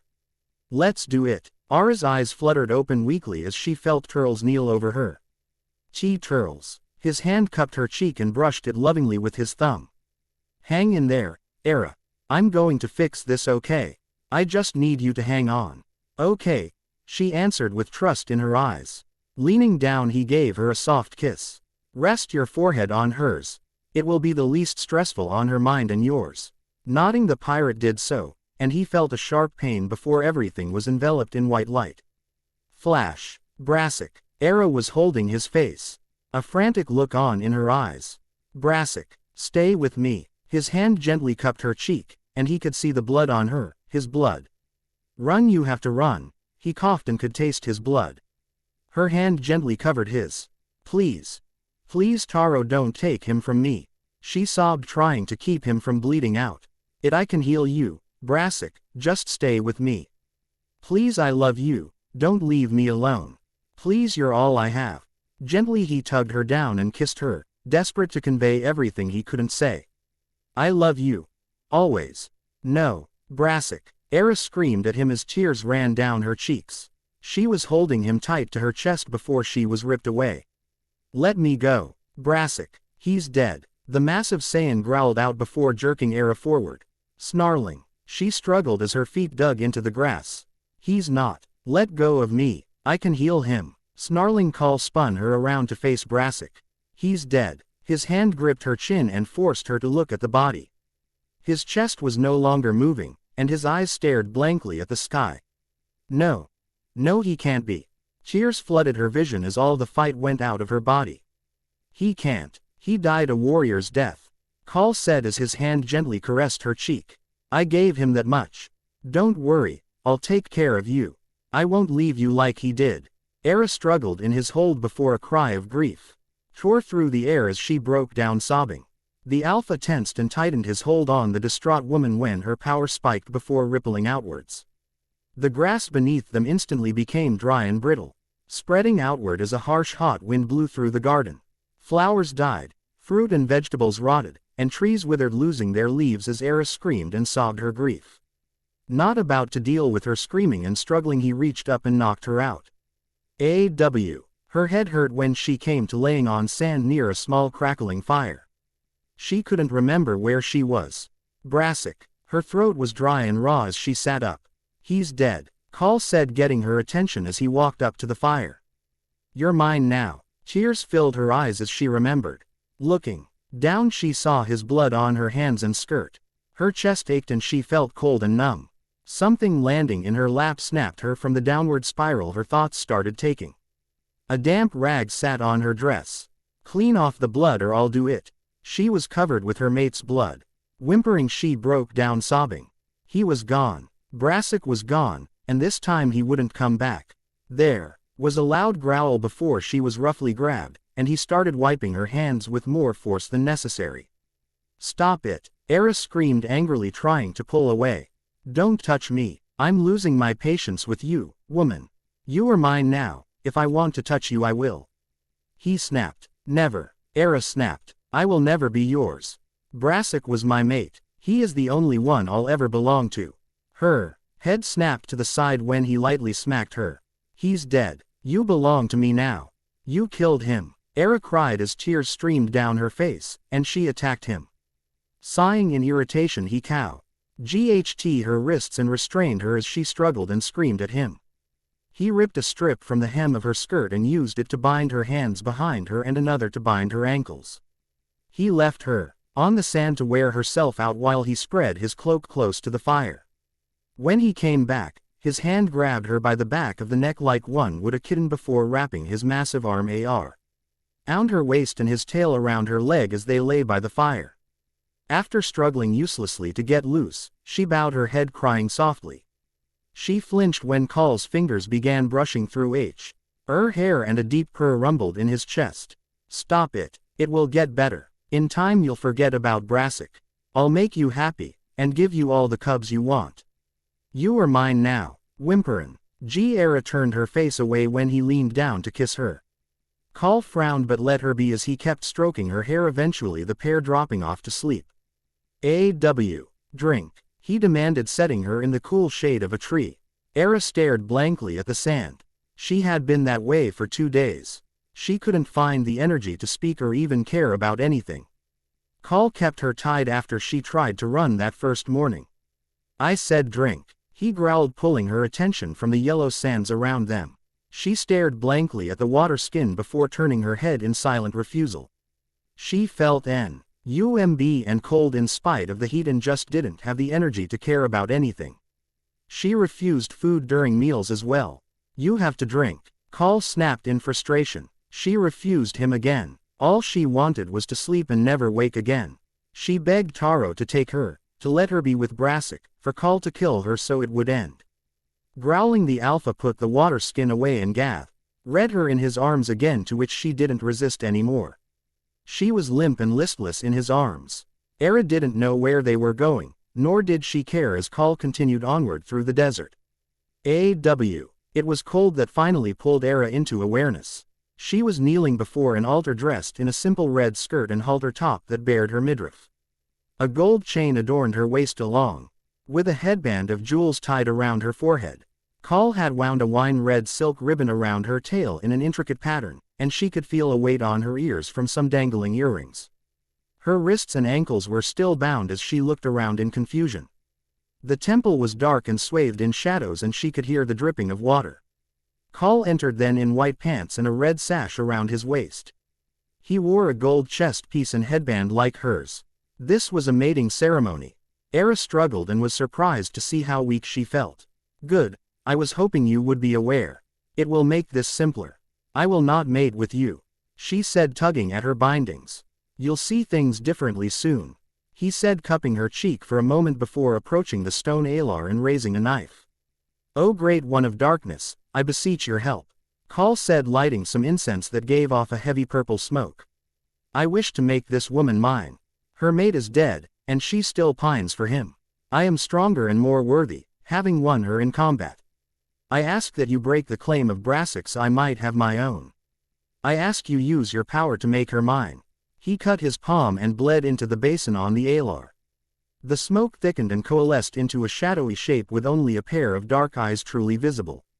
This woman is marked by Taro. I want her. Please help me, Great One. Kal knelt in respect. Take the token around her neck, the god said in a soft whisper. While she wears the moonstone I can do nothing. Era tried to move away but Kal had hooked her wrists to a ring in the floor. He ripped the stone flower away snapping the cord. No, give it back. Her eyes watered. It's all I have left of Brassic. Please, crush the stone and mix it with your blood. No, Era screamed desperately fighting to get free. Kal's hand closed around the lotus and squeezed. She felt her heart break as he poured the crystalline powder into the blood while Owl dropped the mangled chain on the ground. She stared at it forlornly. Brassic had spent so long carving that for her, it was part of him. And now it was gone just like he was. There was a bright GL. Out from the altar and the blood rose into the air spinning before forming into a flawless ruby as gold materialized around it. The jewel will keep my dream in place and anchor it. That said the SMO. K flowed and swirled around Era before it entered her body despite her struggles. Cold burned her insides as memories flashed in her mind. She saw the river, pulling Brassic. Pulling Kal from the river, healing him. She shook her head. That wasn't right. She didn't pull Kal from the water. Kal weaving flowers in her hair. Era screamed and writhed in pain as she tried to fight it. Stop it. I don't want this. Get out. Let the dream take root. Nasu purred. You are hurting, child, let my dream give you peace. Kal was kissing her. He was proposing. No, Brassic asked her to mate him. He mated with her. The flowers, the red, no, the blue lotus flowers. Her head felt like it was splitting. I don't want it, she shouted as tears ran down her cheeks. I don't want this lie. Kal's hand cupped her cheek and coaxed her to meet his eyes. Your pain will end. Let Nasu help you forget. You can be happy with me. Isn't that what Brassic would have wanted? Something shifted inside her at those words. And she felt a wellspring of power slowly rise up within her. How dare you? She hissed coldly as her eyes hardened. How dare you of all people tell me what he would have wanted? You murdered him in cold blood when his back was turned. You don't get to tell me what he would have wanted. And now you ask the god of darkness to take my memories of him after destroying the token he carved for me with his own hands. A visible aura of gold and red light began bleeding off her body while the temple shook. The ties holding her incinerated with a burst of flame as Era rose to her feet. And floated barely touching the ground. Get out, she screamed, opening the well of power even wider as she clutched at her head and the pressure there from whatever Nasu was doing. She wanted the Arc one out of her mind and away from her memories. Get out, get out. The aura around her burst into life and a high-powered wind emitted from her body. Kal was flung away from her as Era screamed, and the power lashing around her started to destroy the temple. She could hear the Nasu screaming in her mind as power surged through the Saiyan woman's body, draining the god that was possessing her. Era cried out with the Dark One as pain ate at her from the inside out until the black, smoky form of the god was banished from her body. The smoke writhed in the air, shrieking in pain before a red-ish golden beam of ki flared off of Era like a solar flare and destroyed it. Her eyes landed on Kal, who looked at her in shock before she snarled and glared at him through red eyes. You don't get to make me live a lie. Brassic will never be replaced from my life, especially with someone like you. Her rage-filled words were followed by another blast of ki that went through the man and took out supports for the temple. Era didn't notice as the building and cave collapsed around her. She just let out another pain-filled scream as she floated higher into the air with her aura protecting her from the debris. Her form emerged from the rubble, burning bright like a crimson star. She didn't care that the planet was shaking as she continued to scream the pain of her loss to the heavens, or that Larry's and beams of her power were burning the land around her into crystal sands, or that people and animals were fleeing from her. All she cared about was that her mate was dead and that she wanted to join him. The surge of her divine-infused power started to burn her body from the inside out. She knew that if she kept this up long enough, her own ki would kill her, and she'd be reunited with Brassic in death. Tears streamed down her face but evaporated into steam as soon as they fell off her chin and jaw. Era grit her teeth and pulled her body into a ball to gather more of her energy as she got ready to release the last of her power in one final blast. Just as she was getting ready to fire out her life force, her ki was cut off from her like a flame that had been snuffed out. Era let out a weak gasp before falling from the sky. Her body landed in the sand she had created from her rage. Her black eyes stared up at the red sky with a lost expression before a man with purple skin and white hair appeared over her. "You've certainly caused a mess, girl. I'm not sure what happened to you to cause such an outburst, but you were about to destroy countless lives. I'm afraid that something must be done with you, otherwise your rage and power could wipe out galaxies." The voice sounded sympathetic, and yet, Era couldn't bring herself to care about anything anymore. She just wanted to be with Brassic. "I'm sorry, girl, but this must be done until I can find a way to help you." Era let out a raspy scream as a rose-colored light enveloped her. The power that had been slowly seeping into air around her suddenly was sucked inwards. She screamed louder then and clawed at the sand as the burning power filled her, and she choked on her breath. There was too much. She wasn't meant to hold that much. A brief hope filled her. Maybe she would die after all. Searing pain encircled her wrists and ankles, white-hot brands she could feel in her bones. All the while the power inside her twisted and rolled, trying to get out before she drowned in it. When darkness finally descended, she welcomed it. Tired eyes blinked open to a purple sky. She wondered if this was what Taro's meadow looked like. Somehow she thought there would be more stars in a night sky. She sat up feeling different than she had before as she took in the peaceful plant life around her. A weight on her neck caught her attention. Her breath caught in her throat while her hand shook before touching the blood-red stone around her neck. The stone Nasu had made to replace her memories of Brassic. With a shriek of rage, she ripped the necklace from her neck and flung it away, watching as it clattered against a rock nearby. Panting, Era got to her feet and called forth her energy. It was slow and sluggishly moving under her skin.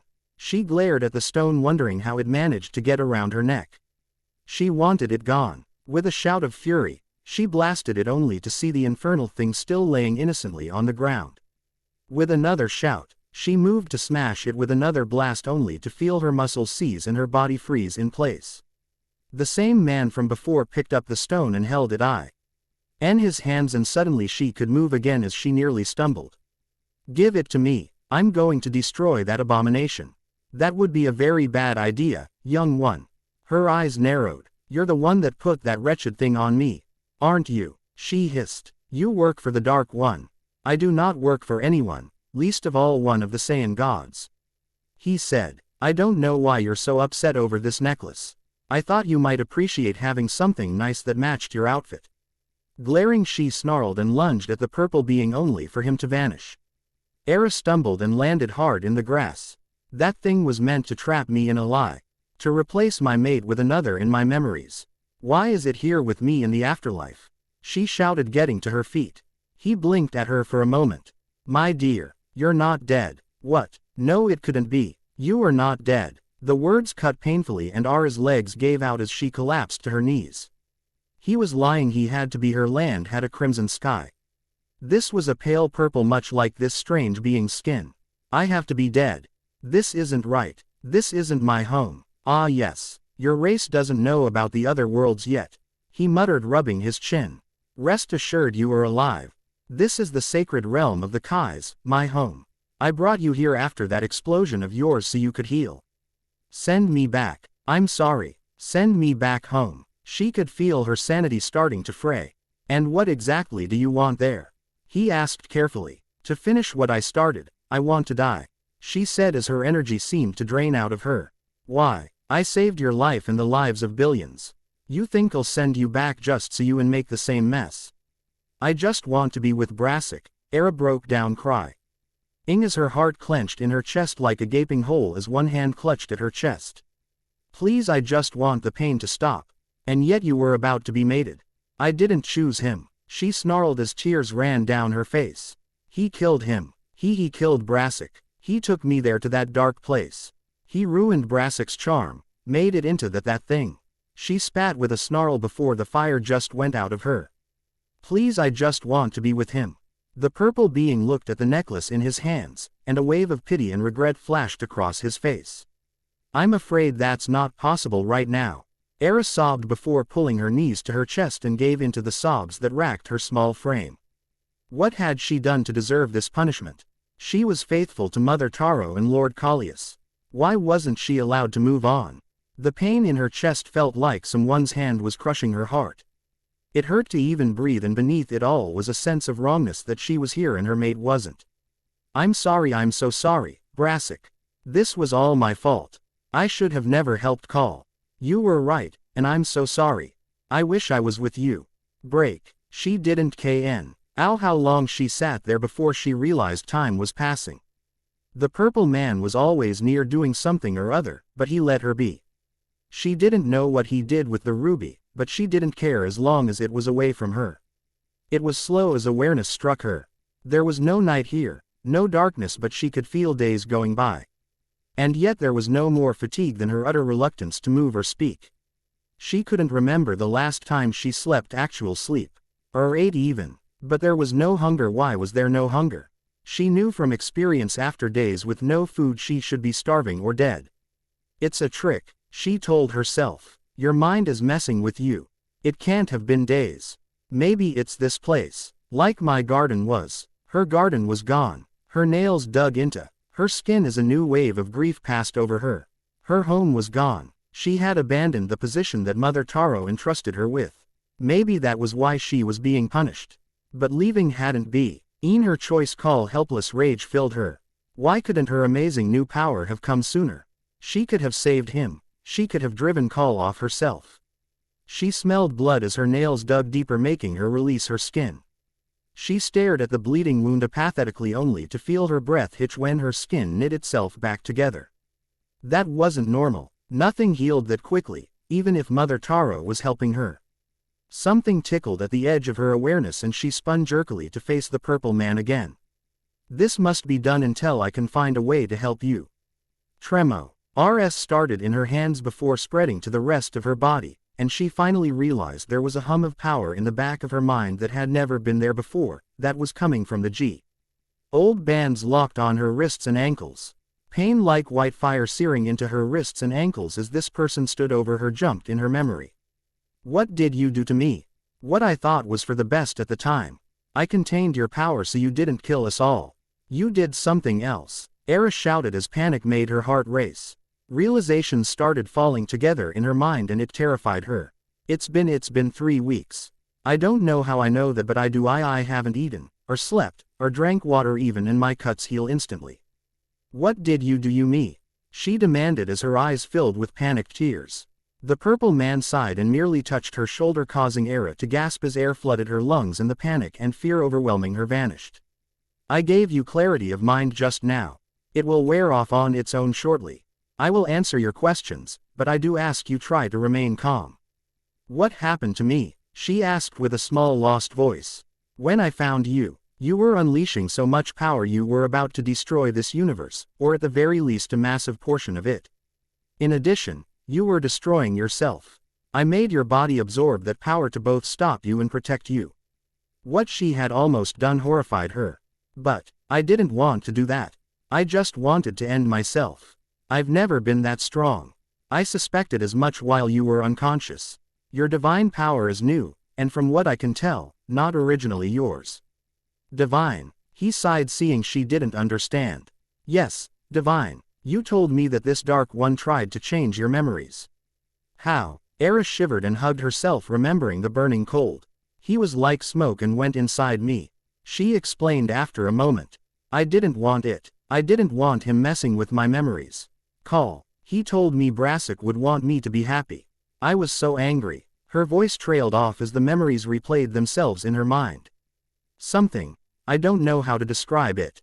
It was like something shifted inside me, and there was all this energy suddenly. I just wanted the dark one out of my mind. I wanted it to all go away. I see. Can you tell me about the mark over your heart? It also bears divine energy. Mother Taro gave me that. I lost my family and was alone. She answered, fingering the mark through her shirt. She gave me that mark to protect me and took me to her garden to care for it. It's gone now, Era whispered as the grief crept into her voice. What I believe happened to you is that your mark of protection activated. Somehow you have absorbed the divine energy of this dark one. You slept for quite a long time while everything settled and balanced out. Are you telling me I've become? Not quite, the purple man said. You LD have with time, and had I not interfered, you will always possess the divine energy, but you are not a god. Then what's wrong with me?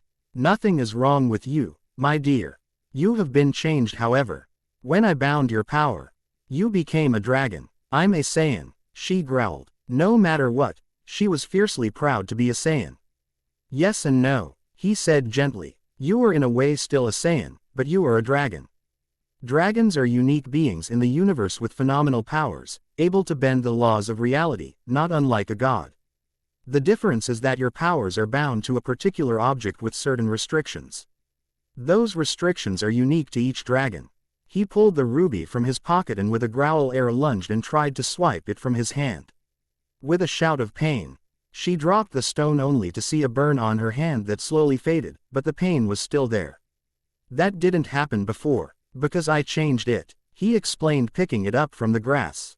I regret choosing this particular item now that I know the circumstances, but there's nothing for it now.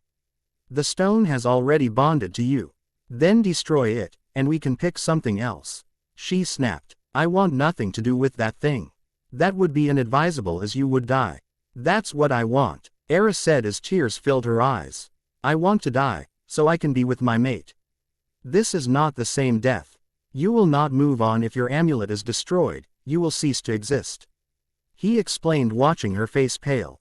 Dragons are removed from the cycle of reincarnation, as such if they die, they do not move on and eventually move on to a new life, they stop existing.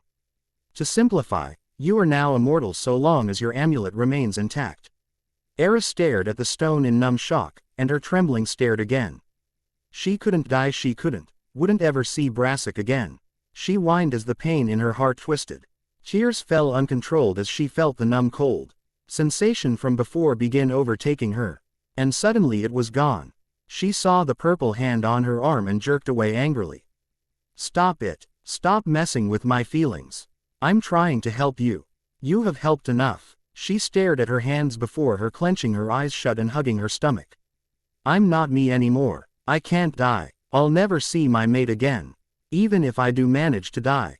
From this pain in my heart I won't go to the afterlife and find peace. You have put me in hell. What did I do to be punished like this? This was not a punishment, he said gently. In truth, it was the only way I could find to save you. This state is not permanent. Dragons are wish granters. While you are bound to serve whoever owns your amulet, you are free to interpret wishes however you see fit. You may return to your mortal state if the owner of your amulet used your true name to wish you free.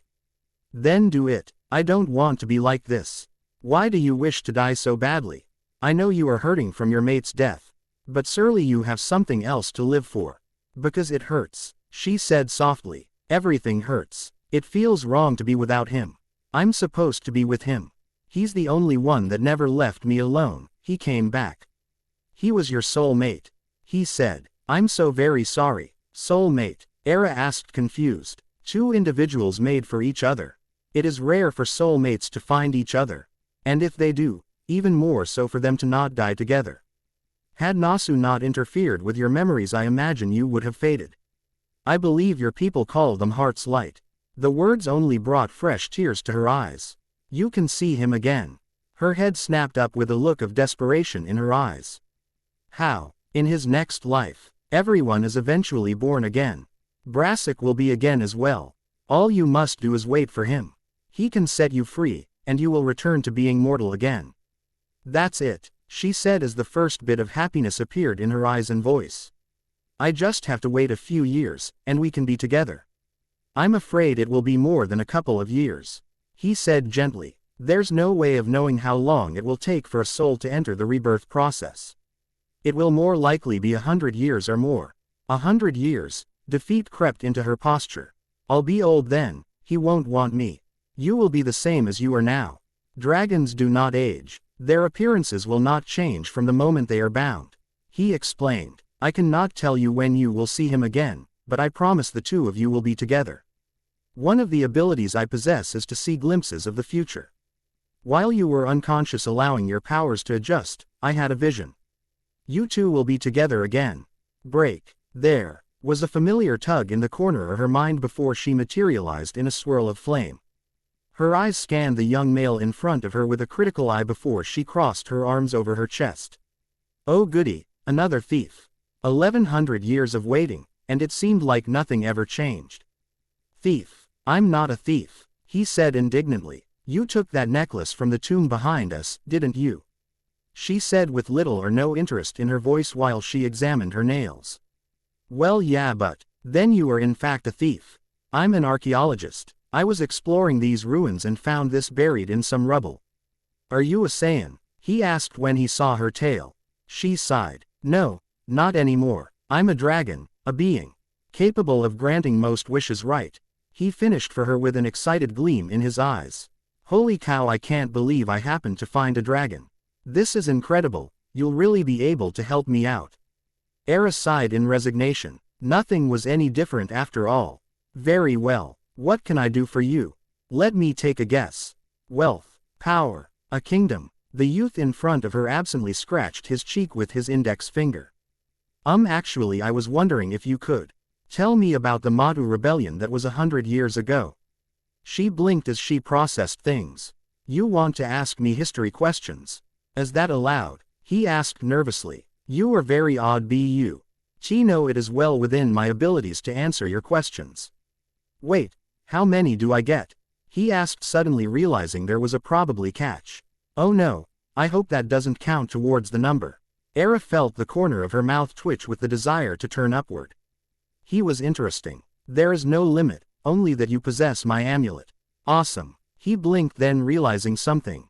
I'm sorry, I've been rather rude. My name is Gohan, nice to meet you. What would you prefer I call you? I'm Era, she answered with an amused expression. Would you like to begin here or somewhere more comfortable? Break. I'm glad the two of you are overjoyed with the current state of events, but there is something we must address and now. Era said, drawing the attention of the others. Go. Han and Piccolo could see how tired the dragon was in her posture. Are you all right? Gohan asked, concern thick in his voice. Nothing some rest won't fix. Do you remember the exact wording of the wish you just made? Yes, I did as you asked, but not in the way you would think. I must apologize to you as well, Piccolo. What's wrong, Era? Quote, I tried to do this another way, but my magic had other intentions. I'm sorry. You're like me now, she said with a sad look in her eyes. You made me a dragon. My magic believed that was the only way to stop you from dying. Era answered. Gohan, you have a choice to make. Only one of us can stay once I've taught Piccolo everything he needs to know. Why? Because no one is allowed to have two dragons at their disposal. That rule is absolute, and the magics that govern our existence will ensure that is the case. Once Piccolo is trained, his token will be banished if you don't choose. I'm truly sorry, but there's nothing else I can do. Gohan looked between the two, horrified at having to choose between his closest friends. Era, what will happen if I bind Piccolo to me? Understanding filled her eyes then, and she nodded in a sad acceptance. Then the magic will banish my amulet to another world far from here, so I might belong to someone new in time. That's not fair. You two are my family. My best friends. How am I supposed to choose? What if I free you? No, Era said quietly. That's not something meant for you to do. Why not? I know it's possible. Because I don't want you to, Gohan.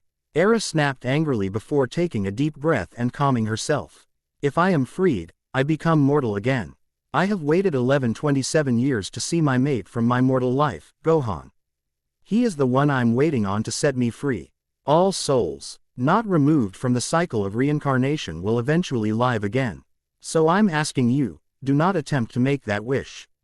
You will lose both myself and Piccolo if that happens. Her hand came up lovingly touched the bite mark on her shoulder. Can I wish for him too? Gohan, she chastised, cutting him off. Stop worrying about me. There is nothing I can do to speed up things. I'll know when he is reborn. This mark will disappear so we can bond anew. Until then the only thing I can do is wait. Era, I haven't made my choice. Yes, you have, and it's okay, Gohan. She said softly. I always knew one day you'd leave. There's nothing wrong with that. Everyone leaves sooner or later, but they can come back as well. We may see each other again in another life for you. When you bind Piccolo to you, he will never leave you. The two of you will be together in each of Gohan's lives. Break. She was on a crowded street when she smelled his familiar scent. She had to remind herself that it could be a coffee shop. Something that hadn't existed on her world. It had been 30 years since her bond mark faded with his birth. Taro. She missed him. The ache in her chest had dimmed over the centuries, but she was always aware of it. Gohan and Piccolo had made it bearable, and some of her masters since hadn't been complete pigs. Her eyes lazily scanned the crowds out of habit when she felt her breath catch in her throat. There he was. It was him. After all this time there he was. Her body took a step forward before she paused when another woman approached Brassic. He smiled at her, the same smile that made Ara's knees weak and her heart beat just a little faster, before he kissed her. Ara's tail that had been swaying happily went limp behind her. She gasped and clutched at her heart, feeling like someone was stabbing her there over and over. He left her and found someone else. He didn't remember. Break. I love you so much. She whispered as she closed her eyes, shedding one last tear. And I'm so sorry. Her hand crushed the ball and light exploded around them. Break. Brassic. She smiled up at her mate as they tumbled in the grass. He leaned down and capped her mouth in a passionate kiss before she wound her arms around his neck to pull him closer. I love you, K-Era. His voice was tender as he hovered over her and brushed her cheek with his thumb. I love you so much. Break. Do you really have to leave? Era asked with tear-filled eyes. She held onto Brassic's arm as they stood in the entrance of her garden. Why can't you just stay? I need to, Era. The man cupped her cheek to brush a stray tear away. I need to let my lord know that I'm leaving. It wouldn't be fair to him or my comrades to let them believe I am dead. As soon as he gives me leave, I'll return to your side. But, he cut her off with a passionate kiss that had Ara's toes curling in pleasure. When Brassic broke the kiss, he rested his forehead against hers while trying to regain his breath. With Lady Taro as my witness, I promise I'll come back. Nothing will keep me away from you. Break. They were laying in the garden holding hands while looking up at the night sky. Brassic was using his free hand to point up at a constellation. That one is Leek with his ever-changing mirror.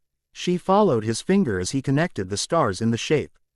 He's one of my favorites, especially when he helped trick the Dark One, Nasu. I don't think I heard that one. Ara's soft voice had the Alpha looking down at her in surprise. Really? I thought everyone knew it. It's my favorite legend. He hummed in thought before starting to tell the story. Nasu and Leek were both known for their shapeshifting abilities, but they wanted to know who was better. Leek challenged Nasu to a competition to finally settle things once and for all. They started to change into different animals, which both could do with ease. Then they tried to shift into their forms into other gods. Era closed her eyes and shifted closer so that her head was resting against Brassic's shoulder. Despite trying to pay close attention to his story, the sound of his voice in the war MTH of his side pressed against hers lulled her to sleep. Break. Era. Brassic looked nervous as he called out to her. Ever since he had come back that morning, they hadn't been able to stay away from each other. There's something I wanted to talk to you about. The pair had just finished dinner, and Era watched the Alpha with curiosity. What is it? One of her soft hands came to cup his cheek, and Brassic leaned into the touch before he took her hand in his and led her to a small hill in the garden that was directly under the almost full moon. Era, ever since you pulled me out of that river and nursed me back to health, I've thought you were the most beautiful woman I had ever seen.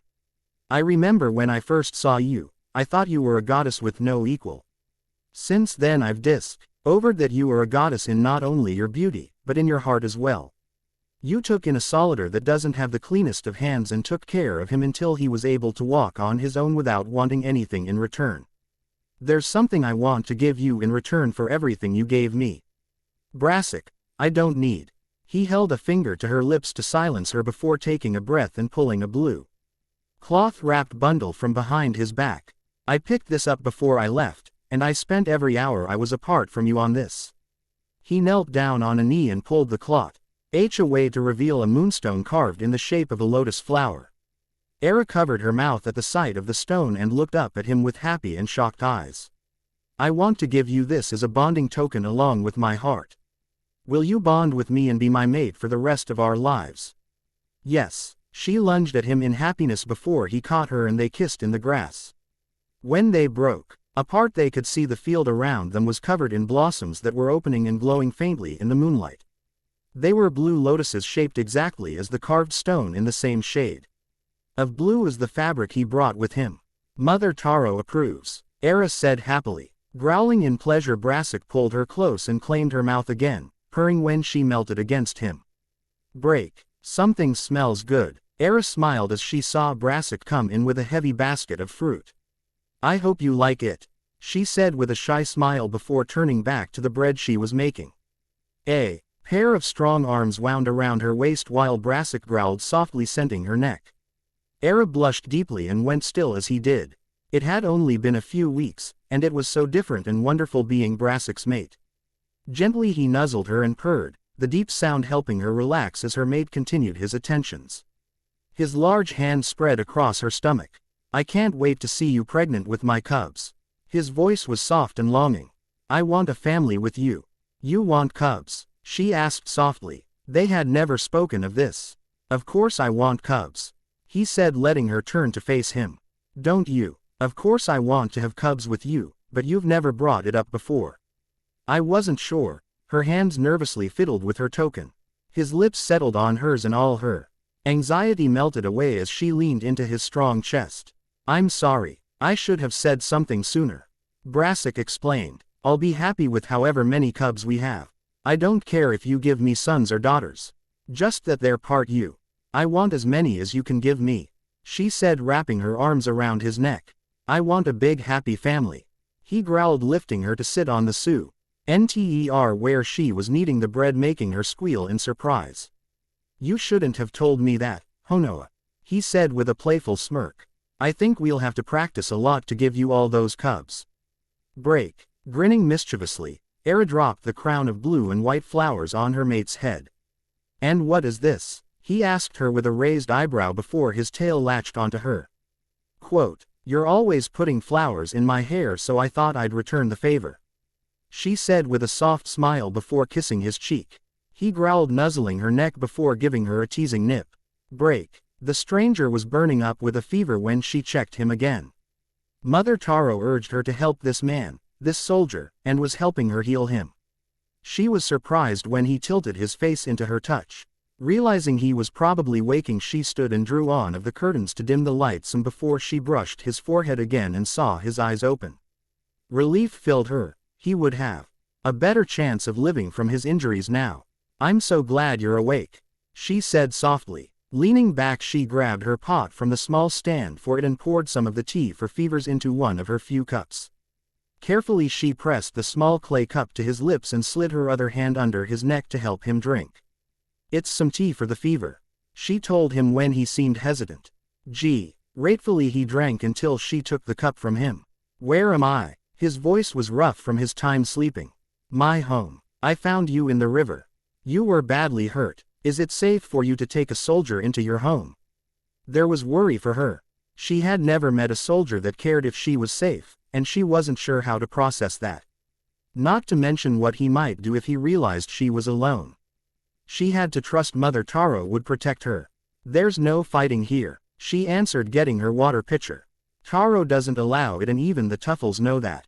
You'll be safe while you heal. This time she gave him a cup of water. But your village. You need to rest, she said, placing a finger on his lips to silence him. This wasn't the time for questions. He nodded slightly as fatigue began to set in from the tea.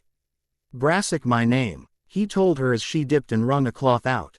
Yours, she smiled at him before placing a cool, damp cloth on his forehead. My name's Break. Turles' eyes snapped open. He remembered. Oh Callias, he remembered it all. Kakara. His voice was soft before excitement took over. Your name is Kakara. He watched as Ara's eyes weakly fluttered open. Eyes so different yet so familiar. Brassic. The name was almost like a prayer before her eyes slipped back closed again, her breathing labored. Words jumped into his mind then, and he said them without a moment's hesitation. I grant you your freedom, Kakara, daughter of Barak. I wish for your freedom. Turles wasn't sure what he was expecting, but her cuffs suddenly lighting up was not it. Both of the Kais quickly pulled him off her when they blazed into a blinding gold light before suddenly shattering into soft golden motes of light that faded away. Is that it? He asked, confused why they felt the need to pull him away from Kakara when a shockwave of wind blasted outward away from her with a force that knocked them all off their feet as she was suddenly wreathed in a corona of rose gold light. The amulet was also wreathed in a matching light as both it and Era hovered in the air briefly. When the light faded, Era Kakara was lying on the ground wearing the red skirt and top from her memories. He rushed to her side to check on her. The ribbon on her tail was gone but the other jewelry remained. An echo of pain shot through the pirate. She had never been more beautiful.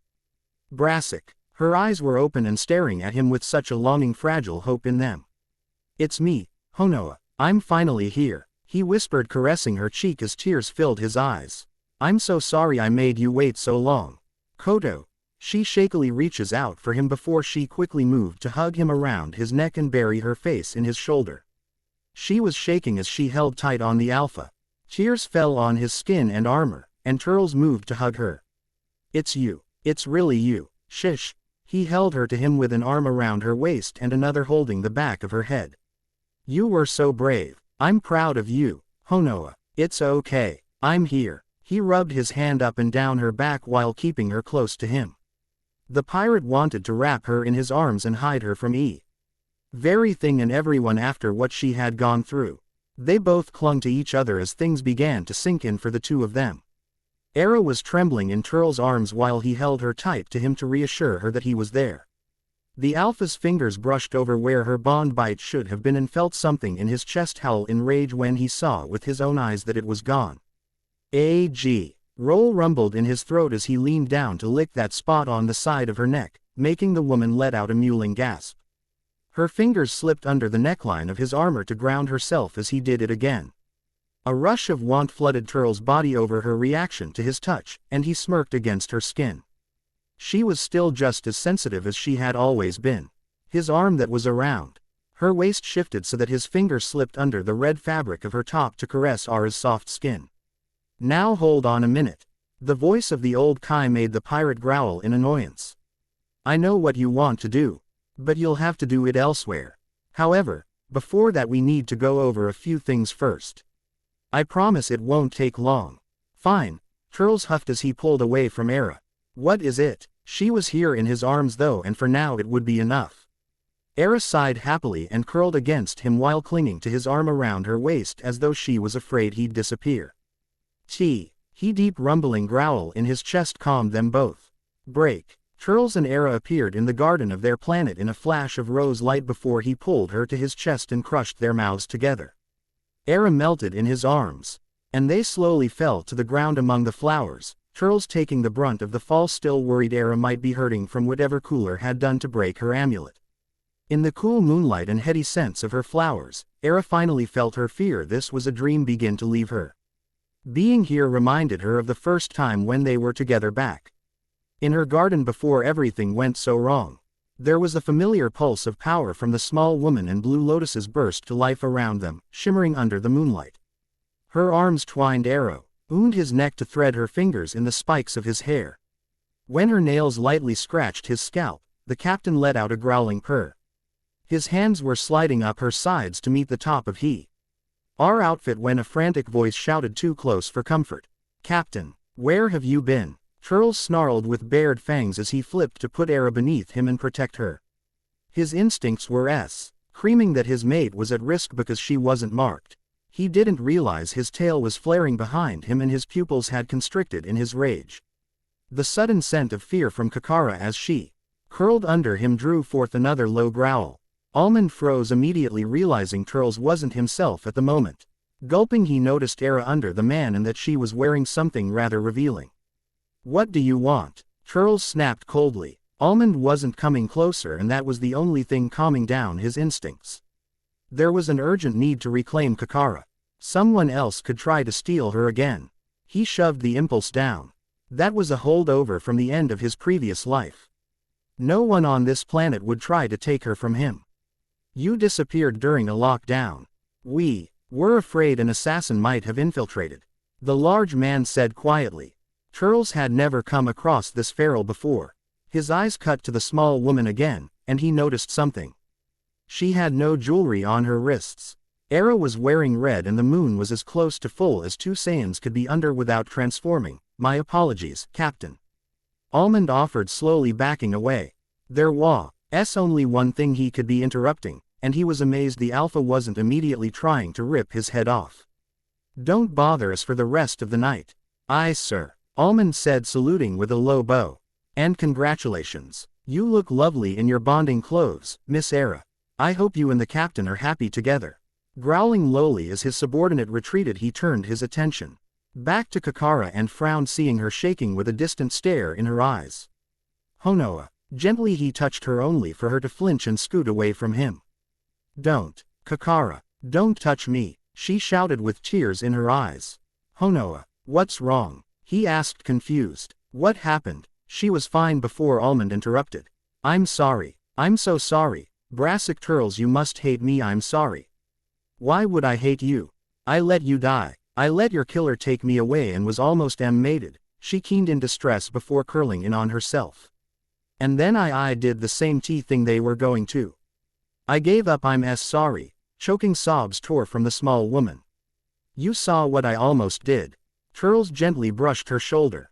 She flinched, sobbing. Her hand suddenly reached out and ripped the jeweled headband off, flinging it away before reaching for the earrings.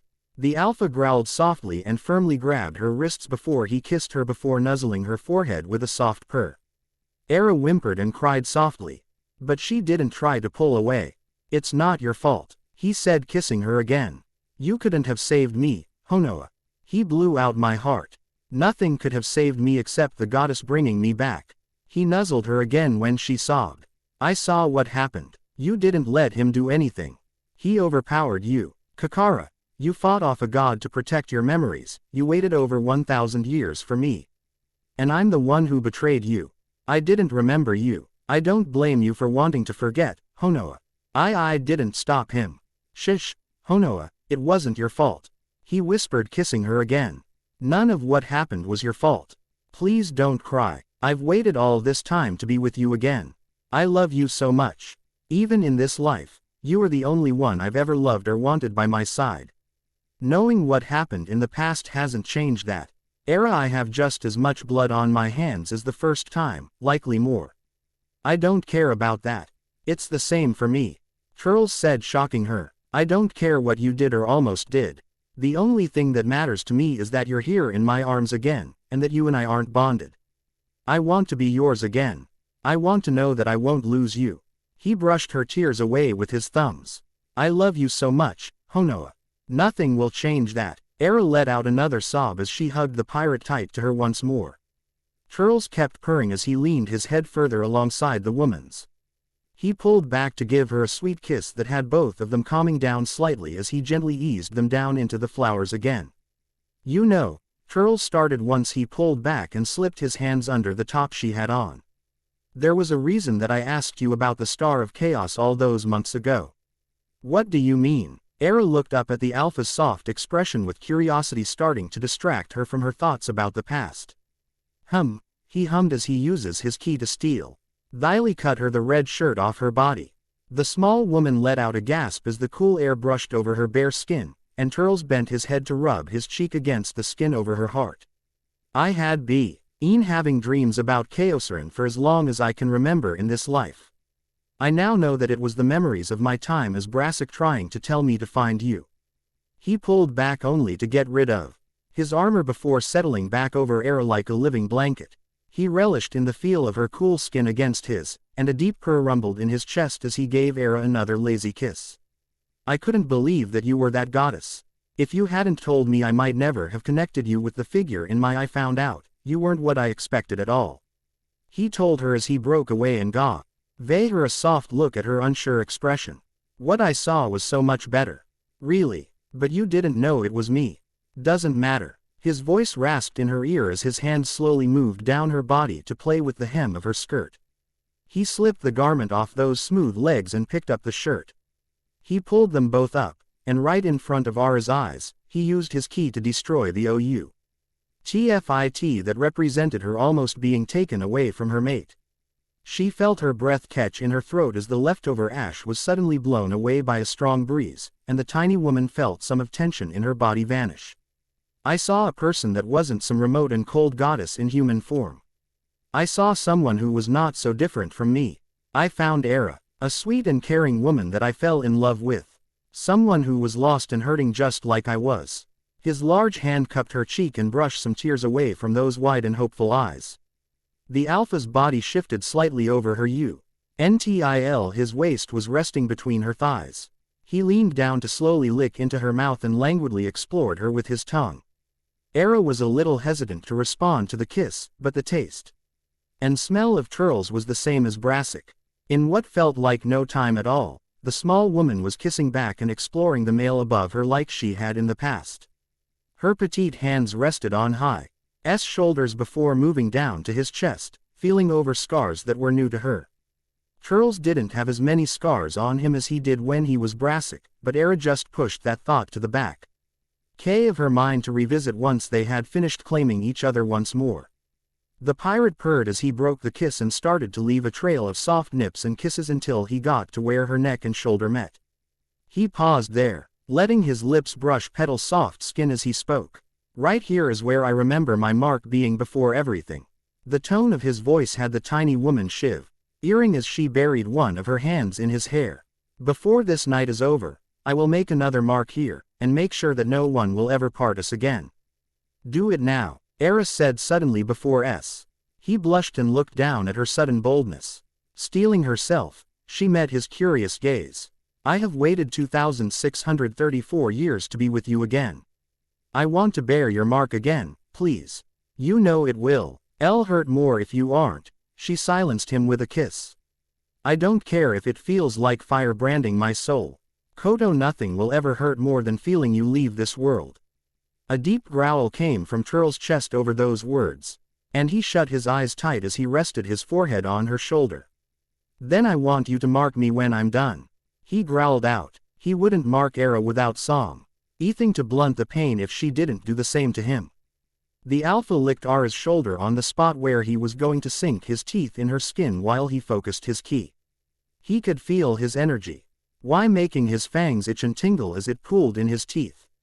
Normally when a Saiyan pair mates, their ki is instinctively focused in their teeth so that they could inject it into their chosen mate via a bite. When foreign ki is introduced, it's a very painful experience, although the endorphins from sex counteracted that pain.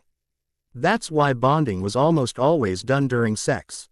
Not wanting to wait any longer, Turles bit down hard while pushing his burning ki into the woman's body. Era let out a loud cry as soon as she felt the fire of Turles' ki sink under her skin. She barely felt the fangs in her neck or the sucking sensation there as her own energy flared up in a brief resistance before the burning was pulled throughout her entire body. Slowly, the burning faded into a soothing warmth that sunk deep into her bones, leaving her breathless as she stared up at the moon and stars. Era, are you all right? Turles' face was in her field of view then, worry plain on his face. The chingly familiar heat shifted and crackled under her skin like a bonfire. Leaning up, she kissed him with a happy purr. Better than all right, she said, nuzzling him before he licked at her neck again. I'm yours now. Growling, his hold tightened on her. Bite me. Era nodded before nuzzling his neck and breathing in his scent. Her mouth sought a place that was familiar to her memory, the exact place she bit him in his former life. Turles snarled as her teeth pierced his skin. It wasn't the bite that hurt so much as the flood of energy pouring into him. It was hot and burning, but as it settled, he found himself comparing the sensation to sunlight. Power that could be gentle enough to nurture or dangerous and scorch the landscape. Ara's energy gently pulsed inside him like a warm summer morning.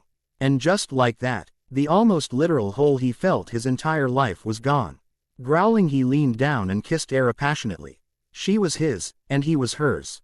He growled as he felt her tongue give his new scar small licks to get some of the last trails of blood. The sensation made desire burn in his lower belly, and he crushed their mouths together once more.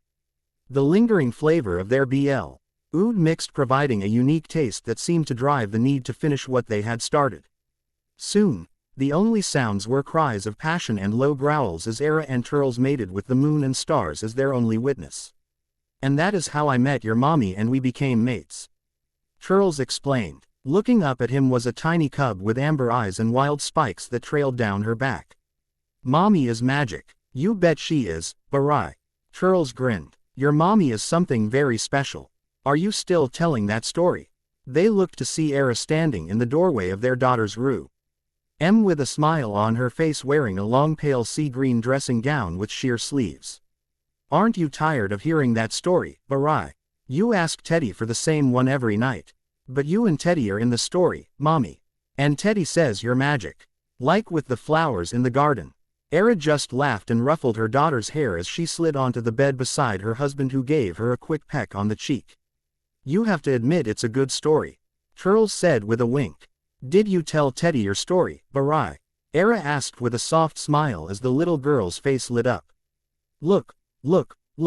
Turles watched her cup her tiny hands and focus intently for a few moments before a faint light glowed for a moment and vanished, leaving behind a silver moonflower.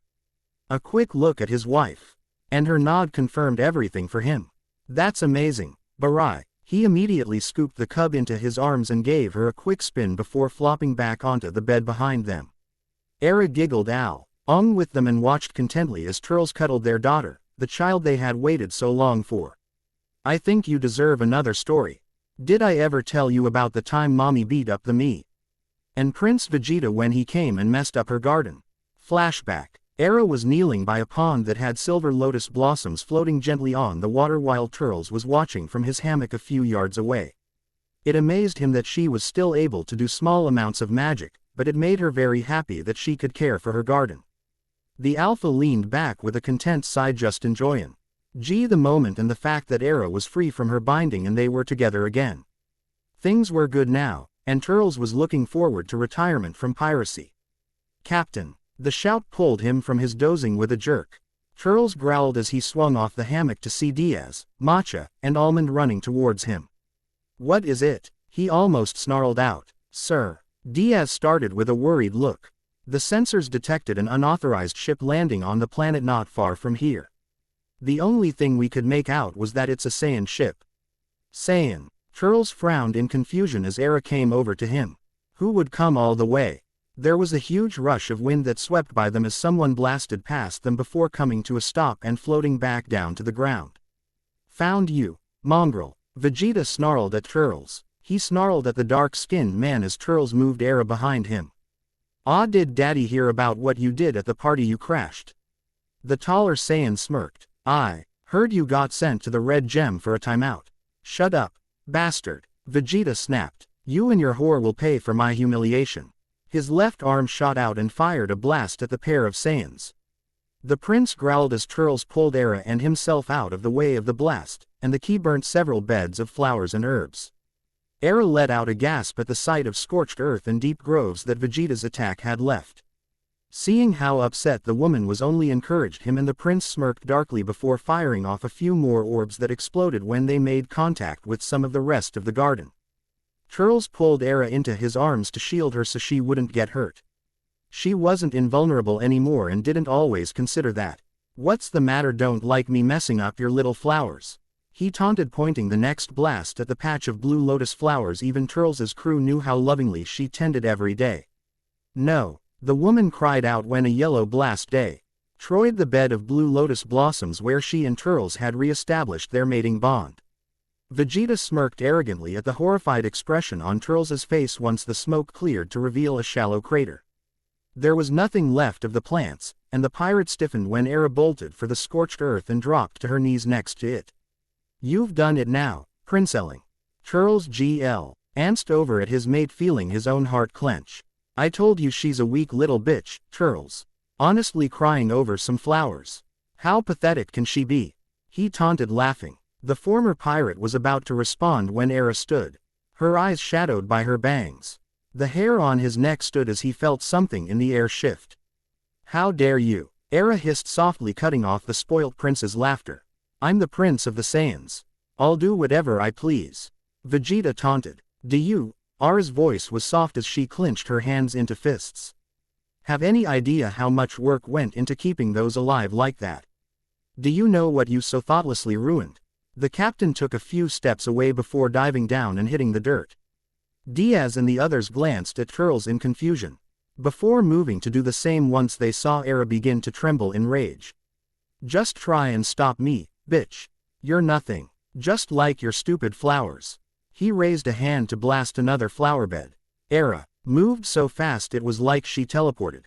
The pirates all winced at the shockwave of power that burst from Ara's form when her foot squarely nailed the arrogant prince in the crotch. She grabbed him by the collar of his armor and delivered several lightning-fast slaps to his face. "It's time you learn some manners, bitch." With no effort at all, Era dragged him over to the small pond and pulled a bar of soap from somewhere. The crew watched in stunned horror as the tiny woman forcefully washed the Saiyan prince's mouth out before delivering several more slaps to his face when he tried to strike her. Finally she hauled his limp body up, and the two of them vanished. The flow of water coming from the mountains has increased with the rains we've had this year. We will need to watch. With a flash of gold light, Era appeared atop the council table, sending soldiers and nobles to their feet alike. She was barefoot, wearing a simple dress of red cloth fastened at the shoulders with gold brooches and slit on the sides nearly to her thigh. "Who dares intrude?" one of the nobles demanded. "I've come to return your offspring, Vegeta," Era said with a cold note in her tone. Before she dropped his son's body on the table in front of the monarch. "That's impossible. The prince was serving on the red gem half a galaxy away. Whatever he was assigned to do, he wasn't." She snapped. "Your son came to my home, insulted me and my maid before attacking us and destroying countless items of sentimental and monetary worth." "Your mate?" the king asked. "Captain Turles," Era said coldly, her eyes narrowing at the uproar. "She's an exile, and she harmed the prince." Many in the room raised their hands or weapons to her and found themselves flung into the walls. "All I did was educate this spoilt brat on manners more befitting his station," she snapped as the aura around her bled gold and red. "You dare lay a hand on the heir of your race? You should be grateful he even gave you the time of day." One of the lords shouted. "Not only that, you disrespect your king." Whipping around, Era seemed to lift him in the air by her energy alone. "Did you not call me an exile?" she glared before dropping him and addressing the whole room. "I am not, and have never been beholden to any Saiyan king. Save one, Lord Kallius. I give Vegeta you more respect than owed with this visit." "My lady, what would you ask of me?" Vegeta asked politely. "Keep your son on his leash or impart on him the importance of manners and his limits. He had no right to barge into my home in the manner he did," Era said as her aura flared. "Keep him away from my home and family or I will deal with him myself." With that, Era disappeared in a blaze of light. King Vegeta did not hear the loud uproar of his council nor the summons for a medic. His gaze was drawn to the mural that had been behind this mysterious woman. It had hung in the council chamber for over 300 years. Chaosarin, the goddess of chaos. A warning against conspiracy and bad faith in politics. A beautiful woman wreathed in red and gold energy. A woman beholden only to the king of the gods. Turles had somehow gained the favor of this goddess. He would make offerings to Taro and Kallius in thanks that she had not murdered his son for such disrespect. "We should have her and that pirate killed," Rediso shouted, breaking Vegeta from his thoughts. "She's..." A blast ripped through his shoulder from Vegeta's fingertips. "You are a fool. Do you not realize who that woman was? The likeness of who is on the very wall behind you," he snapped. "My orders are thus. Turles and his known associates are to be left alone. I don't care what they do, but I wash my hands of this. He has found the favor of a goddess claiming him as her mate. If you are fool enough to continue this ridiculous feud, you do so at your own peril. I'll have no part in this nor sanction for you. If I catch anyone conspiring, you will find yourself in exile with your entire household." He stood to leave. "Get my foolish son to the tanks." He needed to speak with Tarbell about the future. His eldest would not learn. He was foolish and stubborn to a fault. Better to cut his losses and have an heir that wouldn't send the Saiyan race into civil war with his poor behavior. Perhaps his younger son might have an idea for how to send a peace offering to Turles and his goddess. Come on faster. Turles shouted, and he packed dirt into one of a dozen craters. We need to fill these holes before she gets back. But there's no flowers, Diaz said as he and the others helped. I'm hoping this will at least calm her down. He winced as he stared at the spot where the lotuses used to be. Damn it, why'd he have to wreck this one? What's so special about this one? Seems like the little lady is always working on it. Almond asked. We made it here, Turles explained, and this is a rare flower only Era can grow. Used to it existed in a single place on Vegetace before it died off. Era managed to make it grow here. No wonder she was so angry. Almond muttered as he finished filling in another hole. He stomped down on the dirt to make sure it was packed in tight. I haven't seen her that mad in ever. Turles shuddered at the expression on his mate's face before she left with the prince. It made him cringe at the thought of her ever being that angry at him. Another flash of rose gold appeared in an undamaged part of the garden, and Era appeared there muttering under her breath with a scowl on her face. Turles and the others just all froze at the sight of her. They all didn't want to be there at the moment, but it was too late. There was no way for any of the men to try and sneak away. Diaz took a step back and his foot crunched down on some of the partially burnt plants. Almond, Matcha, and Turles all glared at the green-haired man that broke out into a nervous sweat. Era finally looked up to see most of the damage gone. The holes and groves in the garden had been filled in, and all the burnt flowers and herbs had been pulled out. Oh, did you four do all this? Era looked over at the group, and they all swallowed a lump in their throats and nodded with forced smiles. That was so sweet of you.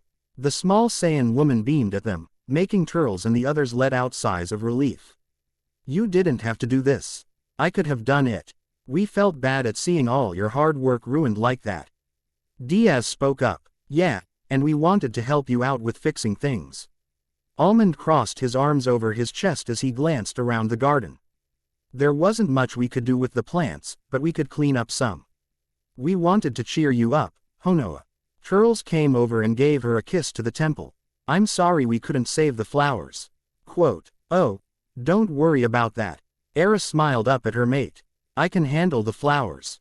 I'm just so touched that you all went through the trouble to tidy this mess for me. You stay here and I'll fetch you all something to drink. She walked into the house, and Turles turned back to his crew. So who else saw their life flash before their eyes? Flashback end. Come on, Reika, time to sleep. Turles said as she yawned. Can I have another story? The little girl asked, rubbing her eyes with a loose fist. Not tonight, Barai, but what if I promise you a new story tomorrow? A brand new story just for you. Turles said, tucking her in. Really? What's this one about? Well, there's a princess. Turles said, trying to think of something to catch the little girl's interest. What's her name? Her amber eyes lit up at the word princess. It's about the beautiful Princess Era and how she saves her family with the help of the magnificent pirate, Captain Turles. Love you, Mommy, Teddy. Barai said sleepily as she hugged her parents. She was asleep before they even left the room. Turles and Era both watched Barai for a moment before shutting her door most of the way. Turning, the captain kissed his wife. The boys give you any trouble? He asked, cupping her cheek. Even after 7 years he couldn't help but touch her as often as possible. They never give me trouble. Era laughed as they entered the nursery next to their bedroom. Turles couldn't help but smile at the twins curled around each other in their sleep. They were sucking on their tails, but he couldn't tell which tail belonged to who. He couldn't believe they were almost a year old now. Turles had been so scared he was going to lose Era when she told him she was pregnant with twins. Era was so small, and twins were even more draining than a normal Saiyan pregnancy.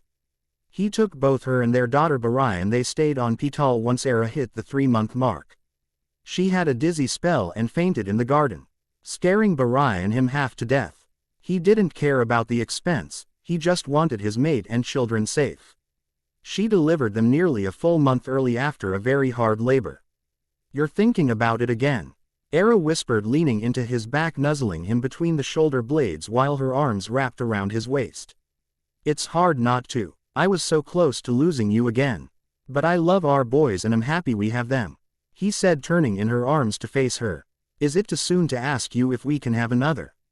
Era asked with a mischievous glint in her eyes. Please tell me you're not pregnant.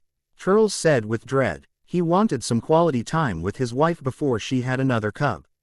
Era giggled softly. I'm not. She stood on her toes and kissed his lips. I told you I wanted as many cubs as you could give me. That hasn't changed, Kodo. I know, Honoa, but is it too much to want you to myself for a bit longer? It's nice to have you not pregnant. Although I suppose we could practice for another, you know, when Kalen and Terran are older, much older. I like that idea, Captain. Turles let out a purring growl as he scooped his mate up and carried her to their bedroom. In their bed, Turles couldn't help but remember the last several years. This room held so many memories, good and bad. In the beginning, Era would wake screaming and Dr. Enched in sweat as memories plagued her rest, as she could finally sleep after 2,000 years. Sometimes she couldn't even speak of the dreams that plagued her. He didn't think Era would ever be over the nightmares completely. But they managed well enough. He always stayed with her at night. He gave up traveling without her. The one time he tried near the beginning of their mating with the intent of surprising her with actual Vegetan moonstone, Era barely slept the week he was gone. Pamela had called them frantic when Era woke her with her screaming and that she stopped speaking at all. Era broke her kiss as she snuggled into Turles's hold, pulling him back to the now. Era nightmares were much less often now. Barai wants to visit Uncle Popo. She teases, making the former pirate flinch. Oh come on, he's not that bad. He likes you. And he adores Barai. I want him to meet the boys. I guess we could make a trip. Turles reluctantly admitted. He cringed as he remembered the first time he met Mr. Popo. Flashback. The lookout wasn't exactly what Turles was expecting when Era teleported them. She was wearing the outfit he first met her in. She knew he wasn't crazy about that outfit, but Era wanted to wear it for some reason. The white marble tile and the sunlight of the blue expanse of sky was almost blinding. About a third of the way in, on either side of the circle, were small grassy areas that held pink and yellow flowers along with 6 palm trees total. It was a very peaceful place, and Turles took a moment to admire the serene atmosphere before following his mate to what looked like a small palace at the back of the lookout. The odd assortment of humans loitering and doing what looked like training was certainly not what he expected, either, from the odd tilt of her head as she regarded them with a curious stare. Is this the right place? He asked. She lightly smacked his arm when he grinned at her teasingly. Haven't I always taken us to the right place? Hey, who are you guys? Turles turned to see a male with long dark hair in orange nearby. Next to him was a short bald man, and off to the side but regarding them with suspicion was another pair, one a bald and diva dual with 3 eyes who looked even bigger and more muscled than the one with dark hair, and a small child-sized being with white skin and red spots on their cheeks. My name is Turles, and this is Era. Turles said with a hint of a growl in his voice. He turned and saw his mate was busy investigating one of the nearby flower beds. Smirking, he just shook his head. Some things never changed. Can we help you? The 3-eyed man asked, somewhat hostile. We just need to see Cammy and Mr. Popo. Turles answered, finally remembering the name. Are you here for training? The dark-haired one asked. Quote, and you brought your girlfriend with you? Turles snorted before he laughed a gut-wrenching laugh. I'm sorry, that was just hilarious. He explained a moment later. You have the situation a little backwards. She brought me with her. And she's my mate, not my girlfriend. Era knows Mr. Popo from way back and wanted to introduce us. Wait, I know that name. The short bald man said before snapping his fingers. The gala. My wife told me about you, and the winery you two own. 18 right? Era asked, coming over. That would make you Krillin. Yep, he said, puffing out his chest. Prettiest woman on earth if you ask me. Maybe before we go back we could meet up with her and you for dinner. Or have you over to our house for a meal? Era said with a bright smile before looking up at Turles with a hopeful grin. He chuckled and wrapped his arm around her waist. Why not? Don't you live on another planet? The dark-haired one asked, confused. Well, yeah, but I can teleport us between the 2 places, so it's not that big a deal. I was going to pop over to Bulma's place and invite her for a tour since she's one of our investors. So where is Mr. Popo? Era asked, clasping her hands in front of her. He's busy with Cammy right now. Are you here for training? The small white being answered. Kinda. Era nervously rubbed the back of her head. I needed to talk to him, but I wouldn't say no if he wanted to give me a training session. You know, I could always fill in. The three-eyed man said with a smirk. I'm the top pupil of our group. Turles raised an eyebrow while Ara's eyes went wide. Really? I'm sorry I didn't catch your name.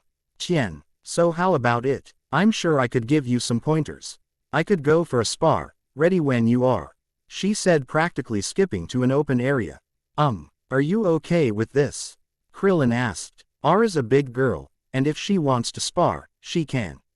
Turles said, leaning against one of the palm trees. He was curious if this human could actually touch Era. The pair got into their fighting stances, and the Alpha noticed there were some similarities in the stances. The rest of the humans stood bedside him to watch the spar. At an unspoken cue, Tien leapt for the Saiyan woman with his arm cocked back for a punch. Just before the man could strike her, Era gripped his wrist in one hand and pulled his body closer to her. She dug her knee in his solar plexus, knocking the wind out of him before twisting them around to pull Tien's arm in a restraining hold behind him with her foot on his neck. Turles was silent before he busted out ahing once more while the humans were gaping at the sight. When Tien made no move to break the hold, Era pulled back. The three-eyed man just groaned as his arm fell to the tiled floor. I'm so sorry. She rushed to try and help the man up. I thought you were expecting that. Era looked up helplessly at the group as she tried to get Tien back up on his feet. Did any of you see her move? Krillin asked in awe. I've never seen anyone move that fast. That's because she has fully completed my training. A voice from behind made everyone but Tien, Turles, and Era straighten in nervousness. Mr. Popo. The Saiyan woman perked up and got to her feet to bow at a black male with a red vest, white pants, and a white turban. It's an honor to see you again. Likewise, Era. You called her by her name. Yamcha said in shock. Pecking order. Era answered without missing a beat.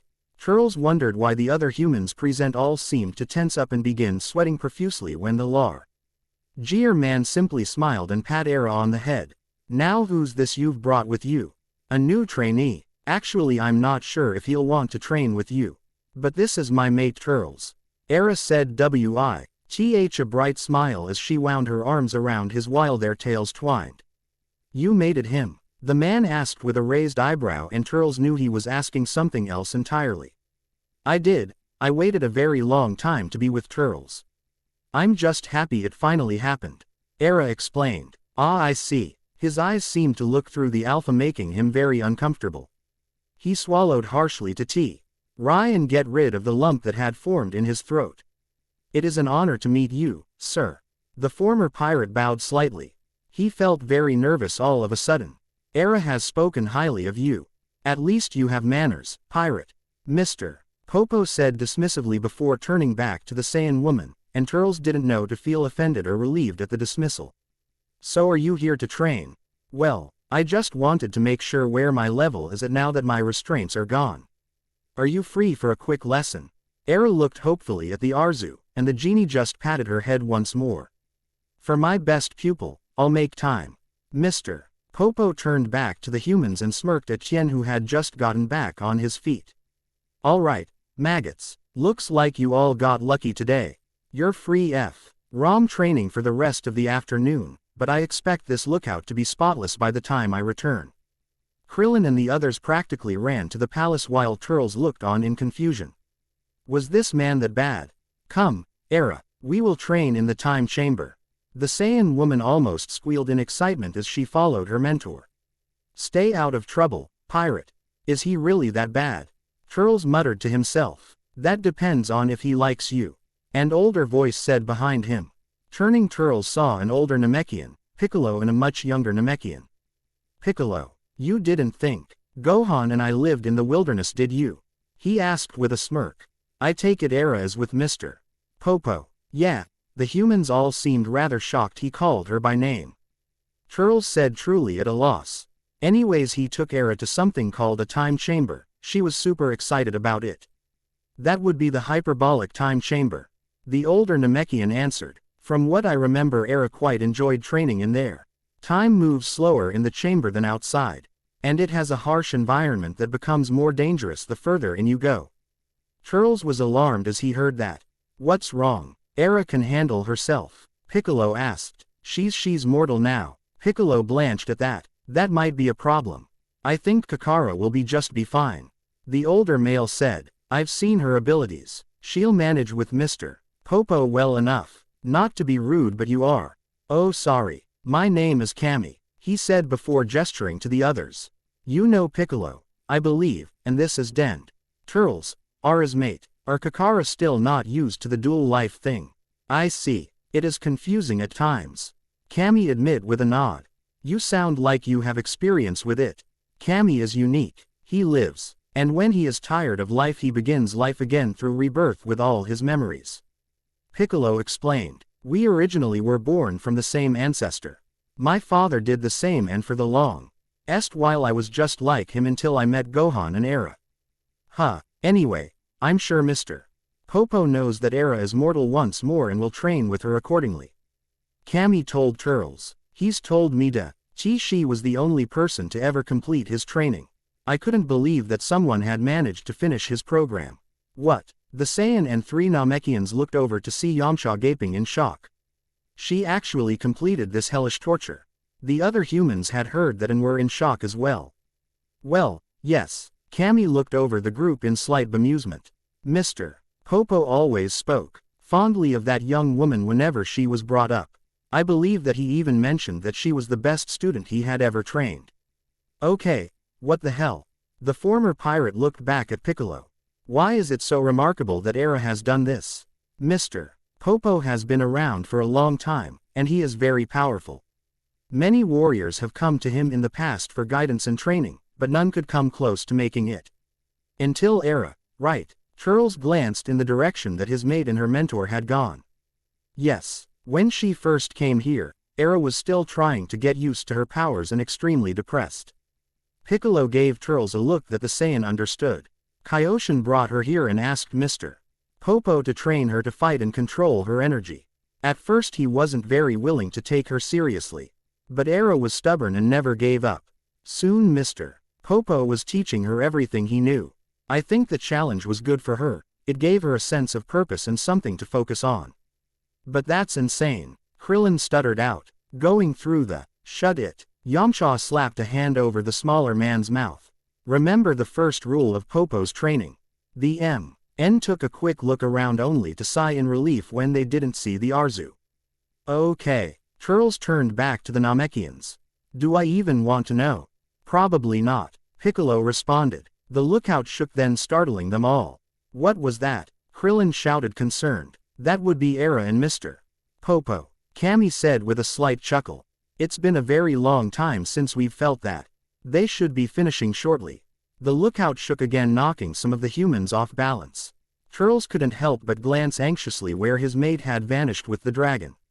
Moments later Era bounced out of the building with a smile and leapt at Turles with a grin on her face. I hit him. One solid hit he couldn't block, she said happily as Turles caught her. Era wound her legs around his waist and giggled happily. You did exceptionally well, Era. Mr. Popo said as he stood there.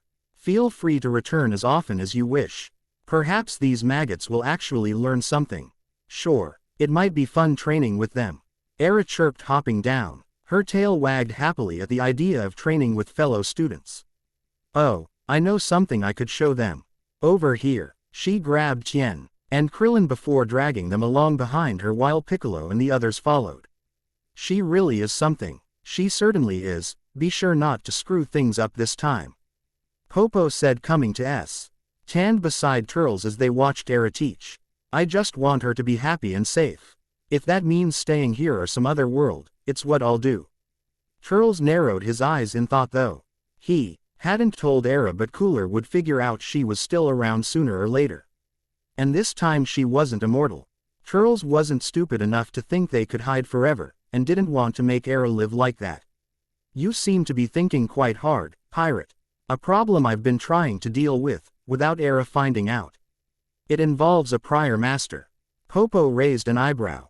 Go on. He almost killed her the last time he found us. Cracked the stone of her amulet. So I was wondering, what would it take to make him disappear? Turles asked with all seriousness as he carefully chose his words. If this dragon was stronger than Era, then maybe he could do something. A shiver ran down the pirate's spine as the dragon cracked a grin. Oh, I like you, Popo said, still smiling. Flashback end. What's got you so distracted tonight? Era asked with concern creeping into her voice. Is everything okay? Just remembering, he said, kissing her. I promise things are fine. You've just been busy with everything lately. Are you sure you don't need me to help? Positive, Turles said, cutting her off with a kiss. You just worry about the vineyard and the cubs. The talks with Turles are going fine. Do they really think you're trying to create a new Saiyan empire? All we've done is offer the exiles a place to call home. Turles and I both know that it's just convincing the rest of the morons on the council that His Majesty, the king, doesn't care what I do because he still thinks you're a goddess that will smite his line if he does anything to me. You certainly made an impression on him, Honoa. Era blushed. I didn't mean to give him that idea. I know, but it's certainly worked in our favor, he said, kissing her again. Do you ever regret it? Era asked softly. Turles hummed as he pulled her to lay on his chest with him, looking up at her. Regret stealing you, falling in love with you, having you and our cubs become my entire world. He brushed a straight rand of hair away from her flushed face before pulling her into a sweet and slow kiss that neither one of them wanted to part from. Once they parted, the Alpha pulled Era down so that her head rested under his chin. I've never regretted a single moment. You have and always will be my everything. He held her tight to him as he thought about how lucky he was to have found his heart's light in not one but 2 lifetimes. You're a sap. Ara's tired voice made Turles chuckle as he kissed the crown of her head. Yeah, but I'm your sap. The end.